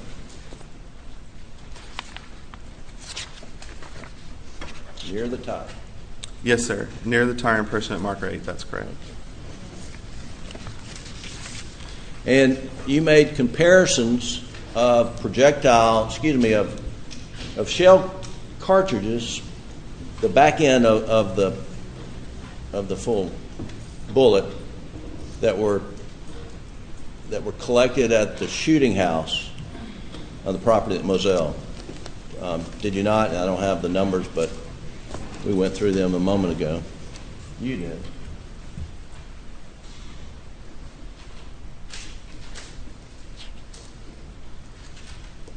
You remember? Let me ask you to take a look at the projectiles that were found. I believe they're items, well, nope. They are items 108 through 125. I'm not sure what their state exhibit numbers are, but if you look at 108 through 125 in your report, those are spent .300 blackout caliber cartridge cases. Sled items 108 through 125 was determined all to be fired .300 blackout caliber cartridge cases. And in your report, it references left of shooting chair near field, right front corner, etc. Maybe you don't know, but or are you aware those were collected at a gun house at a firing range on the property? Yes, sir. And I'm going to back up. I misspoke earlier. It's 108 through 124 are the .300 blackout caliber cartridge cases. But based on my understanding of everything, yeah, there was some type of shooting field or stand that I believe those were collected from, and that kind of seems to coincide with the item descriptions, which is what I'm familiar with. Okay, and were you aware that when you're sitting in the shooting house and you're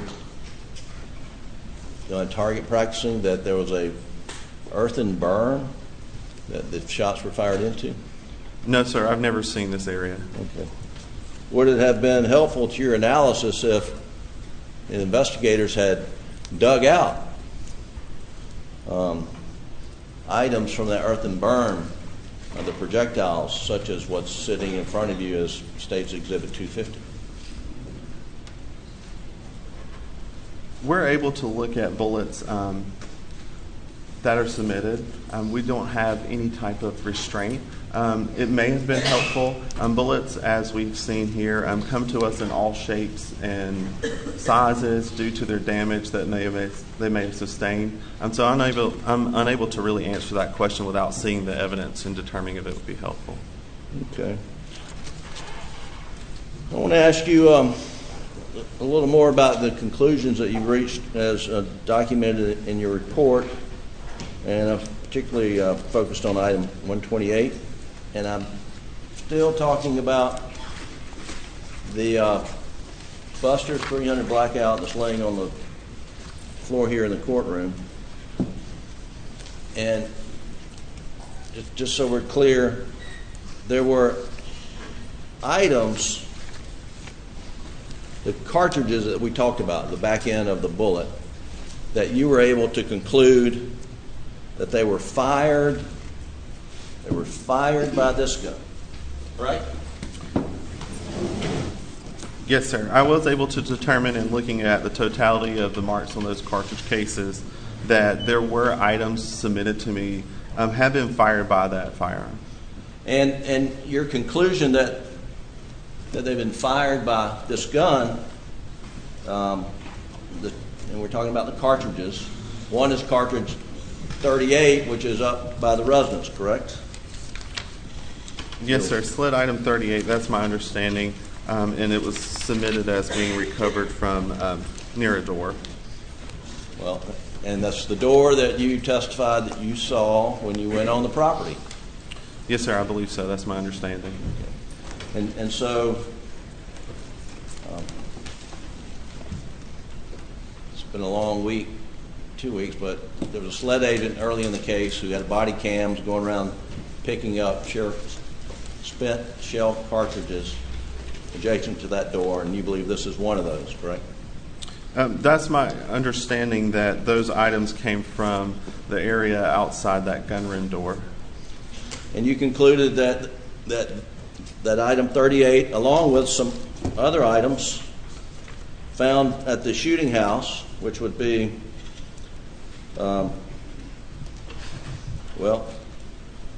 109 and 110, you concluded. Where are 109 and 110 found? Yeah, that's the shooting range, correct? Yes, sir. As submitted to the lab, collected item 109 was collected from right front corner near field, and item 110 was in front of shooter's chair under table near field. Okay. And so, one spent cartridge found next to the door up at the main residence at Moselle, and then you've got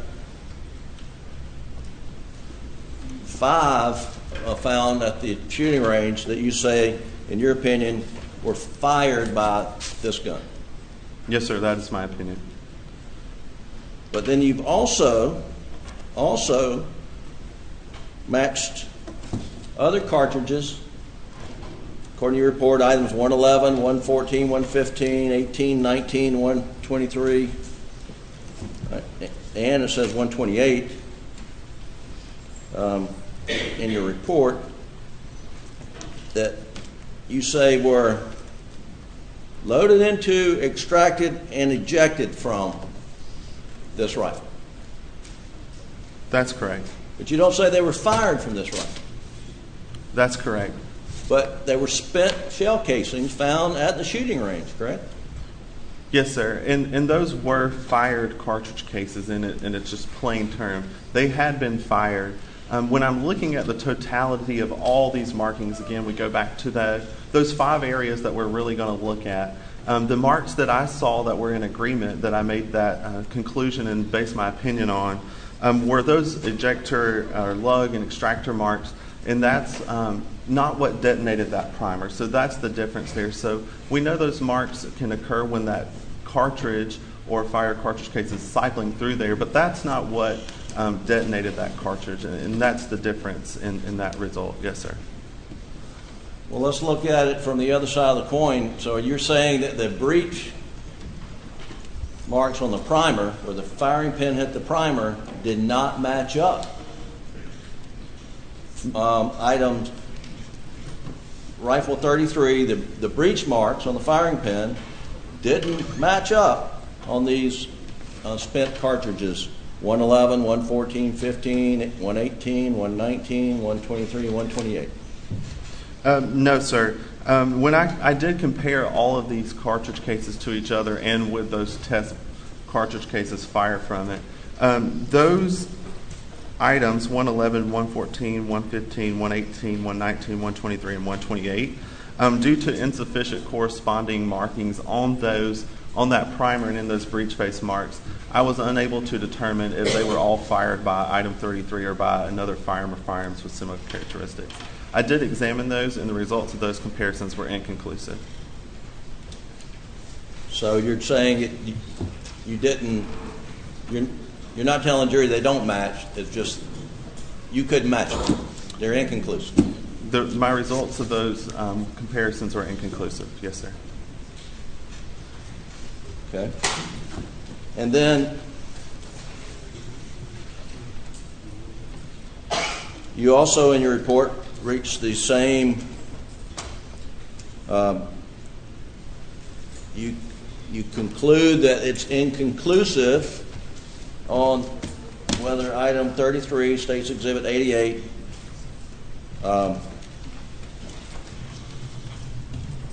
you saying it's inconclusive whether item 33, Exhibit 88, fired 2 through 7? That's correct. Are you saying it's inconclusive as to whether item 33, which is Exhibit States 88, at some point in time loaded and extracted from item 33? I'm sorry, can you repeat the question? Well, we just talked about there's a difference between firing and then cycling and extracting. Yes, sir. Tool marks. Yes, sir. Did you look at State's Exhibit 88 to see if the extraction marks matched up to items 2 through 7? Based on the evidence that I received, I was able to determine that items 2 through 7 had those matching mechanism marks with items 35 through 37, 39, 108, 113, 116 through 117, and 122, to conclude that those items have been loaded into, extracted, and ejected from the same firearm at some previous time. But you can't identify the firearm, the gun. Right, correct. In terms of being fired by, I was able to determine that several items had been fired by that rifle, and the results of those comparisons with the other items, items 2 through 7, 35 through 37, 39, 108, 111 through 120, 122 through 124, and 128. Those comparisons with each other and those test cartridge cases fired by the item 33 rifle were inconclusive. And so, let's see if I can understand what you're talking about with regard to your conclusions on that items 2 through 7, which were shell casings found near Maggie's body, and other spent cartridges found around the Moselle house and at the shooting range. You conclude that they were loaded into, extracted, and ejected from the same firearm at some previous time. That's correct. And for those, I guess we have the same issue. You looked at the primer, the breech marks on the primer, and you couldn't make any conclusions on those, right? When I looked at the primer area where those breech face and firing pin impressions are, the results of including that in a fire by result were inconclusive. And that is the results for items 2 through 7, and 35 through 37, 39, 108, 111 through 120, 122 through 124, and 128. And again, aren't the breech marks in the firing pin, aren't those more reliable than extractor marks when you're doing an analysis? During the marking of these specimens, if you will, through firing, the machining process to create those firearms, we see tool marks on fire cartridge cases and fire bullets from multiple different processes. I can't say that one's more reliable to mark than the other. It's all due to the machining process and also due to the individual wear and tear of that firearm through use of it and repetitive use or abuse of the firearm. That can also add to the markings in each of those locations that we're looking at, whether it be something from the breech face, from the firing pin, those extractors and ejectors, or even the rifling in the barrel, all of those variables can play into those markings and how we see those and how they reproduce on our evidence and how individual they are to each gun. Well, that does bring me to another point. Isn't your opinion based upon conclusion that every 300 blackout manufactured in the world, whether it's put together by John Bedingfield or mass assembled at Palmetto State Armory or anywhere in the world, that each one, when they cycle a bullet through and eject it, will produce its own unique, like no other in the world, its own unique tool mark? Isn't that what your opinion is based on? Again, during the manufacturing of these components... Is that a yes or no? I would like to explain it a little more. Your Honor, can I get a yes or no and then an explanation?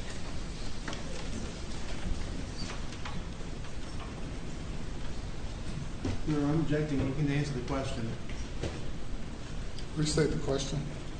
Isn't your opinion based upon the presumption or the basis of your opinion is that every 300 blackout manufactured in the world produces its own unique set of tool marks when it cycles a bullet through? Yes or no? I would like to answer that with a little bit of explanation if possible.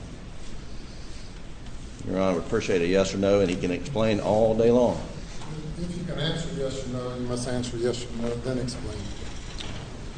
Can you repeat the question one more time? I apologize. Is it your opinion, in this case, about the shell cartridges being fired from the same 300 blackout?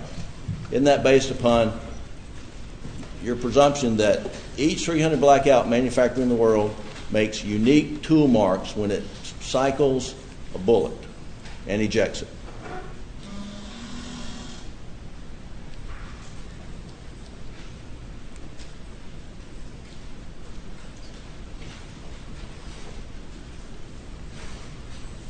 It's hard to say. I have not looked at every 300 blackout that's in the world, so it's hard to answer that question. But again, based on my knowledge of that process and how they're made, I'm able to support my answer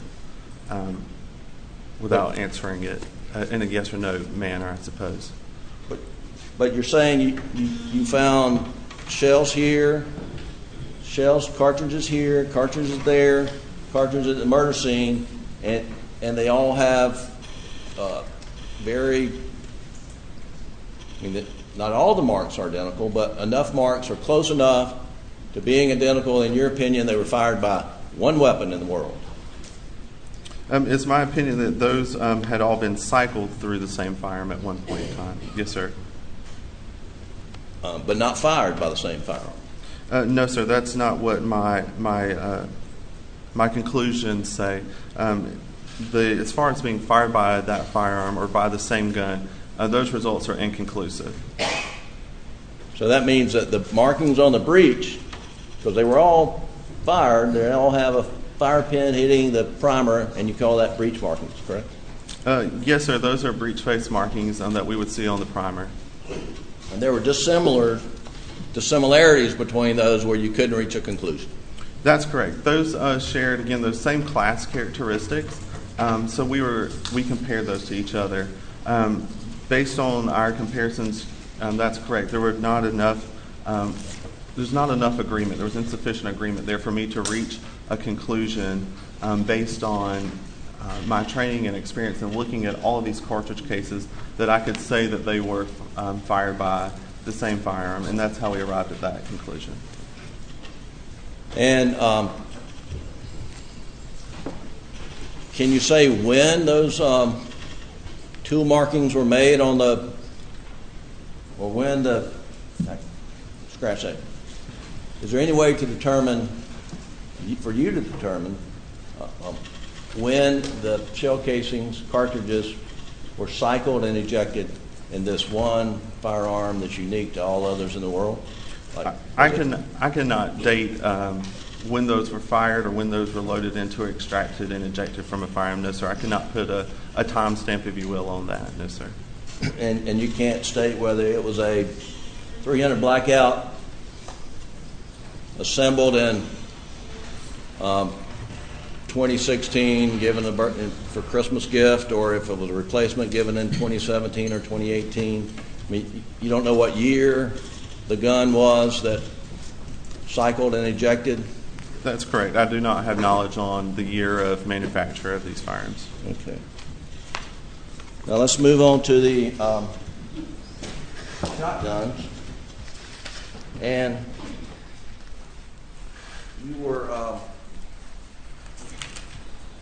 clear a few things up. You were shown a lot of items that were taken, unfired shot shells. And this is 12 gauge. I'm going to show you Exhibit 143, 144, 145, 6, 7, 8, 9, 10, all the way to 50. And I'm not going to ask you to take these out, but I want you to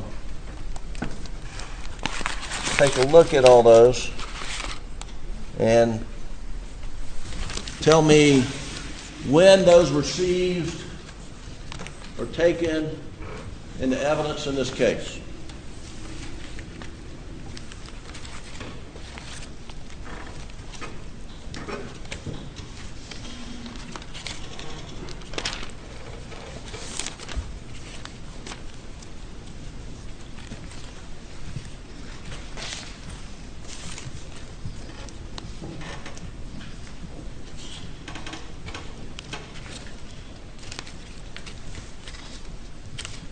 I do see a date on the packaging. Some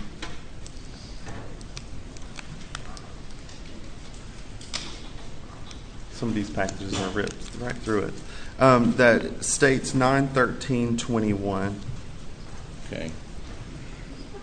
And so you understand that is June, July, 3 months after these murders, correct? Yes, sir. That September 13th would be several months after the murders, yes, sir. And that those were seized at different places around the property? Yes, sir. According to the information here, it appears they were from different locations and where they were collected from. Yes, sir. Okay.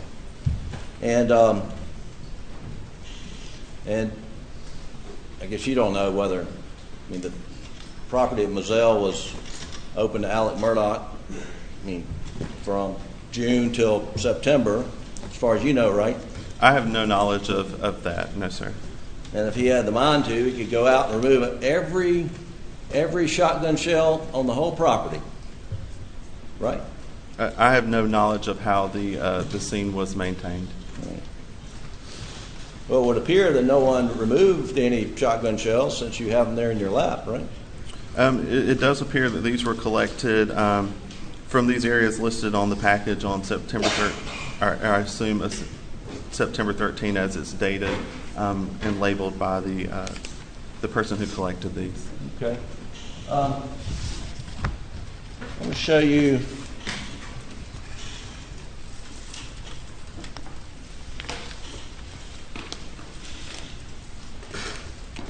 Exhibit 63 and 60. What I marked is Exhibit 63 and 64. And these are pages 51 and 55 from your report.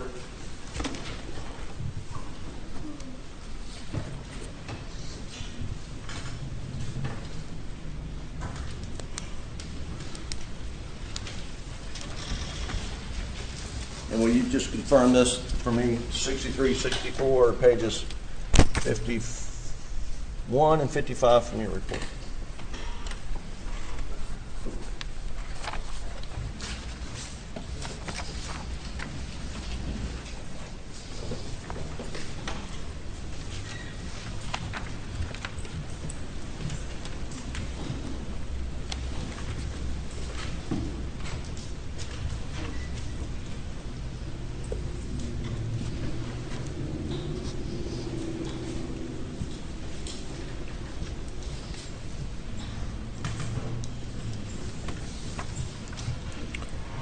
Yes, sir. I do recognize Defendant's Exhibit 63 appears to be a copy of an Item 10 worksheet for the fired shot shell.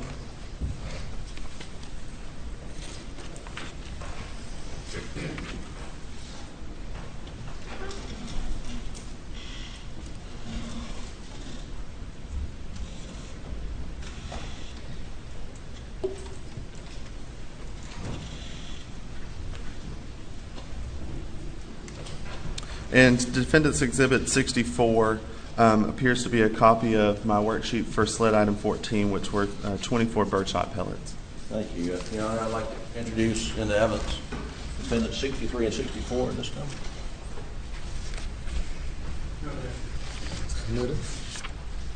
And just, Doug, if you'll pull up 63, which is page 51 of the report, and Agent Greer, will you tell the jury what this is?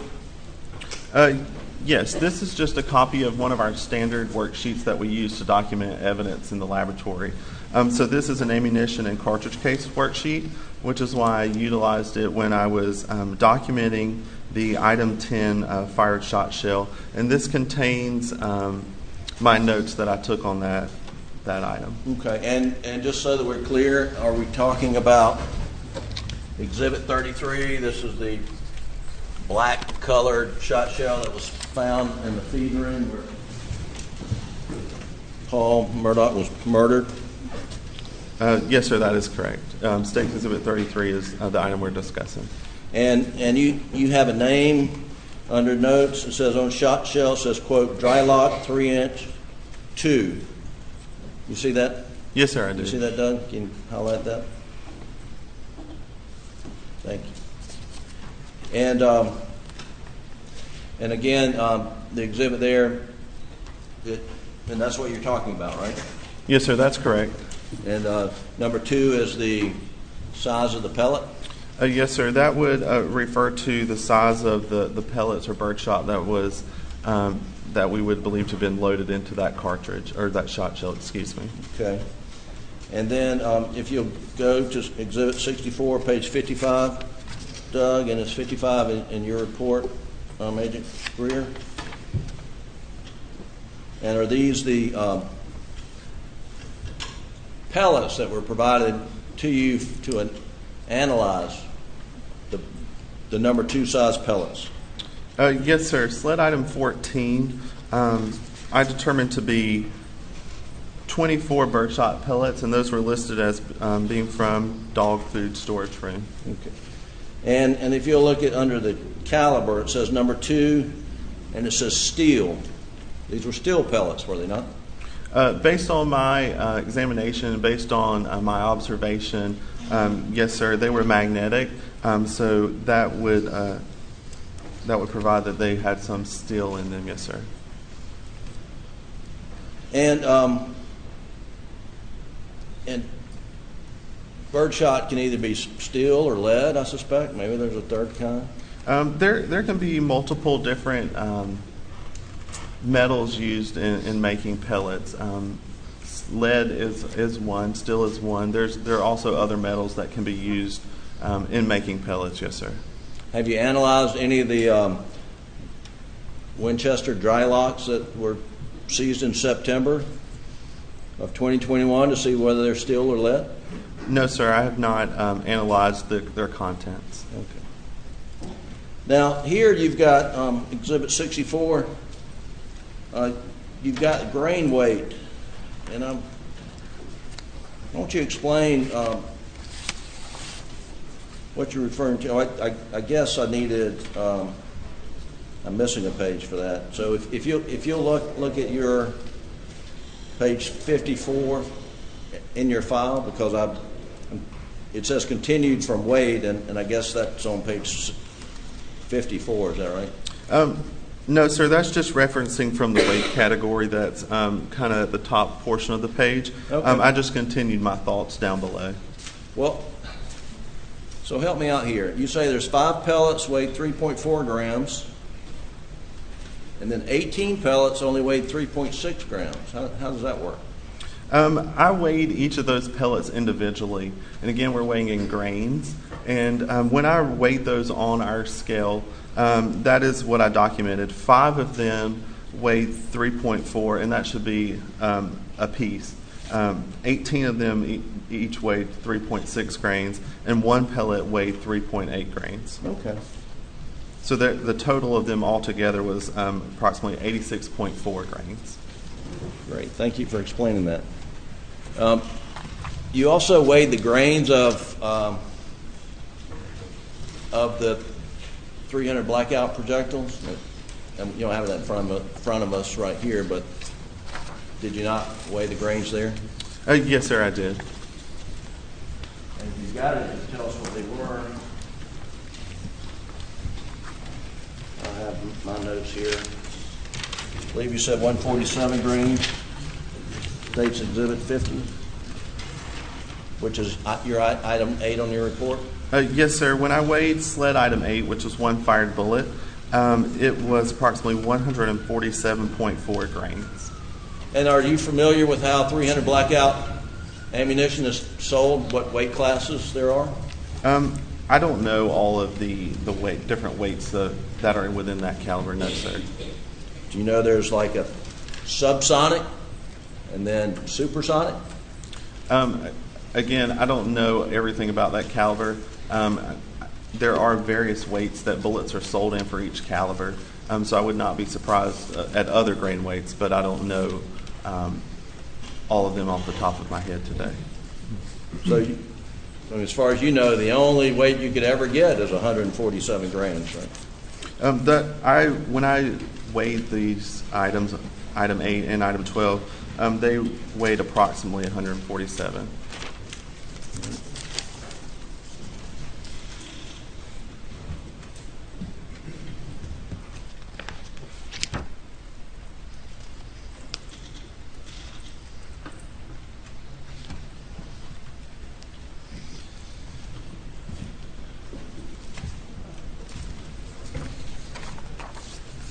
You mentioned in your testimony that item 32, which is Exhibit 91, had a Winchester and a Federal 12-gauge shotgun shells in here. Do you remember that? Yes, sir. They did have 2 unfired 12-gauge shot shells submitted with it. That's correct. But you did more than that when you testified shortly ago. You said one was a Winchester and one was a Federal, I believe. Yes, sir. One is a Federal premium heavyweight TSS, and one is a 12-gauge Winchester Longbeard XR, I believe. Oh. The Winchester is not a dry lock, correct? No, sir. The markings on that shell said a Longbeard XR. Okay.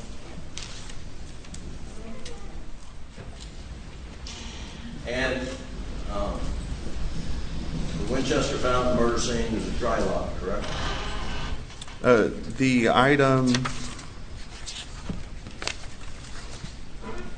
is 10 shot shell, which was recovered from Marker 10, which I do believe, my understanding is around the body of Margaret Murdaugh was a Winchester 12-gauge shell, and it says dry lock on it. Yes, sir. All right, thank you.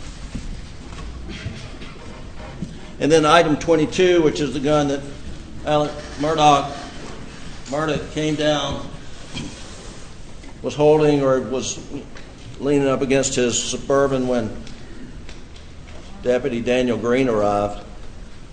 That was, if you understand, loaded with a 12-gauge and a 16-gauge shell, correct? When I received it, it was unloaded, but I did receive a 12-gauge shell and a 16-gauge shell. That's correct. And if you fire a 16-gauge shell and a 12-gauge shotgun, what's likely to happen? That's something that I have not done, so I'm unable to answer that question. Is it dangerous to do such a thing? As a firearms examiner, I would recommend shooting the ammo that your firearm is chambered for. I can't predict what would happen if you shot that shot shell or attempted to. All right.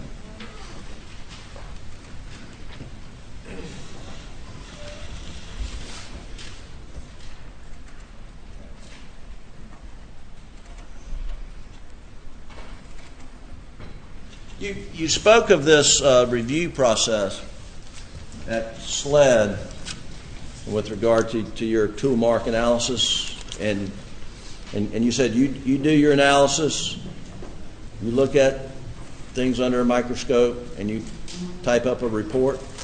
Yes, sir. I look at the evidence, reach a conclusion, and write or type those conclusions. Yes, sir. And then a reviewer, someone, and in this case, what was the name? Initial CW? The reviewer was Chad Smith, another examiner within our department. Is he on the same level with you at SLED? He is also an examiner. I don't know his classification, but he has been employed in the department longer than I have, completing firearms examination. Okay. And then he looks at it, but does he prepare an independent report and then flips the two over and see if they match, or does he just take a look at it, come up with his thoughts, and then look at your document to see if he agrees with it? He does not prepare an independent report. No, he does look at the evidence and arrive at those conclusions, and he would read my results. If he agrees with them, then he will sign off on those conclusions. If he disagrees with them, then there's also a procedure for that to happen. Now, you mentioned that in order to make an identification or a match, or you have to have a certain number of similar, or is it similar or identical characteristics? In order to make an identification, we want to see sufficient agreement between the individual characteristics. There's not a certain number that I use, as we use a method called pattern matching, and we're looking at under the microscope all these tiny striations and impressions, and looking at the surface contours of those two tool marks with each other. And we're looking at those individual peaks and ridges and comparing those under high magnification in order to make an identification. And based on that, through our training and experience at doing this job, we look at thousands of comparisons, conduct thousands of comparisons. During that time, we look at things that match each other that we know have been fired from the same gun or made by the same tool, and we look at things that have been fired by separate guns and see if there's any agreement or disagreement. And we look at thousands of these cartridge cases and bullets and tool marks in order to learn what that sufficient agreement is to make our identification. Okay, and you gave this jury an analogy like a ladder, and that you have to get up so many steps as you reach. The first step, I guess, would be rifle or shotgun, right? And then the second step would be caliber of rifle, if we're talking about a rifle. And then you keep going up the ladder. Yes, sir. Yes, sir. We're going to look at those class characteristics. So we're going to determine if they're the same caliber. Do they share the same rifling specifications if they're a fired bullet? If they are, then we can compare those. If, for instance, if a bullet has 5 lance and groove and it's going to the right, and we compare that to another bullet that has 6 lance and grooves and it's going to the left, then we know those did not come out the same barrel, so there's no need to do any type of comparison there. However, if we look at 2 that have those same lance and grooves, those 5 lance and grooves, and they're all going to the right, they're the same caliber, then we'll go up that ladder, if you will, and compare those individual characteristics to see if they were fired by the same firearm or not. Tell this jury how many steps of that ladder you have to go up before you can make an identification. As far as making an identification, it's based on the marks that what we see under the microscope. When we're looking at all of these marks, we want to see that sufficient agreement. Again, we want to see enough agreement so that what is there is better than any agreement that we've seen in tool marks that have been created by different tools. And that's learned on the job, doing this, doing practicals that I did in training, looking at thousands of comparisons of things that I've test fired, that I know were fired from the same gun, looking at things that I've test fired from different guns and looking at that. It's also done through studies that I participated in training. I'm looking at things that help us know what that sufficient agreement is within all of those features and looking at the totality of those markings. So we're not going to base our opinion just on one little mark. We're going to look at the entire surface area of that bullet, the entire surface area of that cartridge case in order to make our conclusion. We're not looking at one little mark and making an identification. So we have to think of the totality of all the markings that we see under the microscope. So the short answer to my question, there is no set number of steps on the ladder you have to reach before you can make your decision. We use a method of pattern matching again, and that's how we do it. And that's a widely accepted method throughout all firearms examiners in the United States and the world, really. That's what we've been using for years to complete firearms identification, and that's what's been widely accepted, looking at these patterns and comparing them in order to make our identification and reach our conclusion. Well, now you say it's been widely accepted, but isn't it true that that your field of expertise has come under criticism by the scientific community? There has been criticism, but again, there's been research completed to support firearms identification, if you will.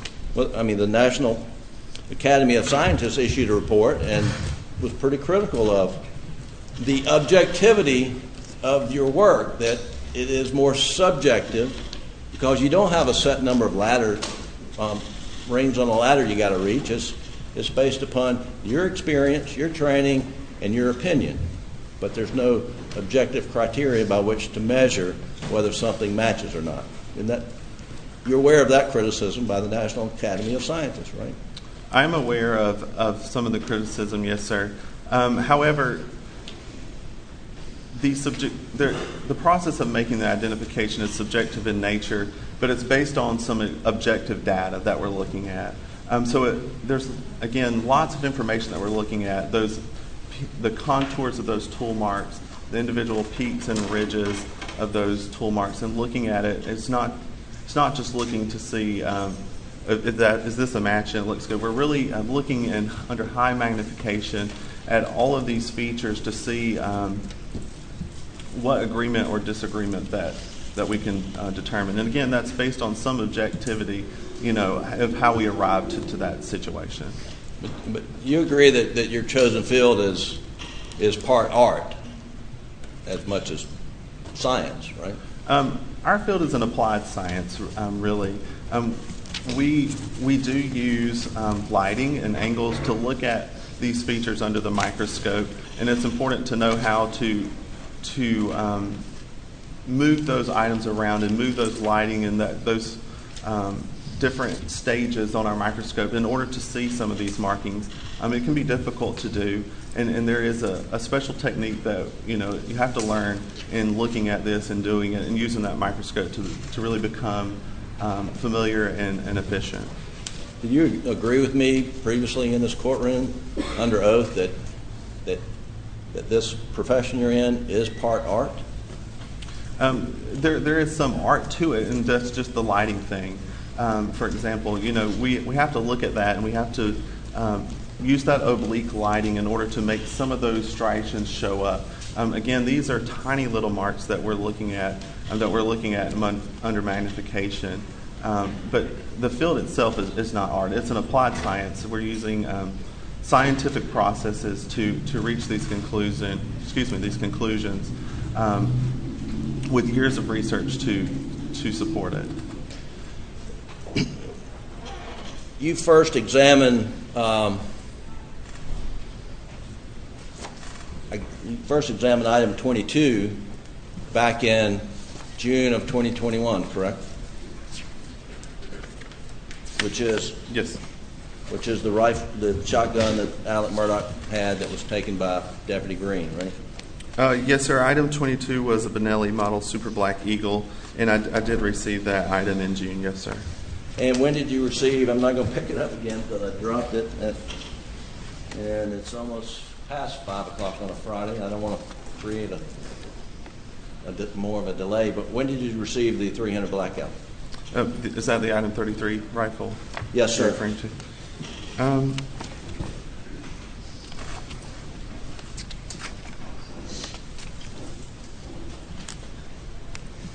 I received item 33, which was inside sled container K on June 10th.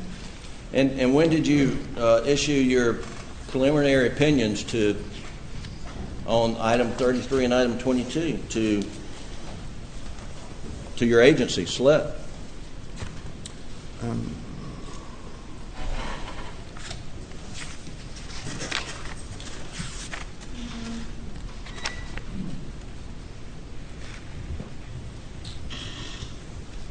I released some results to our agents and investigators on June 10th. Yes, sir. Are you aware after June 10th that SLED dive teams have been going out in Colleton County, diving the waters, trying to find murder weapons? I'm not aware of what all our dive teams were doing. No, sir. Well, you certainly didn't report to the folks who were relying on your work that we found the murder weapons, did you? I'm sorry, can you repeat that? You didn't report to the folks at SLED who rely upon your analysis that, hey, Eureka, we got the murder weapons. No, sir. That's not what I reported. Okay. And you've never received any projectiles from the shooting range at Moselle to compare Objection, Your Honor, asked and answered. I haven't asked my question yet. Have you ever received any projectiles from the shooting range at Moselle to compare to the projectile item number 8? Object. It's been asked and answered. Possibly, but you can answer it again. Yes, sir. If you've answered it before. Based on my understanding of the scene, I do not believe I received any projectiles from that shooting area. But that's based on my understanding of where I believe the other projectiles were recovered from. When you got item 22, the shotgun, do you know whether it had been swabbed on the inside of the barrel? I believe it had been processed by other departments. However, I do not know what those swabs entailed. If a shotgun has been recently fired, does it leave evidence in the barrel, that soot stuff? Yes, sir. It's possible that we would see some type of residue from firing in that barrel. And are you aware that Agent Worley swabbed the top before she removed the 16-gauge shell from it? No, sir. I do not know what Agent Worley did in this investigation. Can you see residue with the naked eye of a shotgun that had just recently been fired? Sometimes, yes, sir. And that is something that we also document as part of our examination of the firearm. And when I looked into the barrel and looked down the bore of the item 22 shotgun, I do have in my case file circled that I noticed some fouling or residue in the barrel. Was it recent fouling or residue, or was it just a dirty gun? I can't date when that fouling was placed there. That residue was placed there. No, sir, I can't put a time on that. What about the 300 blackout? Was it? I think you have a note there's some fouling there, but maybe I'm confusing it. Yes, sir, that's correct. On the item 33 rifle, I did note that there was some fouling or residues in that barrel. The opinion that you have provided this court as to the shell casings from the murder scene, which are items, SLED items 2 through 7, and that your opinion is that they were loaded into, extracted and ejected from the same firearm at some previous time with items 35 through 37, 39, 108, 113, 116, 17, and 122, and those are shell casings that were found around the house and at the shooting range. Your opinion that they were loaded into, extracted, and ejected from the same firearm. Do you hold that opinion with 100% certainty? Yes, sir. That is my opinion. That is the conclusion that I reached. Did you ever tell Agent Owen that you could not forensically state with 100% certainty? No, sir. When I arrived at that conclusion, that was my conclusion, and it was also agreed upon by the reviewing examiner. So if there's a note in Agent Owen's report that you couldn't reach it with 100% certainty, then someone has made a mistake? I don't know the contents of Agent Owen's report. Okay.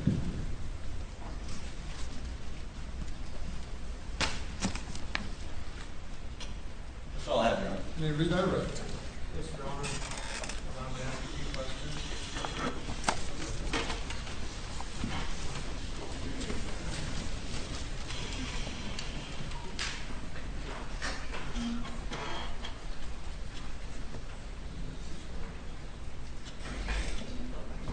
So I'll stand for a moment.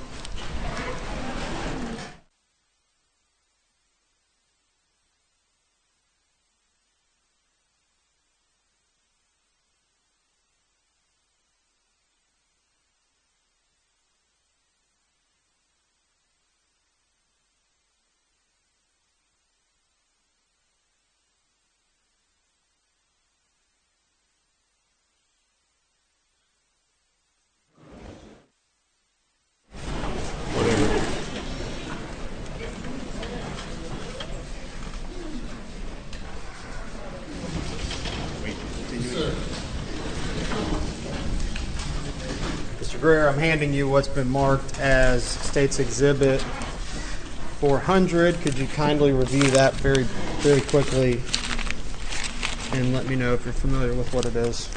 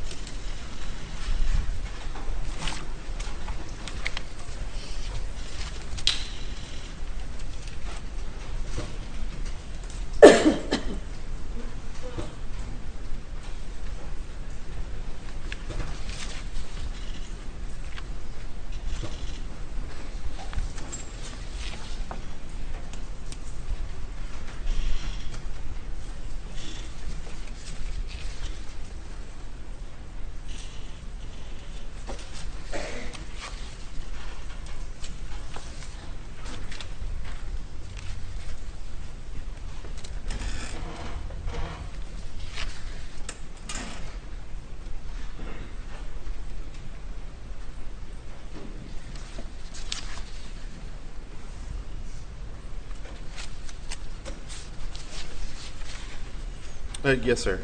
What is it? This appears to be a copy of my report. It's an accurate, complete copy of your report? Yes, sir, it does appear to be. All the things you just discussed today? Yes, sir. Okay. State would move to admit item State's Exhibit 400. I believe it got admitted. Okay. Admitted. Mr. Greer, please, because some of the questions concerned your field. Please tell us how long has firearms identification and tool mark identification, how long has it been around? In its current form, I would say the early 1900s is when this really became popular, and firearms identification was born with several important cases. It was as early as the 1900s that they started looking at this evidence and looking at those individual characteristics through microscopy. So ever since that time, it's just evolved and grew with further research and support, advances in technology, and but it's been around for several years. And are you familiar with any studies that were done utilizing what would be called consecutive barrels Yes, of sir. firearms? Explain to us what a consecutive barrel study would be and what's done in those. Sure. When we're looking at those characteristics under the microscope that were imparted onto a fire bullet or a cartridge case, we're looking at all those tiny little features. A consecutively manufactured study takes into the account of the manufacturing process. So all those marks that we discussed are coming from that gun being produced by a manufacturer. Metal scraping and removing metal. So we have tools cutting and tool stamping and and really working on hard metal surfaces. So when we look at a study that has consecutively manufactured things, that presents an opportunity for a worst-case scenario for us as examiners. If those tools were going to leave markings on other firearms, so if you had this breech face being made by the tool and it made the next one, it made the next one, those are consecutively manufactured. If there's any carryover of those characteristics from one to another, that's what that study does. It highlights that, and it puts that as an emphasis as part of that study. And we as examiners, in looking at that, that's our worst case scenario. If we're going to see any carryover of that tool making that item or that breech face, we would expect to see marks. There's several studies that are out there, and I've participated in several of those as part of my training, where we're given samples that have been fired by consecutively manufactured barrels. So if we see any agreement between each of those barrels, we should see it there. Or studies where we have consecutively manufactured breech faces. Again, those are breech faces made by the same tool, one right after another. And if we see agreement in there, we should see it in that study. I've participated in those studies, in those research projects. Some of them have been studies prior to me becoming an examiner, and I was able to clearly distinguish and accurately distinguish between those projectiles. So I was able to determine those projectiles were fired by this barrel, this barrel, this barrel, and this barrel, or that cartridge case was fired by this gun with that breech face, this gun with that breech face, and this gun with that breech face. So we are aware of that in our community, and we do things to be proactive on that, and that's just an example. And that's something I participated in and was able to successfully pass as part of my competency in determining what was fired by what in those consecutively manufactured studies. And you were able to compare firearms that you know were consecutively manufactured, one after the other, right after the other. That is correct. And just for clarity, we're talking about, I'm referring to items 33 and 22 on your report. That would be the item 33 being the blackout rifle, and then item 22 on the camouflage Super Black Eagle 3. Yes, sir. Your results for some of those were, when you say inconclusive, what does that mean? Does that mean that they could have been fired, or that you just can't determine? That's correct. Inconclusive is one of our conclusions that we can issue when there's not enough agreement or disagreement there in those tiny microscopic characteristics. So what inconclusive means is it's possible it could have been fired by that gun, and it's possible that it may not have been fired by that gun.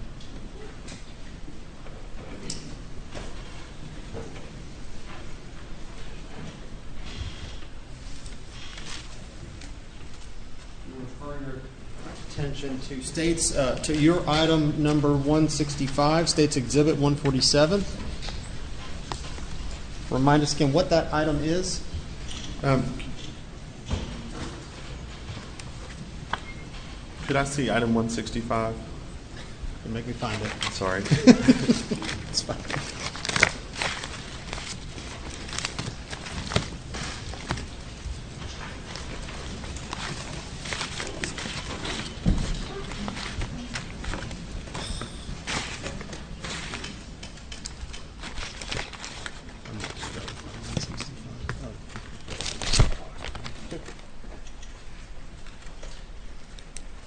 Would you be able to find it in your report if you have it?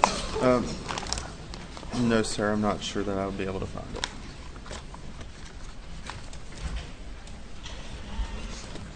It should be here. Unfortunately.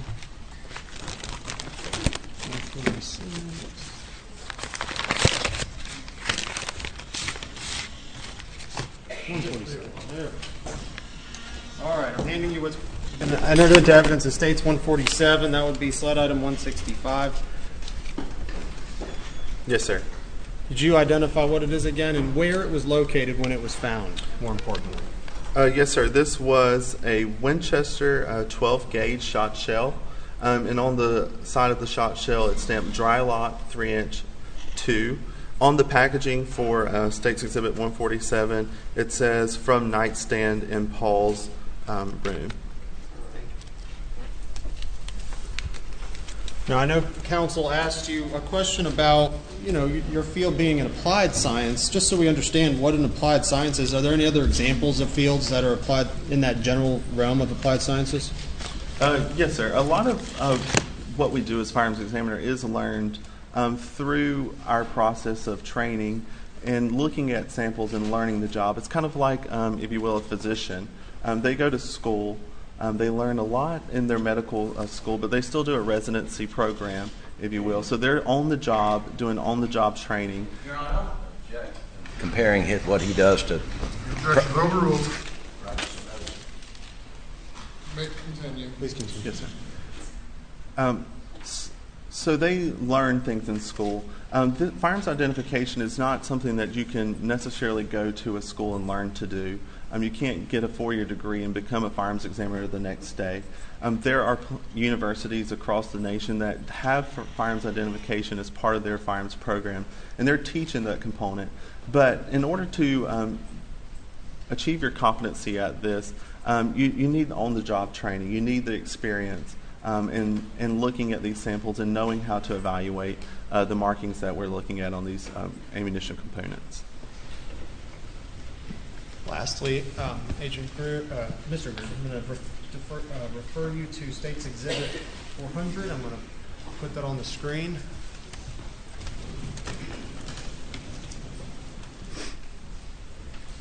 I'm going to direct your attention to item 128. Can you see that on your screen, Mr. Greer? Yes, sir, I can. Specifically, your findings concerning 2 through 7. You see where my pen's pointing? Yes, sir, I do. Which items were 2 through 7? Those were from markers 2, 3, 4, 5, 6, and 7, respectively. And from my understanding of the crime scene, those were the ones that were located around Margaret Murdaugh's body. Okay. And again, we're on what page now, Mr. Greer? That's on page 7, yes, sir. Okay.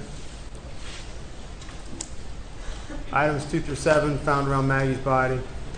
Items 35 through 37 and 39, where were those located? Those were from the side entrance door, which would be the door, I believe, coming out of the gun room area. And items 108, 113, 116 through 17, and 122, where were those located?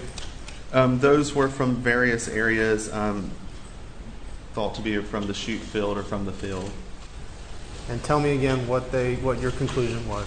I was able to determine that based on matching characteristics in the mechanism marks that items 2 through 7, 35 through 37, 39, 108, 113, 116 through 117, and 122 had all been loaded into, extracted, and ejected from the same firearm at some previous time. Nothing further. Thank you. Further examination. No, Your Honor. All right, thank you. You may step down.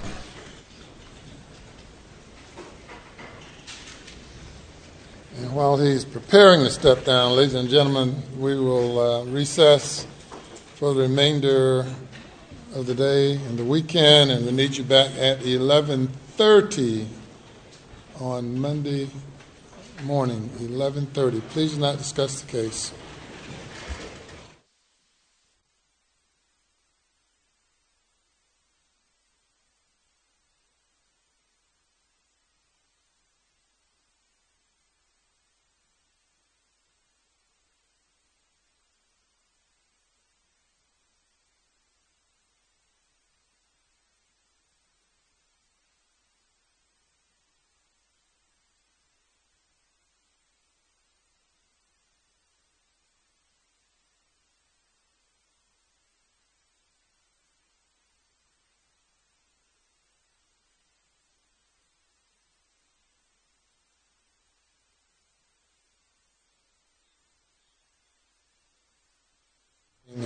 Which witnesses will you have? Your Honor, if we're talking about the in-camera hearing, we'll have Mark Tinsley, and we do have another issue, which I believe I had indicated to Your Honor perhaps in a pretrial conversation as to a A conversation that took place a few days after the crimes occurred, in which there were a number of individuals present. Mr. Murdaugh was present. I don't know the contents of that meeting because I've been out of an abundance of caution, have stayed away from that. And I believe that we may have a little bit of testimony just on whether or not there is any attorney-client privilege to that conversation. I've been careful throughout this investigation preparation not to be privy to that, but I do believe that it is not an attorney-client privilege conversation, but I'd like the court's ruling on that before I became privy to the contents of that. That's the only other issue at this time that I think would be addressed in camera that morning. Your Honor, and sort of a surprise here, were those conversations recorded? No. And I mentioned this in our pre-trial. Yeah, I just didn't know what you're referring to. Neither one of us know what the contents of those conversations are. I believe Mr. Griffin was present at this meeting, which is exactly why I wanted the court's ruling before I became privy to the contents of the defendant's statements at that meeting. We're not quite sure, but we'll wait with bated breath to hear whatever it is. Can you be more specific as to what you're talking about, Mr. Waters? From my understanding, there was a meeting or some sort of gathering in which Mr. Griffin and Mr. Murdaugh and then a number of other individuals were present, in which the defendant made some statements. The contents. Individuals? No. I think some of his partners and other individuals, maybe some family, to which I have never been privy to the contents. However, I would like to know the contents, but I've been careful out of an abundance of caution not to ever become privy until I had a ruling from the court that there was no attorney-client privilege because of the presence of third parties to that conversation. So I would like to address that with the court, and if the court believes that and rules that there is no attorney-client privilege, then I may, at the appropriate time, examine people who were present at that conversation as to what the defendant said. And is that in relation to financial crimes or? No, sir. That would be in relation to the murders of Maggie and Paul. But it is an in-camera matter that if we have the time available, I wanted to raise that with the court. Maybe we can go ahead and knock that one out as well. All right. Any thoughts by the defense? Your Honor, what he's referring to is, it was on Thursday, June the 10th, when SLED came to John Marvin Murdaugh's hunting property to interview Alec, to interview John Marvin Murdaugh, Randy Murdaugh, Buster Murdaugh, and I was there to represent Alec for purposes of that. Before SLED got there, we were all in the house. I have no idea what beyond that he's talking about. I mean, what was supposedly said or heard, or I have no idea, but beyond that. But I don't know of any conversations that he's trying to find the substance of and who he's going to get them from. And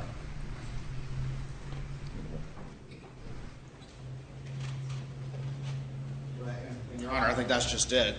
We would have a witness as to the circumstances of who was present, and in the event that Your Honor rules that because of the presence of third parties, it was not a protected conversation, then I would become privy or asked to become privy to the content of that. And again, that isn't by inquiring of who?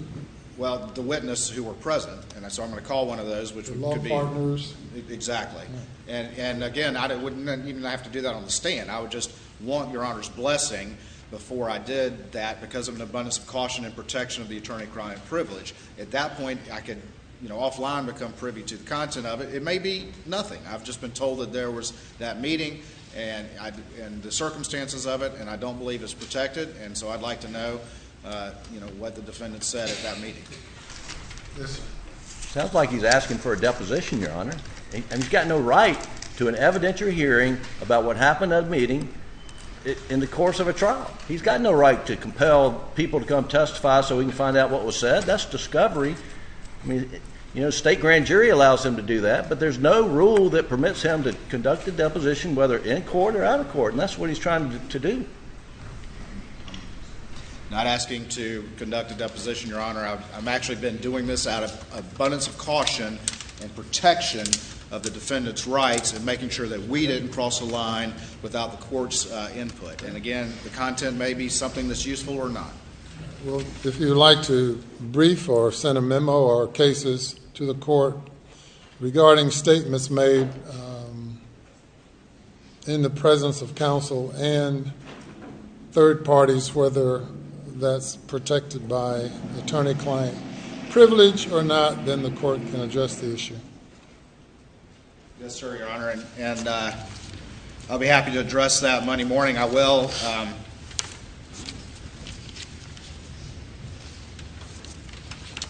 I do have a case, Marshall v. Marshall, 320 Southeastern 2nd 44, which just generally, of course, states the rule that if attorney-client privilege communications are related in the presence of third parties, then the protection is lost. And I can go ahead and hand that one up to Your Honor, and I certainly be prepared to address that in greater detail Monday morning. We'll have this case, and obviously, if we prepare additional ones over the weekend, I'll provide those to Your Honor and counsel. Anything further? Nothing from the state, Your Honor. Nothing from the defense, Your Honor. All right, we'll be in recess till 9:30. All right.